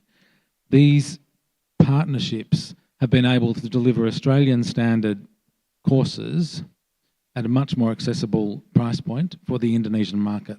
They've been able to do them online, and they're tailored towards the much more diverse Indonesian market. So this has helped, of course, people who can't necessarily access this kind of high quality education for whatever reason, because of the remoteness or because of disability or because of poverty, in a way that before IA-CEPA and Katalis we wouldn't have been able to do. Lastly, and just coming back to healthcare, an important thing that IA-CEPA did do was open up new markets, and Katalis has been doing a lot of research on what those opportunities could be to identify unmet demand in both Australia and Indonesia. And on the Indonesian side, they've been doing a lot of work on medical devices and assistive technology for people with disabilities. Katalis has worked with Australian providers, Australian technology developers and manufacturers, and the Indonesian system to find ways to ensure that these technologies can meet Indonesian standards, can be applied in the Indonesian context, and become available for Indonesian citizens, which of course, for healthcare and assistive technologies, deliver a direct outcome, a direct positive outcome for people with disabilities. So I think I'm really grateful for Katalis' work in this space, because it is an extraordinary opportunity that we don't normally get to use a trade agreement to identify those targeted areas that really, really need a leg up and assistance, and to ensure it's inclusive for all. Thank you. Great, thanks Simon. Okay, I can see the clock kicking down. We've still got 5 minutes left, so I wanted to bring all the speakers back in to round out the session. And it's really, we've talked about a lot of different things in the last hour, but I want you to put your thinking caps on. And the question to all of you, and we'll go around the table, is where do you see the most exciting opportunities for Indonesia-Australia trade and investment growth over the next 5 years? And maybe we can start with Dr. Arianto in Canberra, Pat. So maybe we can start with you. Over to you. Thank you, Paul. I still think services is very promising, and that is related to people channel, people to people ties. So in terms of sector, it has been discussed in this session. It's education, healthcare, and tourism. So those are the sectors that I think is going to be increasing in the future, and not just because if we look at bilateral ties, that's the area that can be improved on the basis of bilateral relationship. But I agree also with Pak Simon when it comes to trade in goods or merchandise is always now a global value chains or production network. So if we want to increase trade relations in terms of merchandise or goods, I think we should look at broadly, not just bilateral, but also taking advantage of other trade agreement like RCEP or UNCEFTA and others. Great. Thanks, Acho and Ibu Shinta. I don't want to repeat what Ari said, but so I'm going to use a different angle. I think one thing that I really would like to see, Paul, is more SMEs. And when I talk about more SMEs, it's not just the volume, but really how we can scale up the participation of SME on the export to the Australian. And this, I would suggest, Simon, to also include the big industry, because what we're trying to do now is include the SMEs as a value chain of the big industry, because this we can scale up much faster. I mean, I work, this is something close to my heart, because at the beginning when we try to utilize more the IA-CEPA, we understand that that SMEs is a big part of bringing to export market to Australia. And we've seen a lot of the challenges what SME on their own, to export their products there. And one area that always amazed me is looking at buyers, because when we see many SMEs, they definitely want to sell their products there, but do you actually have buyers? So we actually had meetings with retailers and so forth, and I said the big industry has to provide also the access to those retailers, because a lot of times when we compete with other products across the globe, this is where our weakness is. Going actually enter the market with, and actually produce in it. I mean, I know there's e-commerce now, but when we talk about the big volume, it's the retailers. And this is something that I think we still need to work a lot on. And I've seen that there's also the demand on the consumer, what the consumer demand is on the type of products that are needed. And they still need a lot of training. I know Ministry of Trade are providing some trainings for our exporters, but I think we need to be more targeted and understanding more the market demand from the Australian side. That's how we can bring more of the SMEs. A lot of our SME has problems even on the production side to reach the volume that are needed if there are such buyers. So a lot of complexity, of course, finance, another one, access to finance, and also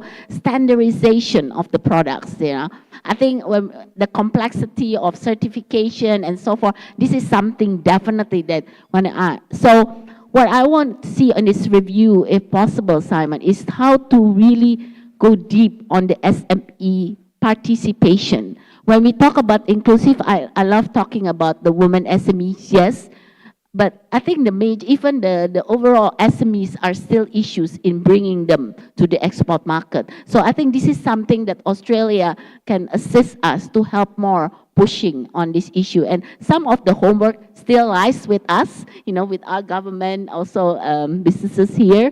We need to, of course, to do more work here on our own, on our deregulation aspect, of course, we talk about incentive, facilitation. I mean, there are many things to be done. A lot of homework lies with us, but definitely Australia can support more on this area.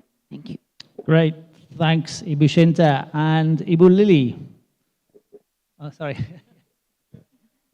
Thank you. I think the next coming 5 decades from now, 2 sectors. One is digital economy. The second one is green economy. The second point I would like to highlight is that currently we are learning from the current rising geopolitical tensions, in particular Trump's tariff aggressions. It's very important for us to note that rising protectionist measures will only hurt our economy. The US economy contracted by 0.5%. The job creations really lose sharply. So while the US turned inward, I think it's very important for Indonesia, Australia, and other countries in the world to turn outward and to improve our cooperations. What a fantastic point. Thank you, Ibu Lily. And then finally, last word from Ibu Yogi. Okay. Thank you. I think I have to complete the picture with financial sector, of course. I think that's also one sector that I think a lot of opportunity to unlock between Indonesia and Australia. First angle is how to bring more Australian money into Indonesia. From the visit, I understood that actually Australian money does exist in Indonesia, but not through direct investment. It's through either Singapore or other. So I think that's why we came to Australia to tell our story directly to the Australian investors. To say that we do have, this growth and potential. Yeah, I think. Not just neighbor, yeah. So we can actually be a very good economic partner. So that's one angle, and then of course we learn, as I said, we learn how Australia financial sector developed. It was really eye-opening. So I think that angle too. So even by staying conservative like Australian investors, still the financial market can flourish and also be the engine or the catalyst for economic growth. That's something that we also want to learn and then apply to Indonesia. Okay. Great. Thank you. Simon, did you want to, time's up, but did you want to say briefly? Look, I think if I could predict what the growth areas would be, I would not be a diplomat. I'd be making money as a business somewhere else. I think the Australian government has just gone through an intensive process to identify how we are going to better integrate in Southeast Asia, integrate our economies in Southeast Asia, and there are a number of sectors that keep on coming up, and of course it's healthcare, it's the green energy transition, it's energy and resources. That's all of we know what they are. I think if you look at Indonesia, and we all know it's going to be the 4th biggest economy within 20 years or so. The middle class will be astonishingly large. There's going to be a massive need for high quality food and consumer goods. But I think for me personally, I think the next 5 years needs to be much more about, as Ibu Shinta has said, working out what we can do with the government of Indonesia, what the two governments can do together to support the people-to-people links and the B2B links to make trade and investment and everything flow naturally. And that's going to be doing a lot of work with Katalis to drive that kind of work. But other parts of the government as well, just enhancing the cooperation and the understanding on each side of the sea about who we are and what we want to do together. Okay, fantastic, everybody. So I hope we haven't sent you all to sleep. Sorry we couldn't get audience participation today. We're a little bit strapped for time, but I think On the plus side, we've had some fantastic discussion points from the panelists. So all that remains to be done is for everybody to please thank the panelists in the traditional manner. Thank you. Okay, Ibu Sondang, back to you.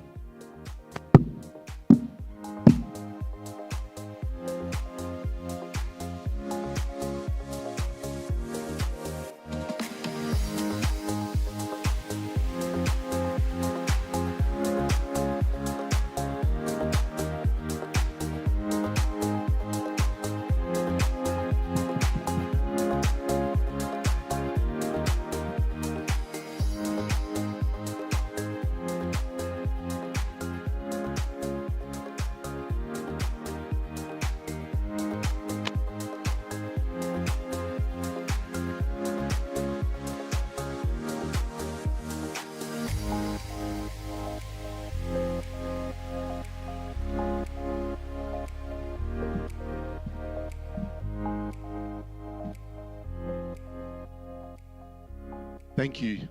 Thank you to our moderator, Paul Bartlett, and all our distinguished speakers on such an amazing panel. We now invite the Katalis team members to come up on stage for a group photo to the sound of Touch On by Yara Irama, a Melbourne-based Dangdut group made up of Australian and Indonesian musicians. Did you say Dangdut? Dangdut? Yeah, Indonesian Dangdut. Okay. Calling all They're pretty good as Katalis well. team members for a quick group photo, please.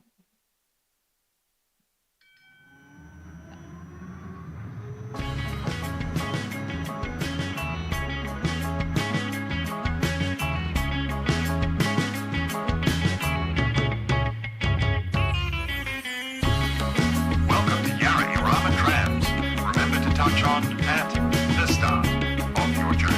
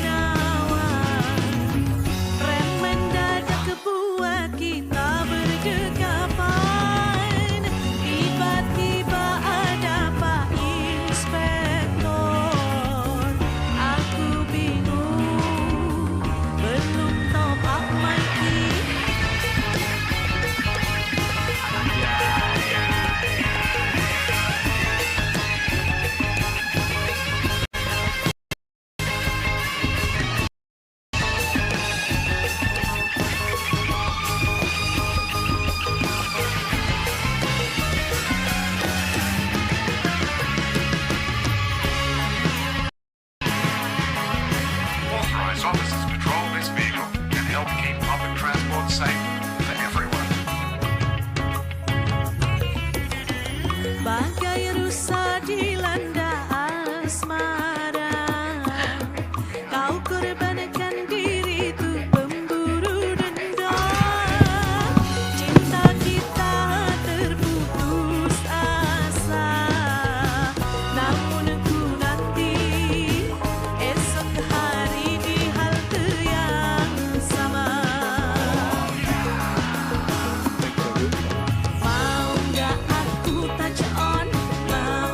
Thanks, everyone. You may exit the stage.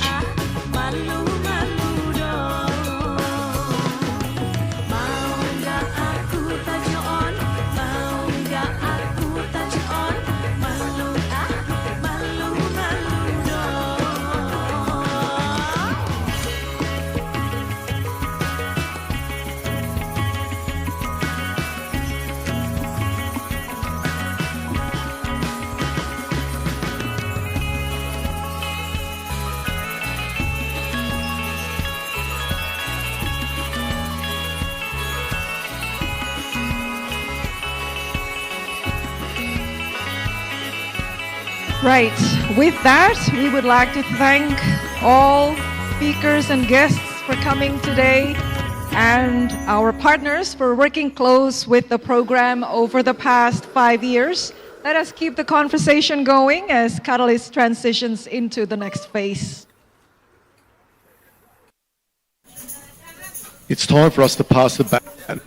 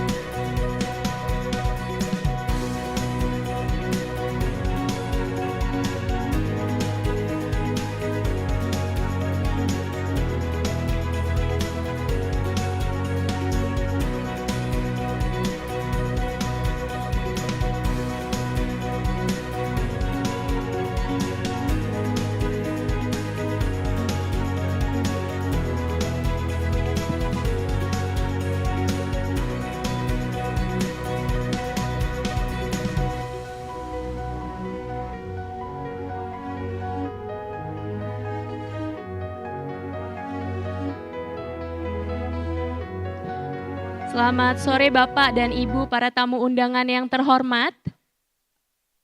Kami akan mulai sesi selanjutnya dalam 5-10 menit ke depan. Dimohon untuk mengisi bangku yang kosong di depan. Karena sesaat lagi akan kita mulai untuk sesi talk show yang pertama. Akan ada beberapa tamu yang luar biasa yang akan kita undang bersama ke panggung. Ada Ibu Sri Andayani, Sekretaris Direktur Jenderal KP2MI. Lalu ada Bapak Pujo Setio, Sekretaris Deputi Bidang Koordinasi Perniagaan dan Ekonomi Digital. Selanjutnya ada Bapak Michael Samsir. Beliau adalah Wakil Ketua Indonesia Culinary Association of Victoria or ICAV.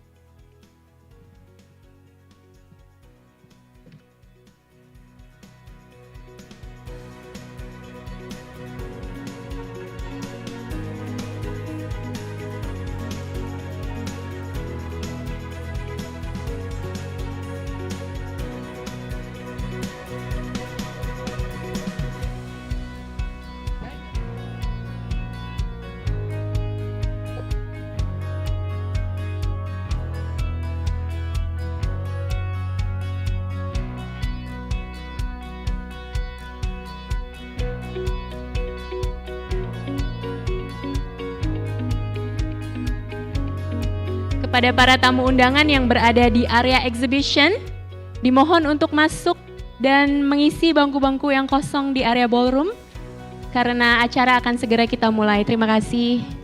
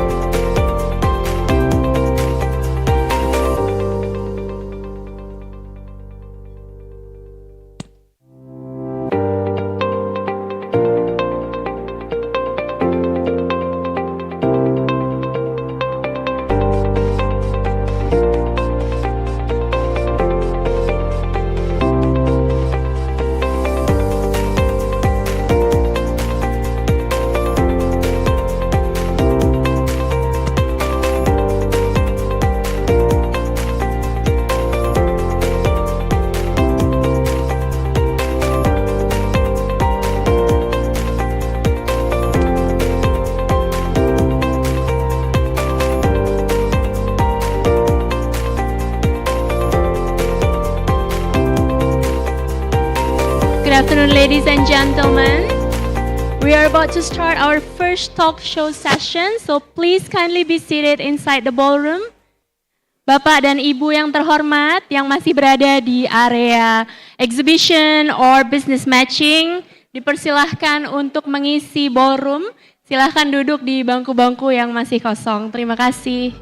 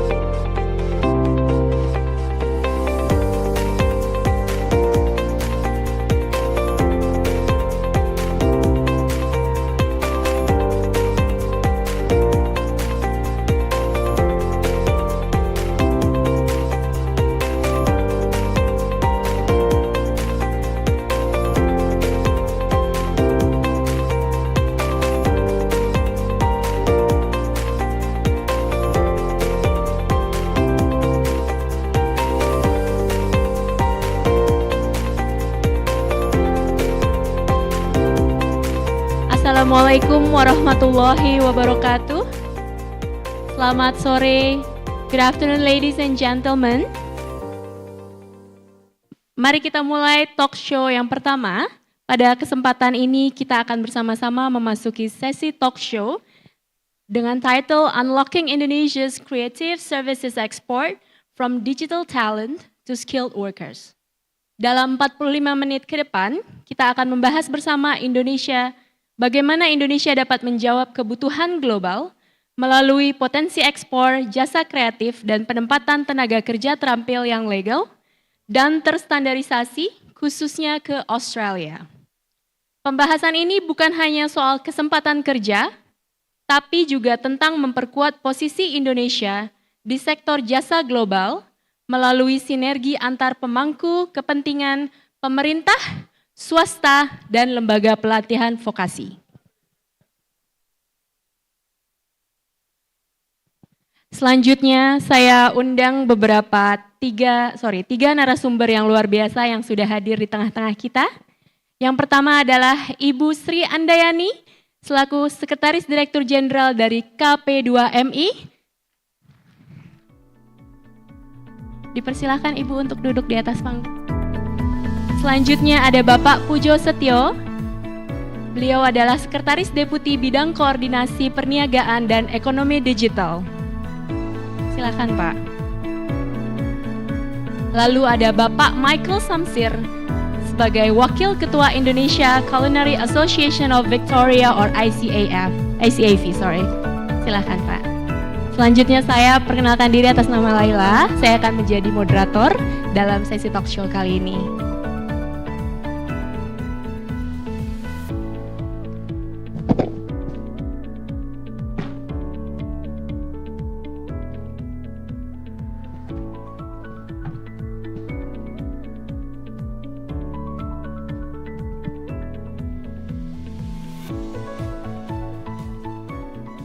Oke, mari kita mulai sesi yang pertama. Selamat siang Bapak-Bapak, Ibu-Ibu. Terima kasih. Sudah sore ya, maaf. Sebelumnya mohon maaf atas delaynya karena mungkin sebagian masih ada di area business matching sama di area exhibition. Yang pertama mungkin saya mulai diskusinya dengan bertanya kepada Ibu Sri Andayani, Ibu. Oke, isu saat ini yaitu Australia tengah mengalami kekurangan tenaga kerja terampil di berbagai sektor, termasuk hospitality, kesehatan, konstruksi, dan industri kreatif. Pemerintah Australia juga membuka skema visa kerja dan migrasi terampil untuk mengisi kebutuhan tersebut. Sementara di Indonesia banyak sekali tenaga kerja yang belum optimal terserap di pasar global. Pertanyaan untuk Ibu Sri Andayani, Bu, bagaimana strategi dan kebijakan KP2MI dalam mendorong penempatan tenaga kerja terampil Indonesia ke luar negeri secara legal dan terstruktur, terutama ke Australia? Dipersilahkan Ibu. Terima kasih. Baik, terima kasih Mbak Laila. Bismillahirrahmanirrahim. Assalamualaikum warahmatullahi wabarakatuh. Ini ada manusianya enggak ya? Oke, Assalamualaikum warahmatullahi wabarakatuh. Selamat sore warahmatullahi wabarakatuh sekalian. Alhamdulillah hari ini kami diundang. Sekali lagi terima kasih kepada penyelenggara kegiatan pada hari ini. Ini adalah pertama kali kami KP2MI hadir. Mungkin sebelum jawab ya Mbak, orang bertanya dulu nih KP2MI apa jangan nggak tahu ya. Ini kementerian Ibu, baru, boleh sedikit ya promosi ya. Jadi KP2MI adalah Kementerian Pelindungan Pekerja Migran Indonesia.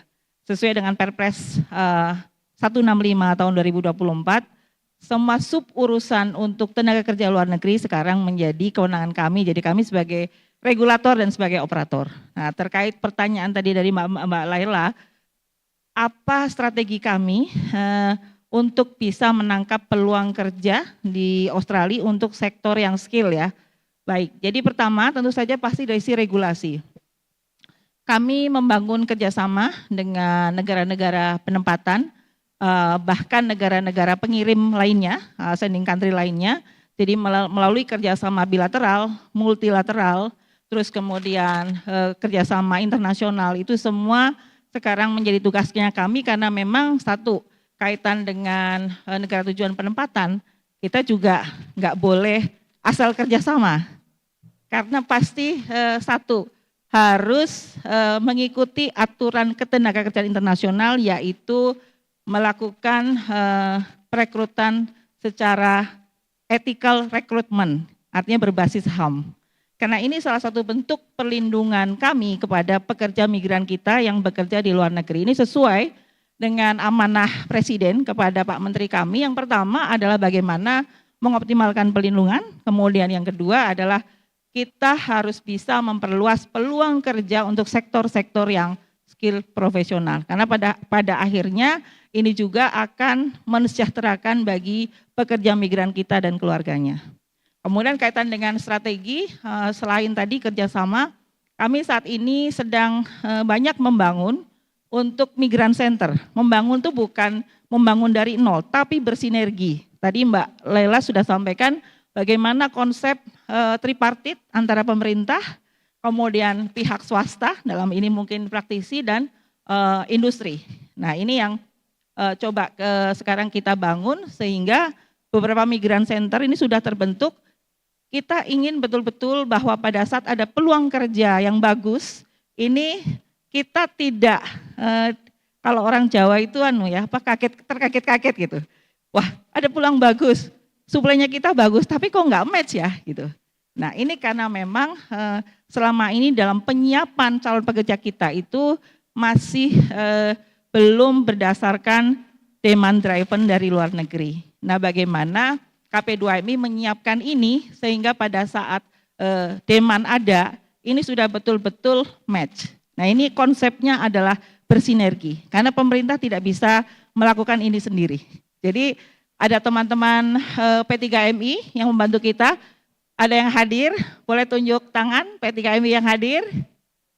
Nah ini adalah mitra kita kaitan dengan pelaksana penempatan pekerja migran. Kemudian juga yang kedua, mitra kita juga ada dari lembaga pendidikan sebagai penyedia bukan supply ya, tapi anak didiknya ini harusnya targetnya adalah bisa diterima di dunia kerja. Nah ini mitra kita juga, saya yakin juga mungkin kalau dari pagi sebetulnya ada yang mitra-mitra sudah diundang dan kami sudah kerjasama dengan 12 kementerian lembaga yang mempunyai lembaga vokasi. Kemudian berikutnya di skema penempatan, sebetulnya selain ditempatkan oleh mitra kita P3MI, juga untuk PMI kita bisa menggunakan skema perseorangan. Nah biasanya ini adalah dilakukan untuk tenaga yang profesional. Nah khusus untuk Australia mungkin perlu kami informasikan, jadi pada saat era masih BP2MI sudah sempat dengan teman-teman Kemenaker itu akan diinisiasi kerjasama. Namun pada saat di Australia terjadi pergantian pemerintahan, kemudian sementara di hold dulu. Kayaknya Bapak Pak Charles sudah tahu ya. Nah ini sampai sekarang upaya untuk terus melakukan kerjasama kami lakukan, tapi sebetulnya kalau kita berbicara pasar bebas, sepanjang bahwa mempunyai aturan ketenagakerjaan secara internasional, artinya aman, dan ini bisa dilakukan apakah dengan teman-teman P3MI sebagai pelaksana penempatan ataukah dengan menggunakan skema perseorangan. Itu strateginya. Terima kasih. Oke, tepuk tangannya tolong untuk Ibu Ani. Jadi ethical recruitment ya Bu ya, supaya memang bersinergi dan match dengan demand-nya. Terima kasih Ibu. Selanjutnya saya ada pertanyaan untuk Bapak Pujo nih Pak. Isu saat ini mengenai ekspor jasa ekonomi kreatif Indonesia menunjukkan pertumbuhan positif, terutama di sektor digital seperti animasi, desain, aplikasi, dan musik. Namun persaingan global semakin ketat dengan munculnya teknologi AI, ekonomi gig, dan platform digital lintas negara. Kesepakatan IA-CEPA membuka peluang besar baru di Australia, tetapi membutuhkan kesiapan SDM dan dukungan kebijakan yang tepat. Begitu Pak Pujo. Pertanyaannya, bagaimana potensi ekspor jasa ekonomi kreatif dan digital Indonesia saat ini, dan apa peran Kemenko Perekonomian dalam mendukung sektor ini agar menjadi penggerak ekspor non-migas? Silahkan Pak Pujo, terima kasih. Baik, terima kasih Mbak Moderator. Assalamualaikum warahmatullahi wabarakatuh. Ya. Izinkan sama seperti tadi Bu Sri Andayani, saya sebagai Sekretaris Deputi Bidang Koordinasi Perniagaan dan Ekonomi Digital, Kementerian Koordinator Bidang Perekonomian. Seharusnya Pak Deputi sendiri yang hadir. Juga sama tadi Pak Dirjen mendampingi Pak Menteri, sama ini juga jam yang sama Pak Deputi mendampingi Pak Menteri, karena juga mendadak untuk menerima Menteri dari Belarusia.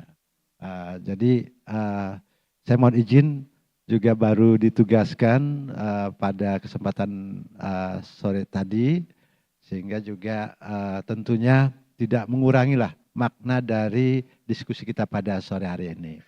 Baik, sebelum menjawab kami juga akan menyampaikan setidaknya ada 7 key sektor untuk pertumbuhan ekonomi kita di 2045. Yang pertama manufaktur, yaitu di hilirisasi. Yang kedua layanan, yang ketiga pariwisata, yang keempat konstruksi dan perumahan, kelima semikonduktor, keenam adalah ekonomi digital, ketujuh ekonomi hijau atau transisi energi. Sehingga kita bicara ini adalah bicara ekonomi digital yang akan kita coba baik pemanfaatan atau penggunaan di dalam negeri untuk kita tingkatkan maupun juga kita ekspor. Baik lingkup yang dekat, bilateral maupun juga secara multilateral. Kita sudah punya perjanjian-perjanjian kerjasama, termasuk juga untuk ASEAN.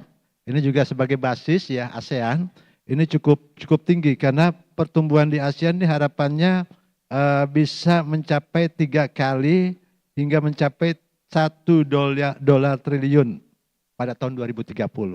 Artinya potensinya tinggi.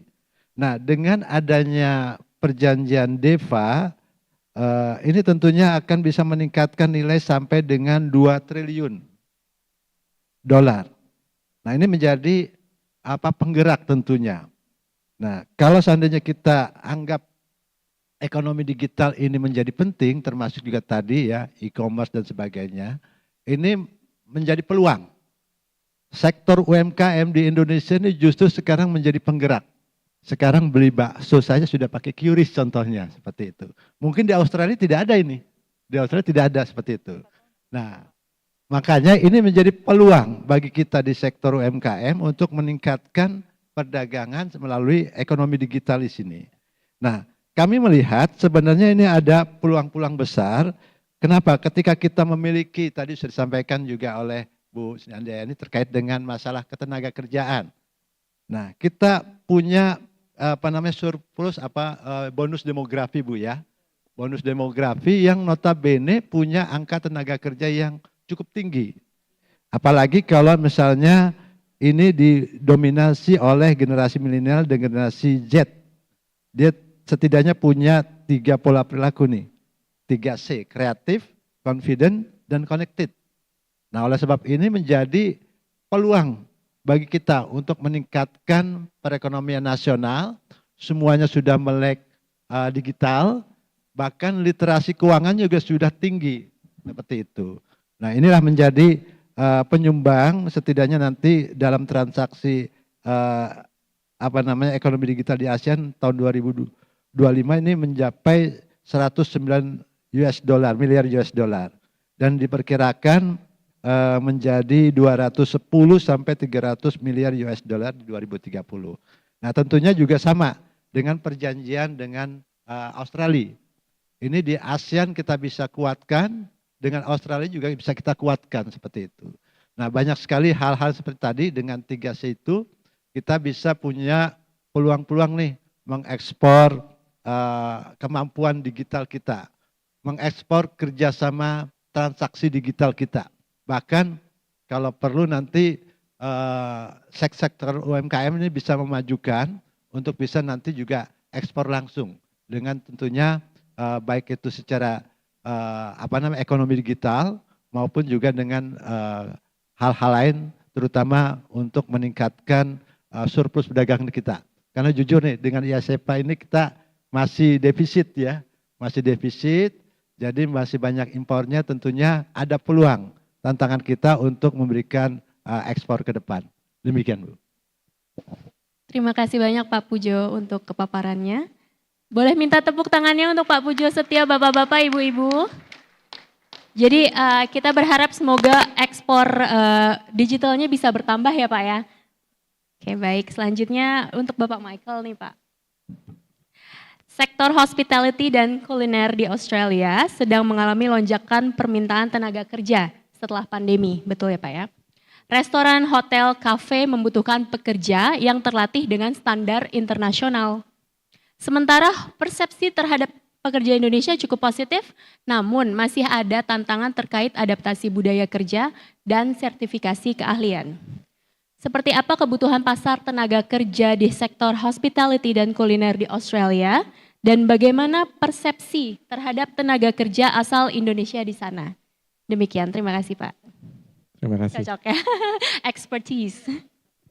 Assalamualaikum warahmatullahi wabarakatuh. Terima kasih nih udah diundang kemari. Sorry Dengan senang tadi hati, Pak. Kedelay sedikit acaranya. Saya di Indonesian Culinary Association di Victoria.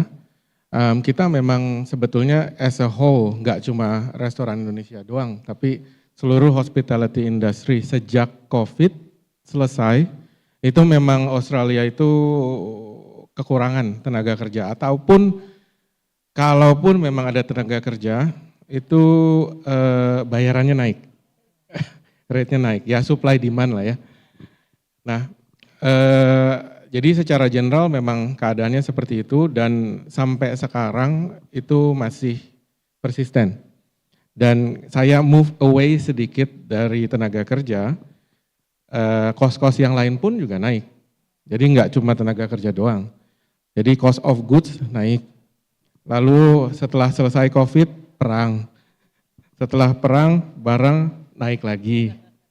Lalu habis itu interest rate, karena inflasinya naik, jadi interest rate harus dinaikin lagi. Setelah interest rate-nya naik, berarti disposable income turun. Karena orang-orang pada bayar tagihan cicilan rumah. Disposable income-nya turun, berarti belanja di restoran kurang. Tapi kita tetap perlu tenaga kerja. Nah, di tengah-tengah itu ya saya mungkin cerita pengalaman saya sendiri lah ya. Saya kebetulan diminta untuk bantu warung sambal SS untuk buka cabang di Melbourne. Jadi kita buka cabang di Melbourne itu tahun lalu sekitar bulan Agustus, itu di Carlton, itu deket sama Melbourne University. Dan tenaga kerja yang kita pakai waktu itu ya istilahnya dari warung SS sendiri kita bawa tim. Jadi tim intinya warung SS itu ke Australia untuk setup. Sementara dari perizinan dan lain-lain itu saya setup. Jadi mengenai standarisasi proses, resep, pemilihan bahan baku, sampai ke proses masak dan icip-icip, mungkin yang paling enak ya. Ya setelah tim itu selesai, jadi kita transfer knowledge ke tim lokal. Jadi kita juga hire tim lokal yang mungkin boleh saya bilang 80% diaspora Indonesia. Dengan mungkin 10-20%-nya itu non-Indonesia. Itu transfer knowledge ke mereka dengan sistem dan proses yang udah dibuat. Dan berjalan. Ya memang ada yang namanya baru mulai, pasti ada inilah batuk-batuk di tengah jalan. Tapi syukur alhamdulillah kita lewat.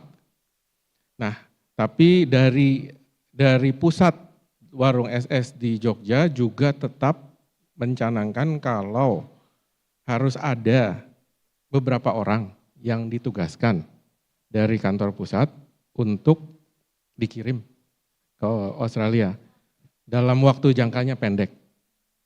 Itu tujuannya apa? Tujuannya untuk dua arah sebenarnya. Kesatu dari sudut pandang yang ditugaskan, itu mereka bisa menyerap budaya kerja Australia. Jadi mereka, karena memang budaya kerja Australia, menjawab pertanyaan tadi, budaya kerjanya memang beda. Jadi pekerjaan istilahnya memang standar gaji di Australia itu tinggi.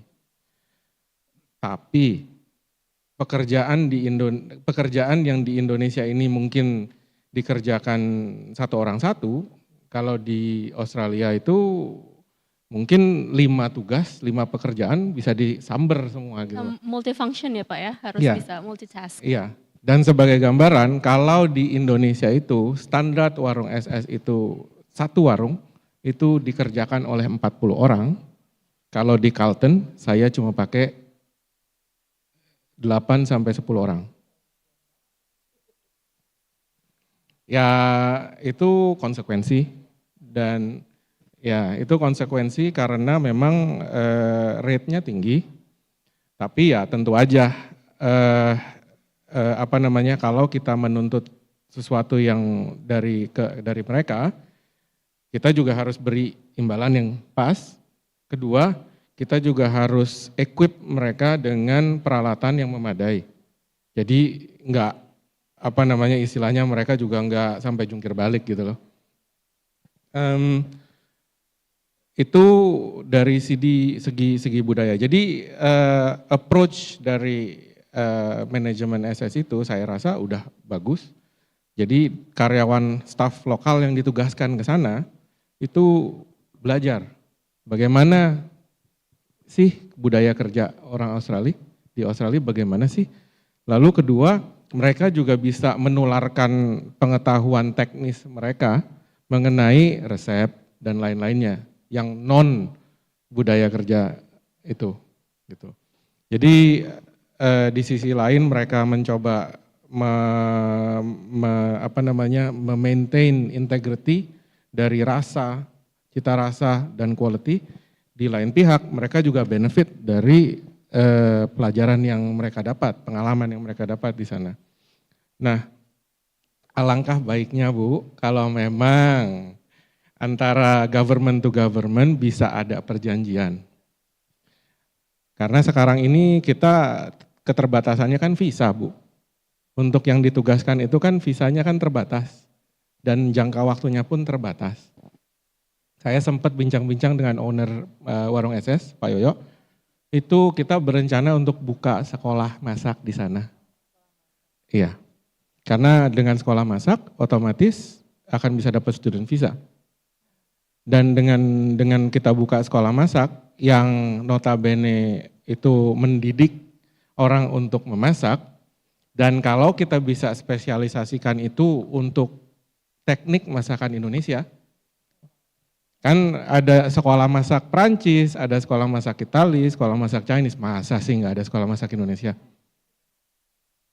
Jadi dengan demikian mereka bisa kenal masakan Indonesia yang selama ini di Australia itu paling taunya cuma beef rendang sama nasi goreng dan gado-gado. Nanti mungkin bisa tahu ayam ungkep, opor ayam dan lain-lain. Dengan dididik orang-orang lokal dengan teknik masakan Indonesia, memasak masakan Indonesia, dan kedepannya mereka juga bisa dikirim Bu ke Indonesia.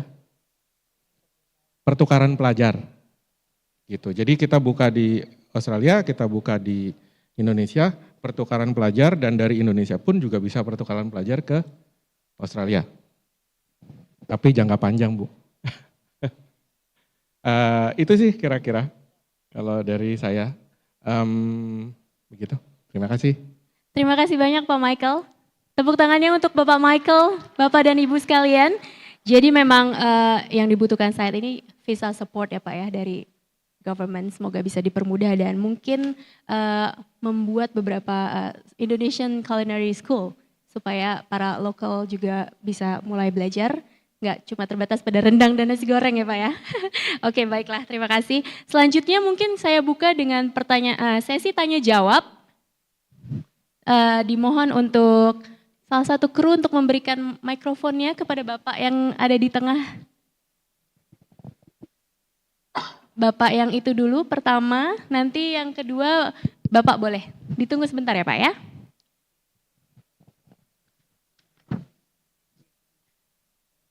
Silahkan disebutkan nama dan institusinya Pak. Mohon pertanyaannya disampaikan dengan singkat dan langsung pada pokoknya. Selamat sore semuanya. Selamat sore. Saya dengan Malik dari Tangerang. Background saya itu di marketing selama 25 tahun, interior rumah, dan juga 10 tahun terakhir itu background saya di industri laundry. Pertanyaan saya, mungkin pertama-tama para narasumber yang terhormat, terutama Ibu Sri, izin bertanya Ibu, saya berada di bidang laundry itu sudah sekitar 10 tahun ya. Dan sesuai pengalaman saya, pengetahuan saya, workforce di dalam laundry di Indonesia itu menurut saya sangat skillful. Skillnya itu sangat tinggi. Saya 10 tahun punya usaha laundry itu, bahkan sampai sekarang saya menjadi murid. Jadi saking besarnya ilmu laundry ini, tapi sayang sekali menurut saya, workforce di Indonesia itu, atau bahkan mungkin karyawan laundry saya sendiri, itu tidak sampai UMR gajinya Bu. Begitu. Nah, sementara di Australia sana itu gajinya luar biasa tinggi. Nah, masalahnya adalah bagaimana pekerja laundry di Indonesia itu bisa sampai di Australia tanpa mereka mempunyai suatu sertifikasi. Begitu. Jadi saya harap ada pemerintah yang menjembatani atau bisa memberikan sebuah sertifikasi, contohnya untuk para pekerja laundry, jadi mereka punya sebuah sertifikat yang bisa diakui oleh Indonesia dan juga di luar negeri, mungkin Australia, supaya bahkan di Indonesia sendiri setidaknya naiklah gajinya ke UMR begitu. Itu pertanyaan saya. Terima kasih banyak. Baik, terima kasih banyak Pak atas pertanyaannya. Ibu Ani sudah cukup jelas? Bapak siapa, maaf?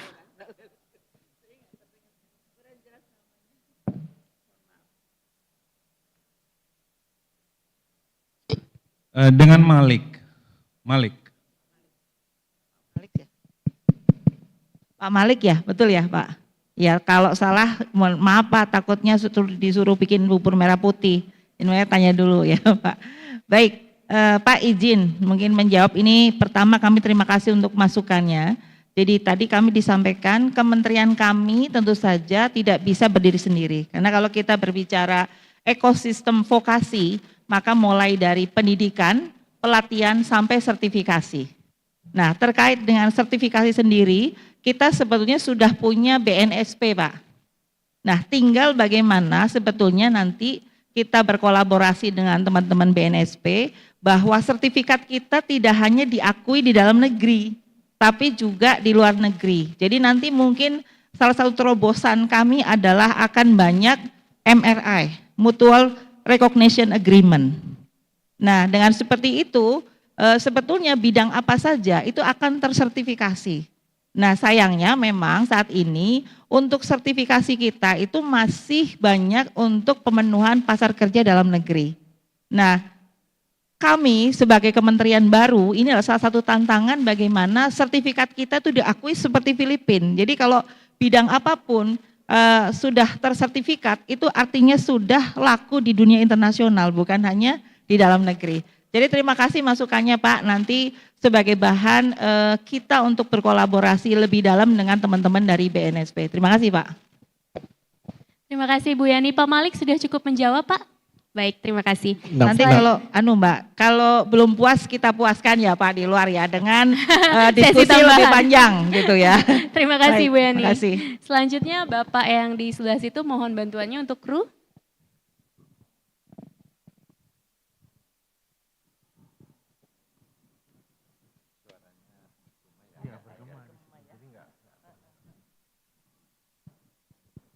Ya, terima kasih Bu Moderator, Ibu Yani, Pak Michael, dan Bapak narasumber. Saya Pak Daily dari PT Sukses Mandiri Utama P3MI, dulu disebut PJTKI. Bapak siapa? Maaf Pak. Pak Daily, Pak Daily. Dedi, oke, silakan. Jadi karena begitu penting acara ini saya dari pagi Bu. Tapi momen yang P3MI barulah sore ini. Tapi saya nggak ada orang dari Australia mendampingi ibu di atas ini. Australia ini begitu fenomenal. Tadi rentetan session sebelum Ibu Yani tadi memang terungkap bahwa Australia memerlukan pekerja di bidang hospitality, di bidang caregiver, dan ini kesempatan menurut saya luar biasa Bu. Dan peminat dari Indonesia juga luar biasa. Nah, tinggal apa hal yang kita lakukan, terutama pemerintah dalam hal ini untuk mendorong Pak Michael agar peluang ini tidak hanya dimanfaatkan oleh negara lain, tapi Indonesia juga boleh berkesempatan mengirim pekerjanya ke Australia dengan legal. Dengan legal, karena kenapa banyak sekali yang berminat tapi dengan cara-cara yang tidak ya ilegal lah. Kasihan juga, baru beberapa bulan sudah dideportasi. Tetap legal Pak, tapi work around Pak. Oh gitu ya. Nah Pak Michael mungkin lebih paham lah karena sudah lama di sana. Tapi kami sebagai praktisi khususnya P3MI sangat rindu Pak. Beberapa kali kita meeting, bahkan kemarin minggu lalu dengan Kadin kami sampaikan hal yang sama. Dan setahun yang lalu kita meeting di Bali, kantor Ibu Yani juga yang mempelopori, masih zaman BP2 dulu. Dan kesempatan di sana ada juga, konsulat kita di sana ada juga, agensi di sana yang berharap. Tapi sampai saat ini belum kami tembus Pak Michael. Walaupun banyak peminat, siap juga operasional dan siap juga SDM-nya. Tapi saya nggak tahu di mana Bu Yani, di mana simpulnya yang belum pas. Konon MOU belum ada atau apa. Padahal tadi sempat ngomong-ngomong dengan Mr. Paul, dia bilang kami perlu banyak. Tapi di mana Bu? Ini peran pemerintah. Kalau kami swasta, kami siap berkontribusi. Tapi untuk menembus ini, nah Bu Yani lah, tugas Bu Yani ini. KP2MI yang baru inilah yang bisa memberikan jalan bagi kita. Kami apresiasi KP2MI dan kami siap membantu, mendorong dan seterusnya. Hanya tinggal bagaimana menembus ya Bu Yani. Barangkali itulah keluh kesah kami dan harapan kita segera bisa terbuka Pak Michael. Terima kasih. Terima kasih Pak Dedi atas pertanyaan dan feedbacknya. Dipersilahkan Ibu Yani. Nih Pak Deli itu sahabat lama ya. Jadi karena kebetulan saya dari mulai BNP 2 TKI sampai KP2MI tetap ada di tempat yang sama. Mitranya adalah Pak Deli dari PT SMU. Kalau yang tepuk tangannya keras berarti sebetulnya curhatannya sama Pak gitu ya. Baik Pak Deli, sekali lagi terima kasih masukannya. Ini menjadi catatan khusus dan memang seharusnya sekarang dengan kewenangan yang kami miliki berdasarkan Perpres 165 di 2024, regulasi kan ada di kami. Nah ini kemarin perintah Pak Menteri sudah jelas bagaimana kami bisa memperluas pasar, utamanya adalah untuk bisa paling tidak mereposisi atau merebranding yang seakan-akan tenaga kerja kita hanya bisa di sektor yang low skill high risk, tapi bisa di rebranding menjadi tenaga yang skill profesional. Dan kalaupun bukan berarti juga apakah terus yang low skill high risk itu tidak bisa, bisa dengan ditingkatkan kapasitasnya. Tadi dengan mempunyai sertifikat yang berlaku internasional. Itu PR Pak Deli kaitan dengan perjanjian kerjasama. Namun sebetulnya kalau kita berkaca di beberapa negara lain yang menganut konsep pasar bebas, sebetulnya itu tidak tergantung di kerjasama. Tapi yang pertama sesuai dengan Undang-Undang 18, yang penting ada Labor Act. Artinya ada aturan ketenagakerjaan internasional yang dipatuhi oleh semua negara yang akan mengambil tenaga kerja asing. Itu dulu yang harus dipastikan. Yang kedua, teman-teman P3MI sebetulnya akan lebih leluasa karena praktisi kan. Jadi mana kesempatan yang bisa, supply-nya ada, ya masuk kan tinggal gitu Pak Deli. Sambil berjalan pemerintah bagaimana membungkus ini dalam satu kerjasama yang dilakukan bilateral. Karena ada beberapa negara yang memang tidak mau untuk kerjasama, Pak Deli dan teman-teman P3MI. Kita ambil contoh paling gampang Singapura. Nanti mungkin menjelang kiamat baru akan mau. Sampai sekarang nggak mau. Singapura tuh bilang kalau you mau menyesuaikan dengan code of conduct yang dia bikin, ya silahkan masuk dari negara mana saja. Itu yang memang dianut oleh negara-negara yang menganut pasar bebas. Jadi sebetulnya bagaimana kita berakselerasi pihak swasta, praktisi teman-teman P3MI, pemerintah akan membungkusan, ya memang itu bisa dibungkus dengan kerjasama, maka akan kita lakukan kerjasama. Tapi kalau tidak, paling tidak, pemerintah hadir di dalam ikut menyiapkan calon pekerjanya, ini adalah sesuai dengan requirement dari yang diminta.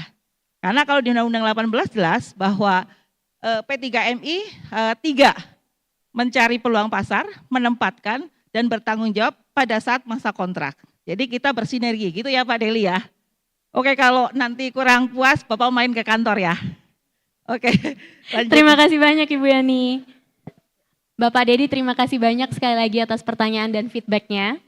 Bapak dan Ibu sekalian, kita telah mendengar langsung dari para pemangku kepentingan, mulai dari kebijakan pemerintah, peluang industri, hingga kebutuhan dari pasar Australia.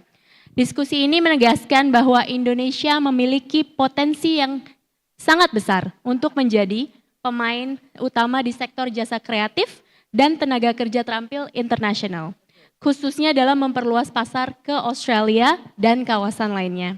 Sebelum kita akhiri, izinkan saya memberikan kesempatan untuk ketiga narasumber yang luar biasa untuk memberikan closing statement. Ibu tadi sudah bisikin ke saya closing statementnya. Silakan ya, Ibu Yani, dipersilakan. Kalau saya singkat, padat, dan artinya dalam. Saya hanya menyampaikan migran kompeten pasti migrasi aman. Terima kasih. Migran kompeten pasti migrasi aman. Ya. Wah, luar biasa. Selanjutnya Pak Pujo, silakan Pak. Baik, terima kasih. Mungkin agak sedikit panjang ya. Ini juga menyambung tadi apa yang sudah disampaikan Bu Sri dan juga Pak Michael dan juga penanya. Bahwa pada prinsipnya ketika kita punya kemampuan, apalagi dengan era digital ini menjadi kunci. Jadi tentunya ke depan perlu kita mencoba ada namanya digital land scholarship. Ini penting sekali. Termasuk juga tadi menyambung kebutuhan ketenaga kerjaan di luar, termasuk di Australia. Termasuk juga menyambung bagaimana nanti sertifikasinya bisa diakui. Sehingga ini perlu dilakukan nih, baik di kegiatan akademi biasa maupun vokasional ya. Ini perlu kita kuatkan.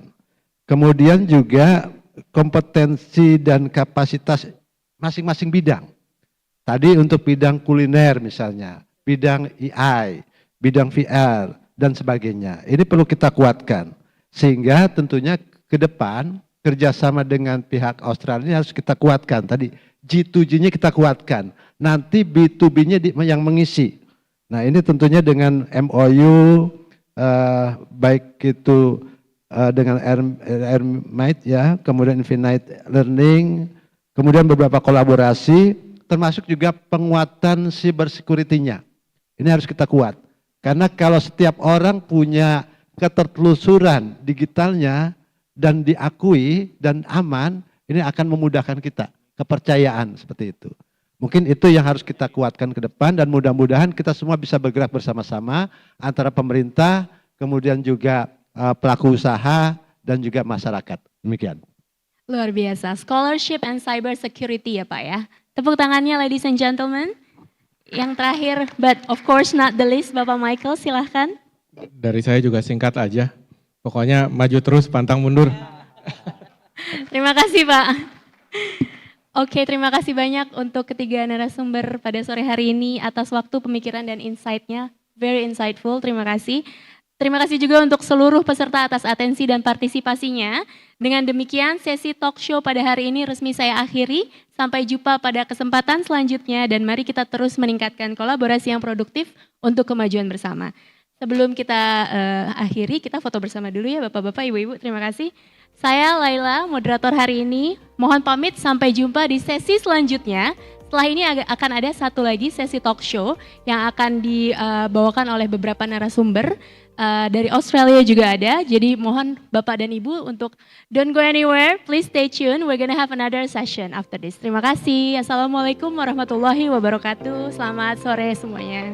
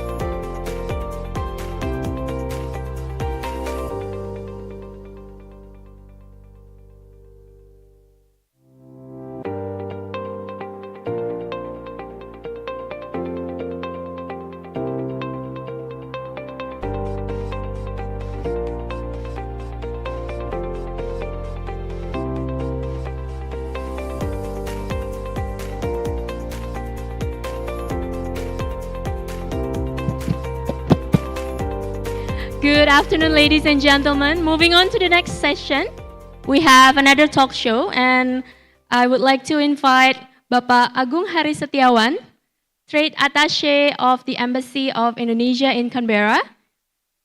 We have Mr. Bruno Mayolo, President of the Australian Specialty Coffee Association.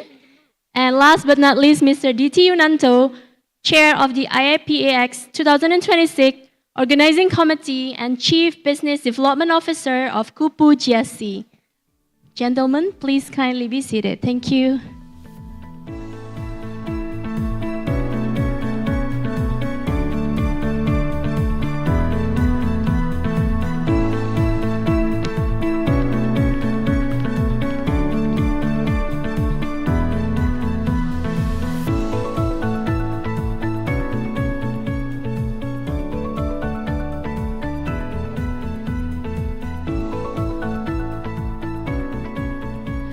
Assalamualaikum warahmatullahi wabarakatuh. A very warm welcome to all of you.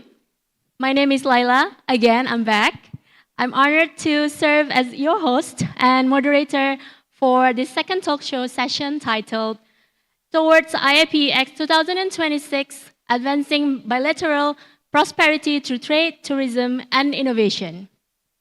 This session marks the beginning of our journey toward Indonesia-Australia Prosperity Expo, or IAPX 2026, scheduled to take place in Australia in August next year.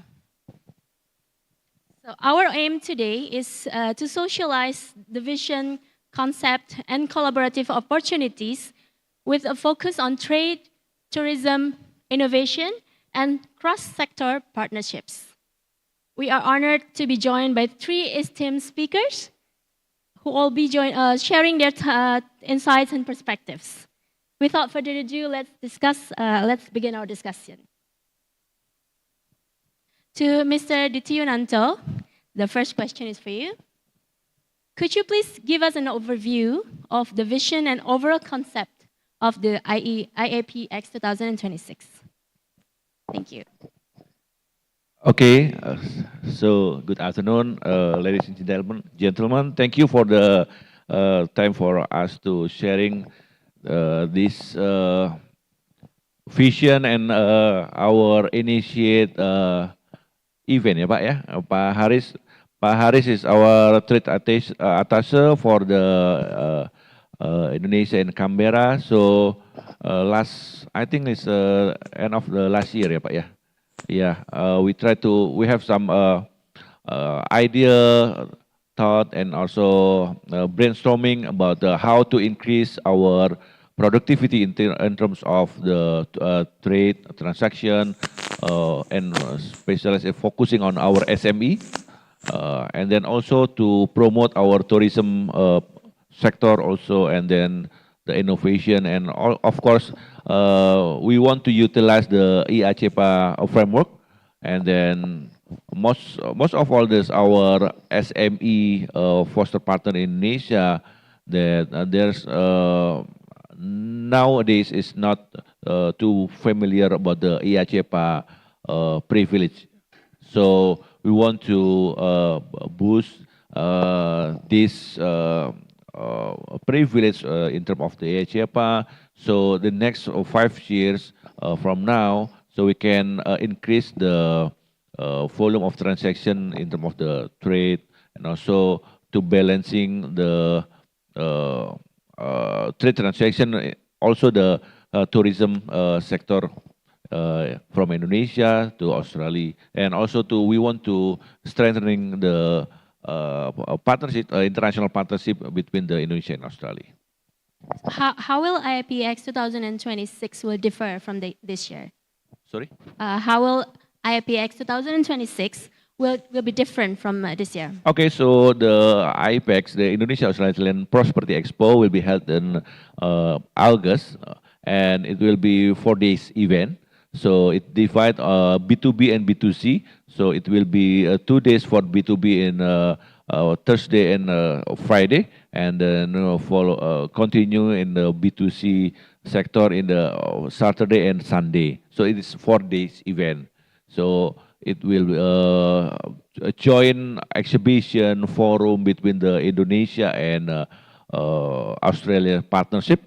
So and then the next following years, we hope the IAPEX or Indonesia-Australia Prosperity Expo will be held in Indonesia. So we're continuing to like apa namanya silih berganti switch between Indonesia and Australian partner, and to strengthening our relationship between Indonesia and Australia. Okay, thank you. And what sectors or industries will be the main focus of this upcoming? The sectors or industries. So yeah, focus? For the like we see in now we are focusing on healthcare, also the technology, and a few of them is manufacture, and so the craft and fashion also the most now is the most trend ya Pak ya, the also coffee for the also coffee. We have this, some insight from Mr. Bino after this how Indonesia coffee in a market Australia market. Thank you, Mr. Diki Yunanto. It's exciting to see how the event is growing in both scale and ambition. Next one, I have a question for Bapak Haris. From the Indonesian government's perspective, how will IPEX 2026 support SMEs and vocational institutions?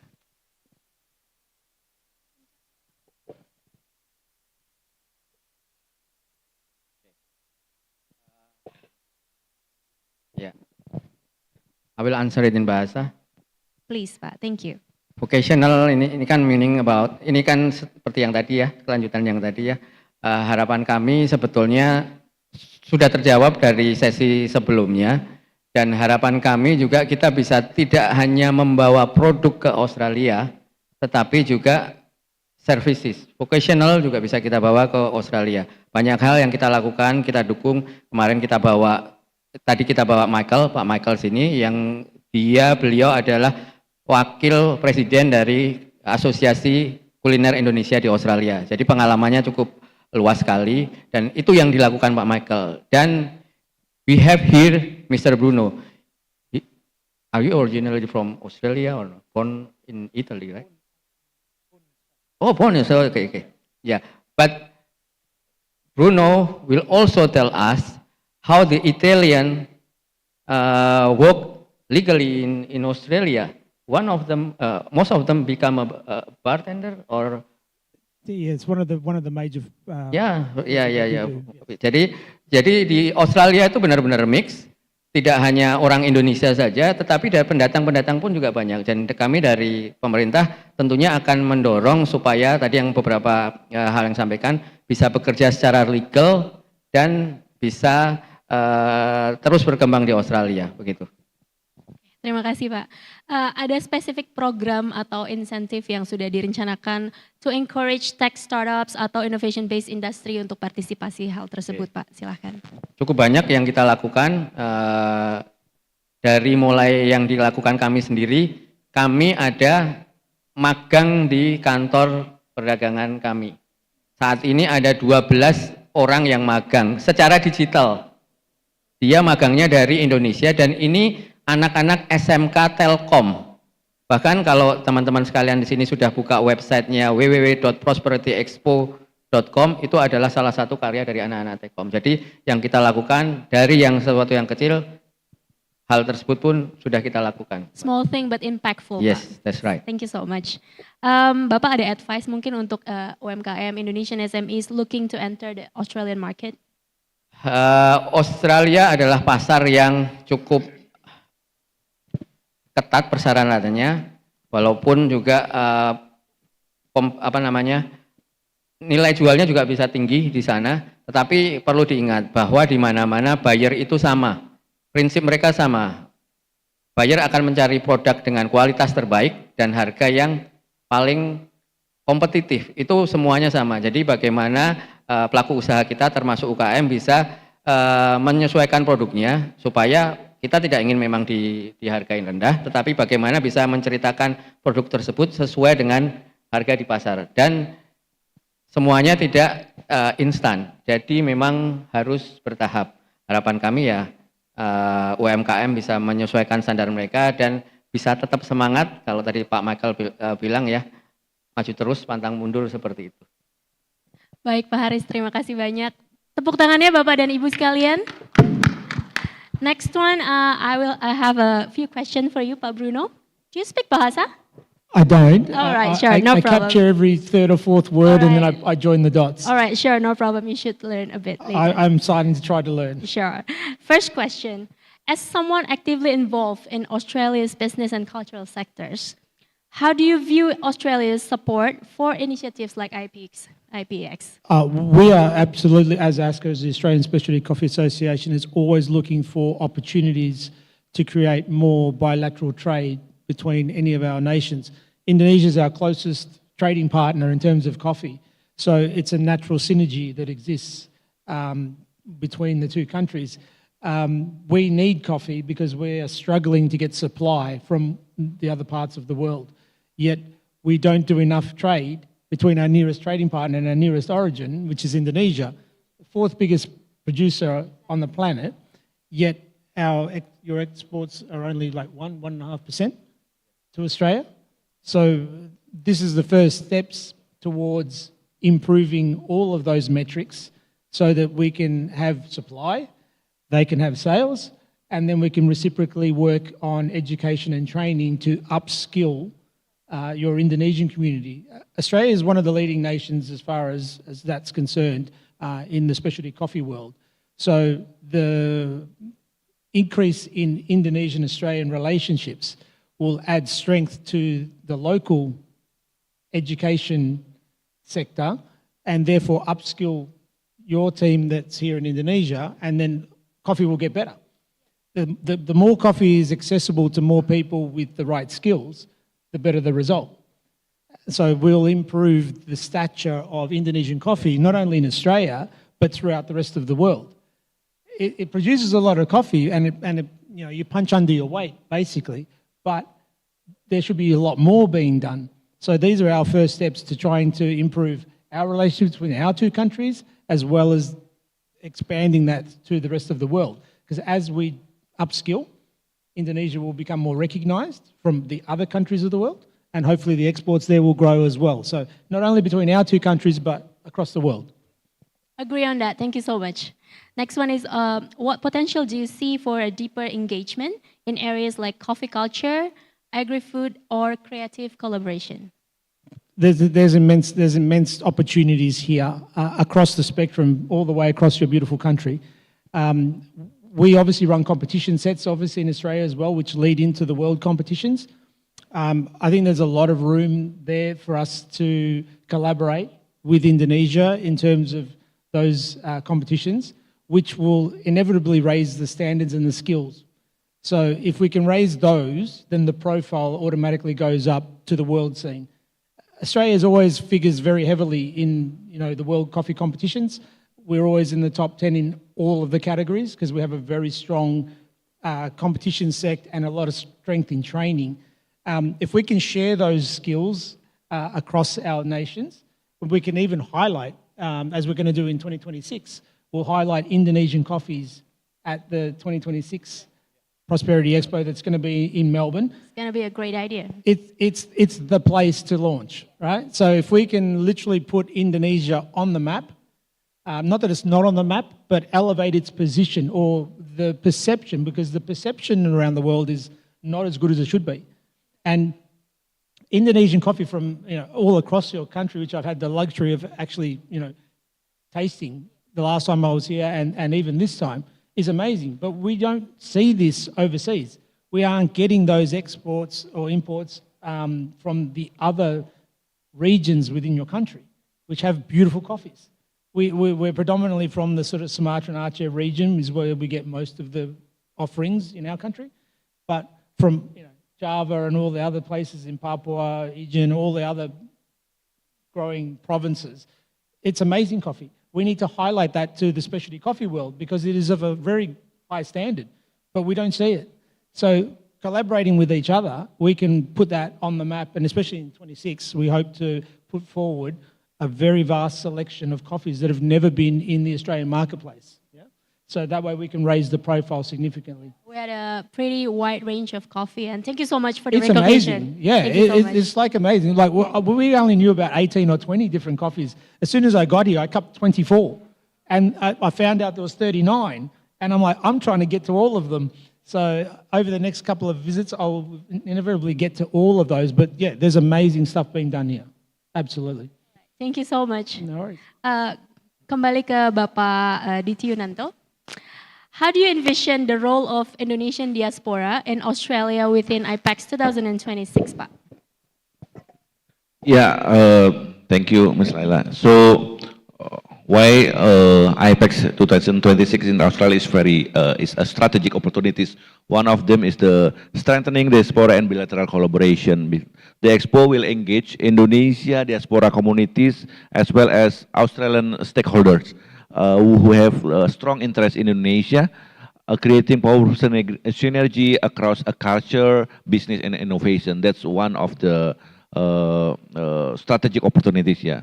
And then also direct access to the Australian market is the most important thing. Exhibitor and stakeholders will gain first-hand exposure to the Australian market, one of Indonesia's most important and rapidly growing trade partners. Because what our SMEs need is a market access, and then a lot of opportunities, more business matching, so to enter the new market, which is the Australian market.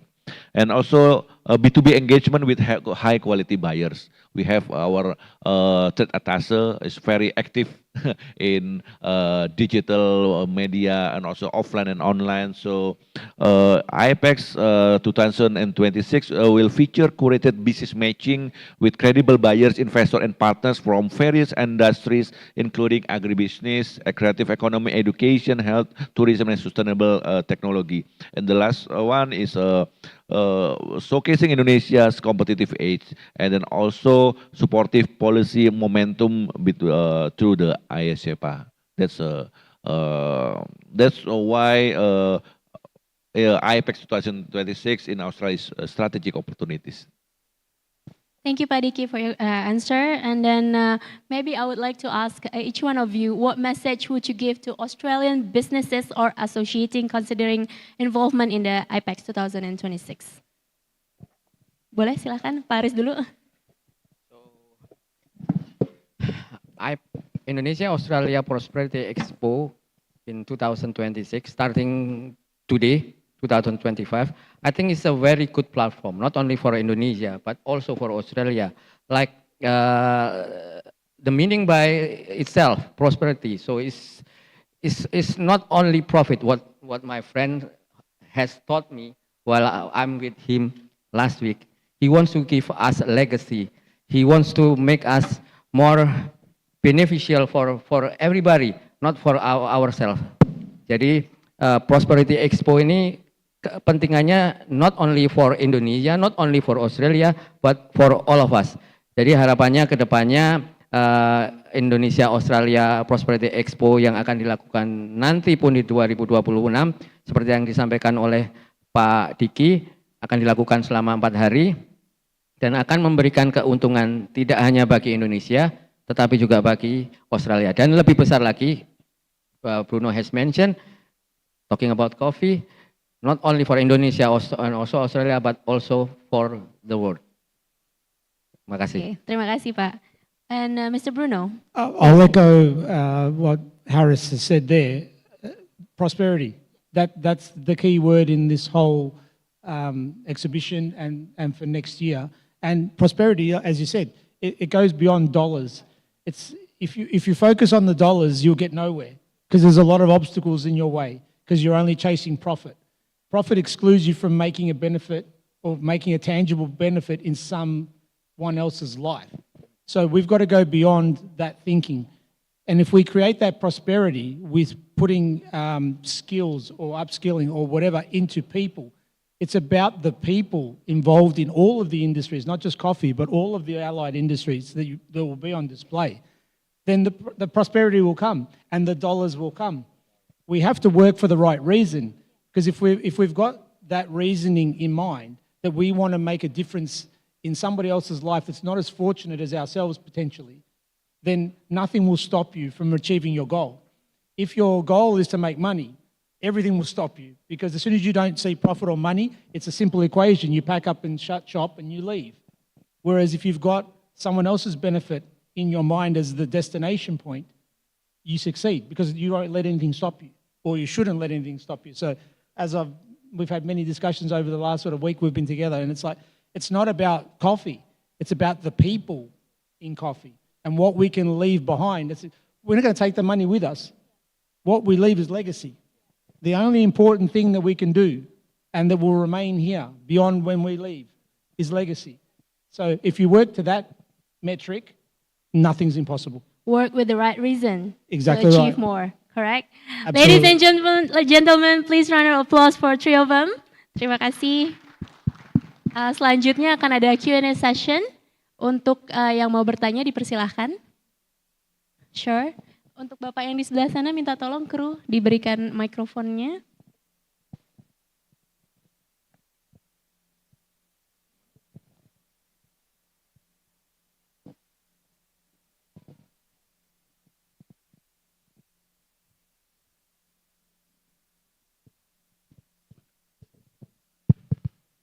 Terima kasih. I'm Bahasa. Dengan Bapak siapa, maaf? Saya Maulana. Maksudnya Bapak saya Maulana. pakai bahasa Indonesia saja ya Mbak. Boleh, ya? silakan Ya. Pak. Saya Maulana dari HIMKI, Himpunan Industri Mebel dan Kerajinan Indonesia. Anggota kami ada 2.500 member ya. Sementara ini ekspor kami ke Amerika sekitar 54%, sisanya ke Eropa dan lain-lain. Setelah ada kebijakan Trump ini, kami menjadi bingung karena terjadi pasang surut. Nah, begitu ada kesempatan Indonesia-Australia, kami melihat bahwa ini ada pasar. Seperti itu. Makanya dalam berbagai kesempatan dengan beberapa pihak, kami juga sering ketemu dengan ITPC, ADAG, dan berbagai pihak, kami ingin ada diversifikasi pasar supaya jangan terlalu dominan ke Amerika. Amerika ini kalau ada masalah seperti sekarang, begitupun dengan Uni Eropa juga pasarnya tidak baik-baik saja. Yang ingin kami tanyakan sebenarnya sejauh apa sih, sebaik apa sih pasar mebel dan kerajinan dari Indonesia. Sekali lagi saya Maulana dari HIMKI mengucapkan terima kasih dan terima kasih dengan undangannya. Bapak Haris dipersilahkan. Terima kasih Pak Maulana atas pertanyaan dan feedbacknya. Pak Maulana dari HIMKI ya. Ya, salam buat Pak Sopur nanti. Ya, jadi selalu saya sampaikan kepada teman-teman semuanya, kalau bicara pasar, ya kita tidak hanya ke satu negara saja. Semakin banyak negara, semakin bagus.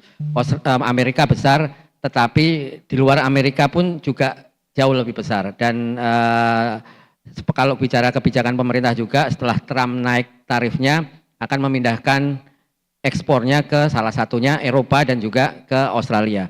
Dan ini sebetulnya yang kita lakukan dengan Prosperity Expo. Nanti Pak Diki mungkin bisa menambahkan apa yang sudah dilakukan.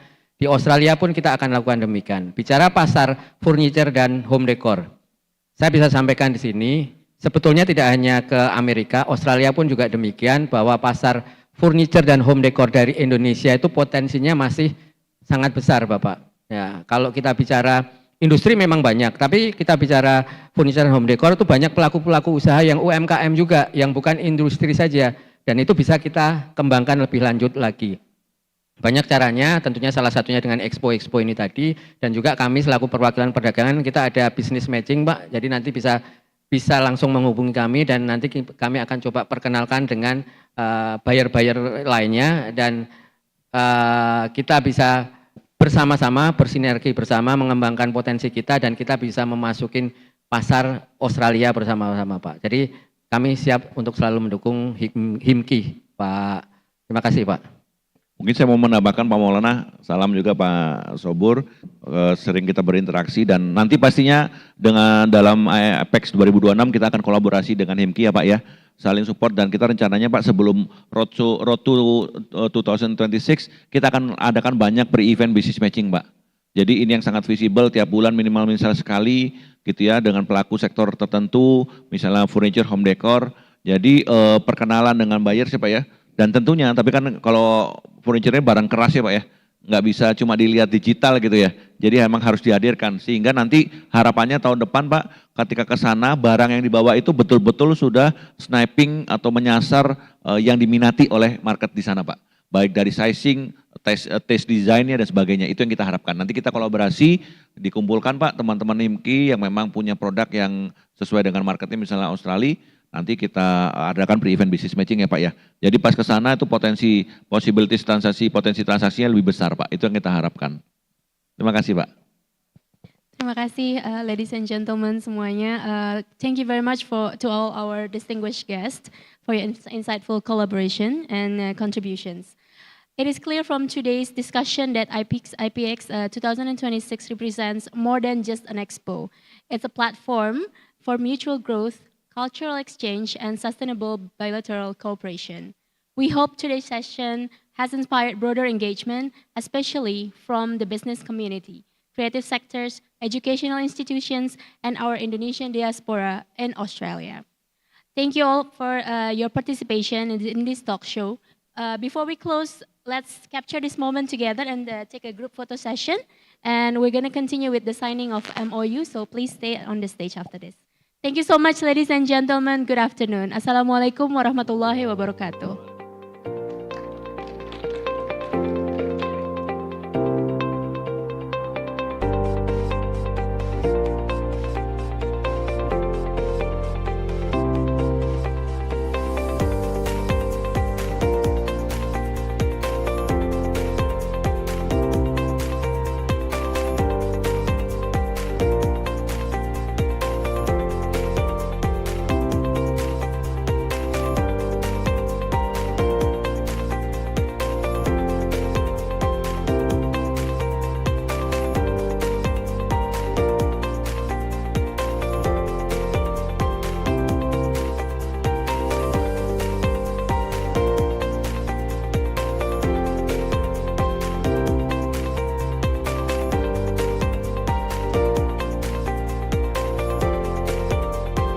We also would like to invite Mr. Stefanus Handi to be on the stage and join the MOU signing. Thank you.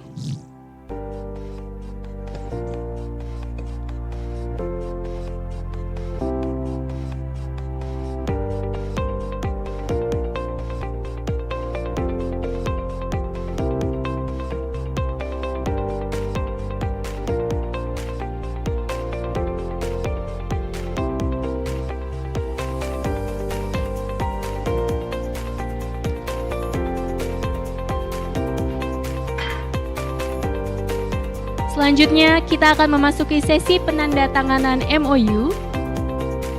Kepada yang terhormat PT Sinar Bulan Teknologi Inovasi atau Jack Runners Roastery, Special Blend Australia, serta PT Nuswantara Adiaksa Perkasa atau Kupu GSC, dan Australian Specialty Coffee Association or ASCA.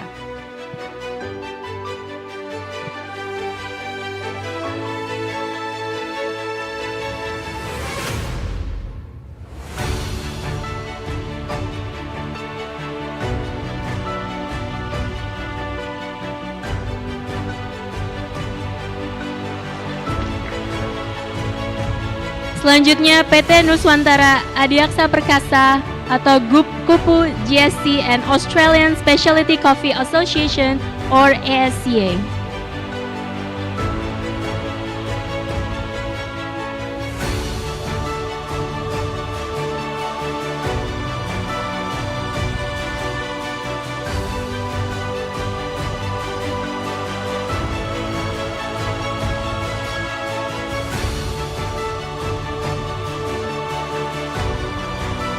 Ladies and gentlemen, please give a round of applause for this MOU signing.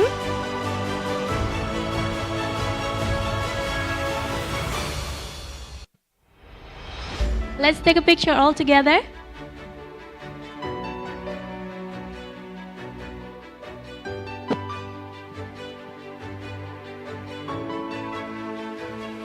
One more, yes.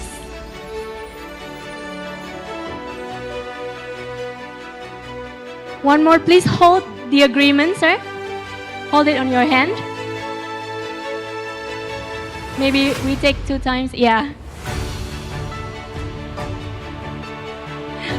Please wait for a moment.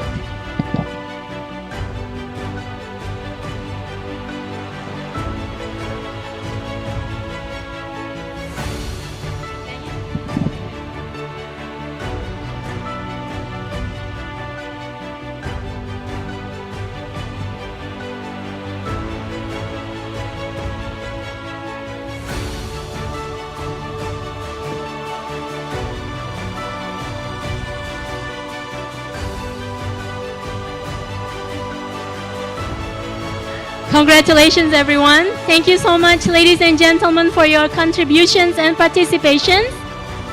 See you in Melbourne, Australia on August 2026. Thank you so much. Assalamualaikum warahmatullahi wabarakatuh.